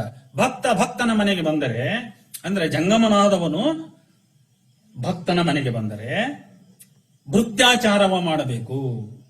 ನೋಡಿ, ಈ ಭಕ್ತನಾಗಿರ್ತಕ್ಕಂಥವನು ಆ ಭಕ್ತನಿಗೆ ಅಂದ್ರೆ ಜಂಗಮ ರೂಪಿ ಭಕ್ತನಿಗೆ ಭೃತ್ಯಾಚಾರವನ್ನ ಮಾಡಬೇಕು. ಕರ್ತನಾಗಿ ಕಾಲ ತೊಳೆಯಿಸಿಕೊಂಡರೆ ಹಿಂದೆ ಮಾಡಿದ ಭಕ್ತಿಗೆ ಹಾನಿ. ಇವನೇ ಹೋಗಿ ಕಾಲ ತೊಳೆಸಿಕೊಂಡ್ಬಿಟ್ರೆ ಅದು ಹಿಂದೆ ಮಾಡಿದ ಭಕ್ತಿಗೆ ಹಾನಿ. ನಾನು ಮಾಡ್ಕೊಂತ ಬಂದ ಭಕ್ತಿ ಹಾಳಾಗಿ ಹೋಗ್ತದೆ ಅಂತ. ಒಡೆಯನ ಕಂಡರೆ ಕಳ್ಳನಾಗದಿರಾಮನವೇ. ನೋಡಿ, ಒಡೆಯನ ಅಂದ್ರೆ ಅವನೇ ಜಂಗಮ. ನಮ್ಮ ಕೂಡಲ ಸಂಗನ ಶರಣರು ಬಂದರೆ ಒಡೆಯರಿ ಒಡವೆಯನ್ನೊಪ್ಪಿಸುವುದೇ ನೇಮ. ನೋಡಿ, ಒಡೆಯರಿ ಒಡವೆಯನ್ನೊಪ್ಪಿಸುವುದೇ ನೇಮ. ಒಡೆಯರಂದ್ರೆ ಅವರೇ ಜಂಗಮರೇ ಅಂತ. ಹೀಗೆ ಜಂಗಮ ಅನ್ನುವ ಪದಗಳು ಬೇರೆ ಬೇರೆ ಅರ್ಥಗಳಲ್ಲಿ ಬರ್ತವೆ. ಈ ಸಾಲುಗಳ ಅರ್ಥವನ್ನು ಗ್ರಹಿಸುವಾಗ ಭಕ್ತರ ಮನೆಗೆ ಭಕ್ತಿ ಸೇವೆಗೆ ಬರುವವನು ಜಂಗಮನೇ ಹೊರತು ಭಕ್ತನಲ್ಲ ಎಂಬುದನ್ನು ಮರೆಯಬಾರದು. ಭಕ್ತನೊಬ್ಬನಿಗೆ ತನ್ನ ಮನೆಗೆ ಭಕ್ತಿ ಸೇವೆಗಾಗಿ ಬಂದ ಇನ್ನೊಬ್ಬ ಅತಿಥಿ ಭಕ್ತನು ಜಂಗಮ.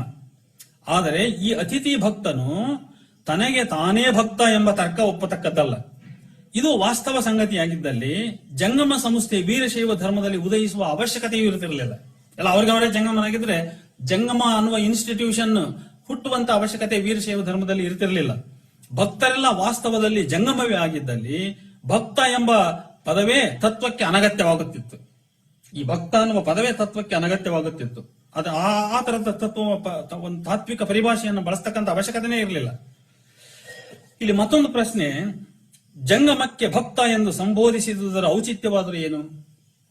ಜಂಗಮಕ್ಕೆ ಭಕ್ತ ಅಂತ ನನಗನ್ನಿಸುವಂತೆ ಗುರು ಭಕ್ತ ಜಂಗಮಾದಿ ಎಲ್ಲರೂ ಶಿವನಿಗೆ ಭಕ್ತರೇ ಅಂತ ಆ ಅರ್ಥದಲ್ಲಿ ಭಕ್ತ ಅವನು. ಹಾಗೆಯೇ ಷಟ್ಸ್ಥಳಗಳಲ್ಲಿ ಭಕ್ತ ಸ್ಥಳ ಪ್ರಥಮ. ಇಂಥ ಕಾರಣವಲ್ಲದೆ ಬೇರೇನಿರಲು ಸಾಧ್ಯ?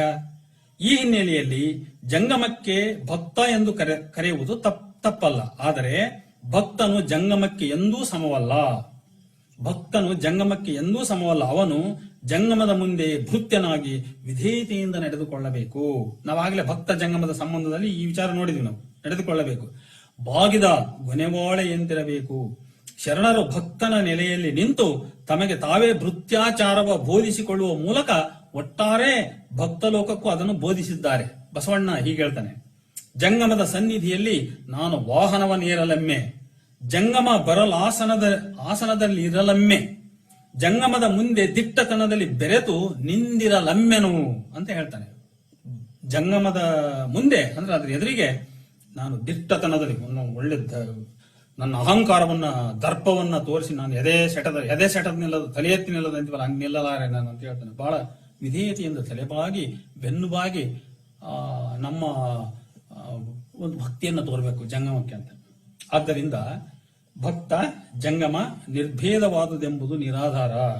ಕಲಬುರ್ಗಿಯವರ ಲೇಖನದ ಭಾಗ 3ರಲ್ಲಿ ಲಿಂಗ ಜಂಗಮ ಅಭೇದ ಅನ್ನುವಂತ ಶೀರ್ಷಿಕೆ ಇದೆ. ಅದು ಅಲ್ಲಿ ಅವರು ಹಾಕಿದ ಒಂದು ಸೂತ್ರವೂ ಸಹ ಸಮಂಜಸವಾದುದಲ್ಲ. ಅದೇನೆಂದರೆ, ಸಮಾಜ ಅಂದ್ರೆ ಈಕ್ವಲ್ಸ್ ಟು ಜಂಗಮ ಮತ್ತು ಶಿವ ಅಂದ್ರೆ ಲಿಂಗ. ಸಮಾಜ ಮತ್ತು ಲಿಂಗ. ಸಮಾಜ ಈಕ್ವಲ್ಸ್ ಟು ಜಂಗಮ ಎಂಬುದು ಸರಿಯಾದುದಲ್ಲ ಎಂದು ಆಗಲೇ ಸ್ಪಷ್ಟವಾಗಿದೆ. ನಾವು ಆಗ್ಲೇ ಹೇಳಿದೀವಿ, ಸಮಾಜ ಈಕ್ವಲ್ಸ್ ಟು ಜಂಗಮ ಅನ್ನುವ ತತ್ವ ಇದು ಇಟ್ ಈಸ್ ಬೇಸ್ಲೆಸ್ ಅಂತ. ಸದ್ಯ ಲಿಂಗದ ಪ್ರಶ್ನೆಗೆ ನಾವು ಗಮನ ಹರಿಸೋಣ. ವೀರಶೈವ ತತ್ವದಲ್ಲಿ ಶಿವ ಈಕ್ವಲ್ಸ್ ಟು ಜಂಗಮ ಎಂಬುದೇ ಸರಿ. Shiva equals to guru, Shiva equals to linga ಎರಡೂ ತಪ್ಪೆ. ಯಾಕಂದ್ರೆ ಅವು ಬಿದ್ದು ಹೋದವು. ಲಿಂಗವು ಅಂಗ ಸಮಾನ ಎಂಬಲು ಸಾಕಷ್ಟು ವಚನಗಳಿವೆ. ಯಾವತ್ತು ಲಿಂಗ ಅಂಗಕ್ಕೆ ಸಮಾನವಾದದ್ದು, ಜಂಗಮಕ್ಕೆ ಸಮಾನವಾದ್ದಲ್ಲ, ಚೈತನ್ಯಕ್ಕೆ ಸಮಾನವಾದ್ದಲ್ಲ ಅಂತ ಇದನ್ನ ಹೇಳಲಿಕ್ಕೆ ಸಾಕಷ್ಟು ವಚನಗಳಿದಾವೆ. ಗುರು ಲಿಂಗ ಜಂಗಮದ ಏಕಾರ್ಥವನ್ನೇನೆಂದು ಉಪಮಿಸಬಹುದಯ್ಯ? ಗುರು ಪ್ರಾಣ, ಲಿಂಗ ದೇಹ, ಜಂಗಮ ಆಪ್ಯಾಯನ. ಇದು ಬಸವಣ್ಣನ 358ನೇ ವಚನ. ನೋಡಿ, ಇಲ್ಲಿ ಹೇಳ್ತಾನ ಅವನು, ಗುರು ಪ್ರಾಣ, ಲಿಂಗ ದೇಹ, ಅದು ಜಂಗಮ ಆಪ್ಯಾಯನ ಅಂತ ಹೇಳ್ತಾನೆ. ಆತ್ಮಲಿಂಗ ಪರಮಾತ್ಮ ಜಂಗಮ. ನೋಡಿ, ಆತ್ಮಲಿಂಗ ಪರಮಾತ್ಮ ಜಂಗಮ. ಇಲ್ಲಿ ಆತ್ಮ ಅಂದ್ರೆ ಜೀವಾತ್ಮ ಅಂತ. ಅಂತೂ ದೇಹ ಸ್ಥಾನವೇ ಲಿಂಗವು, ಜಿಹ್ವೆಯ ಸ್ಥಾನವೇ ಜಂಗಮ. ನೋಡಿ, ಇಲ್ಲಿ ದೇಹ ಸ್ಥಾನವೇ ಲಿಂಗವು ಅಂದ್ರೆ ಲಿಂಗ ಈಕ್ವಲ್ಸ್ ಟು ಕಾಯ, ಬಾಡಿ, ನಮ್ಮ ದೇಹ ಏನಿದೆಯಲ್ಲ ಅದು. ಜಂಗಮ ಅಂದ್ರೆ ಜಿಹ್ವೆ, ನಮ್ಮ ಹೊಟ್ಟೆ. ಇದು ಚನ್ನಬಸವಣ್ಣನ 426ನೇ ವಚನ. ಇದು ಒಂದು ಬಸವಣ್ಣನ ವಚನಕ್ಕೂ ಹೇಳಿದೆ ಆಧಾರವಾಗಿ ನಿಮಗೆ, ಇನ್ನೊಂದು ಚನ್ನಬಸವಣ್ಣನ ವಚನ ಹೇಳಿದೆ. ಆದ್ರಿಂದ ಮತ್ತೊಂದು ಅಭಾಸ ಹೀಗಿದೆ, ಕಲಬುರ್ಗಿಯವರ ವಾದದ ಮತ್ತೊಂದು ಅಭಾಸ ಏನಿದೆ ಅಂತ ಹೇಳಿದ್ರೆ, ಕಲಬುರ್ಗಿಯವರ ಅರ್ಥದ ಹಿನ್ನೆಲೆಯಲ್ಲಿ ಜಂಗಮಕ್ಕೆ ಧರ್ಮವನ್ನು ಅರ್ಪಿಸಬೇಕು ಎಂದರೆ ಸಮಾಜಕ್ಕೆ ಅರ್ಪಿಸಬೇಕು ಎಂದಾಗಬೇಕಾದದ್ದು ನ್ಯಾಯ. ಅವರ ವಾದದ ಪ್ರಕಾರವೇ ಇದನ್ನ ನಾವು ಹೇಳೋದಾದ್ರೆ, ಜಂಗಮಕ್ಕೆ ಧನವನ್ನು ಅರ್ಪಿಸೋದಂದ್ರೆ ಸಮಾಜಕ್ಕೆ ಕೊಡೋದು ಅಂತ ಅರ್ಥ ಆಯ್ತದು. ಆದರೆ ಅವರ ವಿವರಣೆ ಸೋಜಿಗಗೊಳಿಸುತ್ತವೆ. ಅವರು ಹೀಗೆನ್ನುತ್ತಾರೆ, ಧನವು ಜಂಗಮವಾಗಬೇಕು ಎಂಬುದು ಇಲ್ಲಿಯ ಅಭಿಪ್ರಾಯ ಅಂತ ಅವ್ರು ಹೇಳ್ತಾರೆ. ಅವರು ನೋಡಿ ಏನಂತಾರೆ ಅವರು ಅಂದ್ರೆ, ಧನವು ಜಂಗಮವಾಗಬೇಕು ಅಂತ ಹೇಳಿ, ಜಂಗಮವಾಗಬೇಕು ಅಂದ್ರೆ ಅದು ಚಲನಶೀಲವಾಗಬೇಕು ಅಂತ. ಅಂದರೆ ಹೆಸರಿಗೆ ತಕ್ಕಂತೆ ದ್ರವ್ಯ ಯಾವಾಗಲೂ ದ್ರವದಂತೆ ಪ್ರವಹಿಸಬೇಕು, ಪ್ರಜೆಗಳಿಂದ ಪ್ರಜೆಗಳಿಗೆ ಮುಂದುವರಿಯಬೇಕು. ಧನದ ಚಲಾವಣೆ ವ್ಯಕ್ತಿಯಿಂದ ವ್ಯಕ್ತಿಗೆ ಹರಿಯುವ ವಿಧಾನಕ್ಕೂ ಅರ್ಪಿಸುವುದಕ್ಕೂ ಏಕತಾನತೆ ಇದೆಯೇ? ಧನದ ಚಲಾವಣೆ ವ್ಯಕ್ತಿಯಿಂದ ವ್ಯಕ್ತಿಗೆ ಹರಿಯುವ ವಿಧಾನಕ್ಕೂ ಅರ್ಪಿಸುವುದಕ್ಕೂ ಏನಾದರೂ ಒಂದು ಸಾಮ್ಯತೆ ಇದೆಯಾ ಅಂತ, ಸಾರೂಪ್ಯ ಇದೆಯಾ ಅಂತ. ಹೀಗೆ ಡಾಕ್ಟರ್ ಕಲಬುರ್ಗಿಯವರ ಜಂಗಮ, ಸಮಾಜ, ಅತಿಥಿ ಎಂಬ ವಿಚಾರ ವಚನಗಳಲ್ಲಿ ಪ್ರತಿಪಾದಿತವಾದ ವೀರಶೈವ ಧರ್ಮ ತತ್ವದ ನೈಜ ತಿರುಳಿನ ಗ್ರಹಿಕೆಗೆ ಹಲವು ರೀತಿಯಲ್ಲಿ ಅಡ್ಡಿಯನ್ನುಂಟು ಮಾಡುತ್ತದೆ. ಮಾತ್ರವಲ್ಲ, ಇದರಿಂದ ಹಲವಾರು ನಿರ್ದಯ ನಡವಳಿಕೆಗಳಿಗೆ ಜವಾಬುದಾರನಾಗಬೇಕಾಗಿರುವ ಜಂಗಮ ನೋಡಿ, ಇದರಿಂದ ಏನ್ ಎಸ್ಕೇಪ್ ಆಗ್ತದೆ ಅಂತ ಹೇಳಿದ್ರೆ, ಯಾವ ಕ್ರೂರವಾದ ನಡವಳಿಕೆಗೆ ಜಂಗಮನು ಜವಾಬ್ದಾರನಾಗಬೇಕು. ಅದು ಹುಟ್ಟು ತೊಟ್ಟು ಬರುವ ಜಂಗಮ ನ್ಯಾಯಿಕ ವಿಚಾರಣೆಯಿಂದಲೇ ಮುಕ್ತನಾಗಿ ಬಿಡ್ತಾನೆ. ಅವನ ಟ್ರಯಲ್ ಮಾಡೋದಕ್ಕೆ ಮೊದಲೇನೆ ಅವನು ಎಸ್ಕೇಪ್ ಆಗಿಬಿಡ್ತಾನೆ. ಅವನು ಟ್ರಯಲ್ ಮಾಡೋ ಪ್ರಶ್ನೆನೇ ಬರಲ್ಲ ಇಲ್ಲಿ. ಕಲಬುರ್ಗಿ ಅವರ ಈ ಮಾತನ್ನು ಒಪ್ಪಿಕೊಂಡ್ರೆ ಜಂಗಮ is saved, Jangama can never be held, Jangama can never be brought to the court, Jangama can never be penalised. ಈ ಒಂದು ಜಂಗಮದ ರಕ್ಷಣೆ ಕಲಬುರ್ಗಿಯವರ ಮಾತಿನ ಅಥವಾ ವಾದದ ಸರಣಿಯಲ್ಲಿ ಅರ್ಥವಾಗ್ತದೆ. ಇದನ್ನ ಓದುಗರು ಬಹಳ ಸೂಕ್ಷ್ಮವಾಗಿ, ನನಗೆ ಕಲಬುರ್ಗಿಯವರ ಬಗ್ಗೆ ಬಹಳ ವೈಯಕ್ತಿಕವಾಗಿ ಅಪಾರವಾದ ಗೌರವ ಇದೆ. ಅವರು ಕನ್ನಡ ನಾಡು ಕಂಡಂತ ಬಹಳ ದೊಡ್ಡ ವಿದ್ವಾಂಸರವರು. ಆದರೆ ಇಂಥದೊಂದು ಅಭಾಸವಾದ ಒಂದು ತರ್ಕವನ್ನು ಅವರು ಹೂಡಿದ್ದಾರೆ. ನನ್ನ ಪುಸ್ತಕ ಅವರಿಗೆ ಕಳಿಸಿಕೊಟ್ಟಿದ್ದೆ, ಅವರು ಓದಿದ್ರು. ನನ್ನ ಕೊಟ್ಟಾಗ ಫೋನ್ ಮಾಡಿ 2017ನೇ ಇಸ್ವಿಯಲ್ಲಿ ಫೋನ್ ಮಾಡಿ ಒಂದು 15-20 ನಿಮಿಷ ಮಾತಾಡಿದ್ರು ಅವರು. ಆಮೇಲೆ ನಾನು ಅವ್ರನ್ನ ದಾವಣಗೆರೆಗೆ ಬಂದಾಗ, ಒಂದು ಫಂಕ್ಷನ್ಗೆ ಬಂದಾಗ ನೇರ ಕಂಡಿದ್ದೆ. ಅದೆಲ್ಲ ಆಗಿರುವ ವಿಚಾರ. ಬಟ್ ನಾನು ಇಲ್ಲಿ ಎಲ್ಲ ಸಹೃದಯಿಗಳಲ್ಲಿ, ವಚನಾಸಕ್ತರಲ್ಲಿ, ವಚನ ಸಾಹಿತ್ಯಾಸಕ್ತರಲ್ಲಿ ವಿನಂತಿ ಮಾಡಿಕೊಳ್ಳುವುದು ಏನೆಂದರೆ, ನಾವು ಯಾರದೇ ಅರ್ಥ ವಿವರಣೆಗಳಿಗೆ ಗಂಟು ಬೀಳದೆ ಅಥವಾ ಒಪ್ಪಿಕೊಳ್ಳದೆ ಅಥವಾ ಅದನ್ನು ಕುರುಡಾಗಿ ಸ್ವೀಕಾರ ಮಾಡದೆ ನಮ್ಮದೇ ಆದ ಒಳಮನಸ್ಸಿನಿಂದ ವಚನಗಳನ್ನ ಬಹಳ ಗಂಭೀರವಾಗಿ ಅರ್ಥ ಮಾಡಿಕೊಂಡು ಬೇರೊಬ್ಬರು ಕಟ್ಟಿಕೊಂಡಿರುವ ಅರ್ಥ ಕರೆಕ್ಟ್ ಆಗಿದೆಯಾ ಇಲ್ವಾ, ಸರಿಯಾಗಿದೆಯಾ ಇಲ್ವಾ ಅನ್ನುವಂಥದ್ದನ್ನು ನಾವು ಪರಾಮರ್ಶಿಸಬೇಕು. ಆ ಮುಖಾಂತರ ನಾವು ವಚನಗಳಿಗೆ ನ್ಯಾಯವನ್ನು ಒದಗಿಸಿಕೊಡ್ತಕ್ಕಂಥ ಪ್ರಯತ್ನ ಮಾಡಬೇಕು.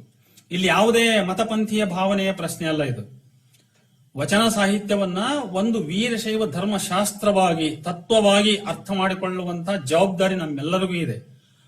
ಆ ತತ್ವದೊಳಗೆ, ತತ್ವ ಪ್ರತಿಪಾದನೆಯೊಳಗೆ ವಚನಕಾರರ ವೈರುಧ್ಯಗಳೇನು ಅನ್ನುವುದನ್ನು ಕೂಡ ನಾವು ಎತ್ತಿ ತೋರಿಸಬೇಕು. ಅದೇ ಹೊತ್ತಿನಲ್ಲಿ ವಚನವನ್ನ ಅಭ್ಯಾಸ ಮಾಡಿ ನಮ್ಮ ಮುಂದೆ ಇವತ್ತಿಗೆ ಬಹಳ ದೊಡ್ಡ ಒಂದು, ನಾನು ಅದನ್ನ ಹೇಳಿದೆ, ಅದು ಜಲ, ಅದರ ಮೇಲೆ ಬೆಳೆದಂತ ಈ ನೊರೆ ಏನಿದೆಯಲ್ಲ, ಈ ನೊರೆಯೊಳಗೆ ಎಷ್ಟು ಸಮಸ್ಯೆಗಳಿದಾವೆ ಅನ್ನೋದನ್ನು ಕೂಡ ನಾವು ಅರ್ಥ ಮಾಡ್ಕೋಬೇಕು. ಇವತ್ತು ದುರದೃಷ್ಟವಶಾತ್ ಏನಾಗಿದೆ ಅಂತ ಹೇಳಿದ್ರೆ, ನಿಷ್ಠುರವಾಗಿ ಅಭ್ಯಾಸ ಮಾಡ್ತಕ್ಕಂಥವರನ್ನ ಯಾರು ಗುರುತಿಸ್ತಾ ಇಲ್ಲ, ಗಮನಿಸ್ತಾ ಇಲ್ಲ. ಮತ್ತು ದೊಡ್ಡವರು ಹಾಕಿಕೊಟ್ಟ ಹಾದಿಯನ್ನೇ ಮುಂದಿನವರು ಹೋಗಬೇಕಂತೇಳಿ ಬಹಳ ಕುರುಡಾಗಿ ಇದನ್ನ ಅರ್ಥ ಮಾಡಿಕೊಂಡು ಹೊರಟಿದ್ದಾರೆ. ಇಂಥ ಕಾರಣಗಳಿಗಾಗಿ ಕೆಲವು ನಿಷ್ಠುರವಾದಗಳು, ಸತ್ಯಗಳು ನಮ್ಮ ಕಣ್ತಪ್ಪಿ ಹೋಗ್ತವೆ ಅನ್ನೋದು ಮಾತ್ರ ನನ್ನ ಕಳಕಳೆಯ ಹೊರತು ಇನ್ನು ಬೇರೆ ಯಾವುದೇ ಭಾವನೆ ನನಗಿಲ್ಲ, ದುರ್ಭಾವನೆ ನನಗಿಲ್ಲ. ಅದರಿಂದ ಇಷ್ಟು ವಿಚಾರದೊಂದಿಗೆ ಈ ದಿನದ ಉಪನ್ಯಾಸವನ್ನ ನಾನು ಮುಕ್ತಾಯಗೊಳಿಸೋದಕ್ಕಿಂತ ಮುಂಚೆ, ಎಲ್ಲ ಇಲ್ಲಿವರೆಗೂ ಬಹುಶಃ ಕೆಲವರು ಕೇಳಿದ್ದಾರೆ, ಇನ್ನು ಕೆಲವರು ಯೂಟ್ಯೂಬ್ ಅಲ್ಲಿ ನೋಡ್ತಾರೆ, ಕೇಳ್ತಾರೆ. ಅವರೆಲ್ಲರಿಗೂ ನನ್ನ ಕೃತಜ್ಞತೆಗಳನ್ನ, ನಮಸ್ಕಾರಗಳನ್ನು ಅರ್ಪಿಸಿ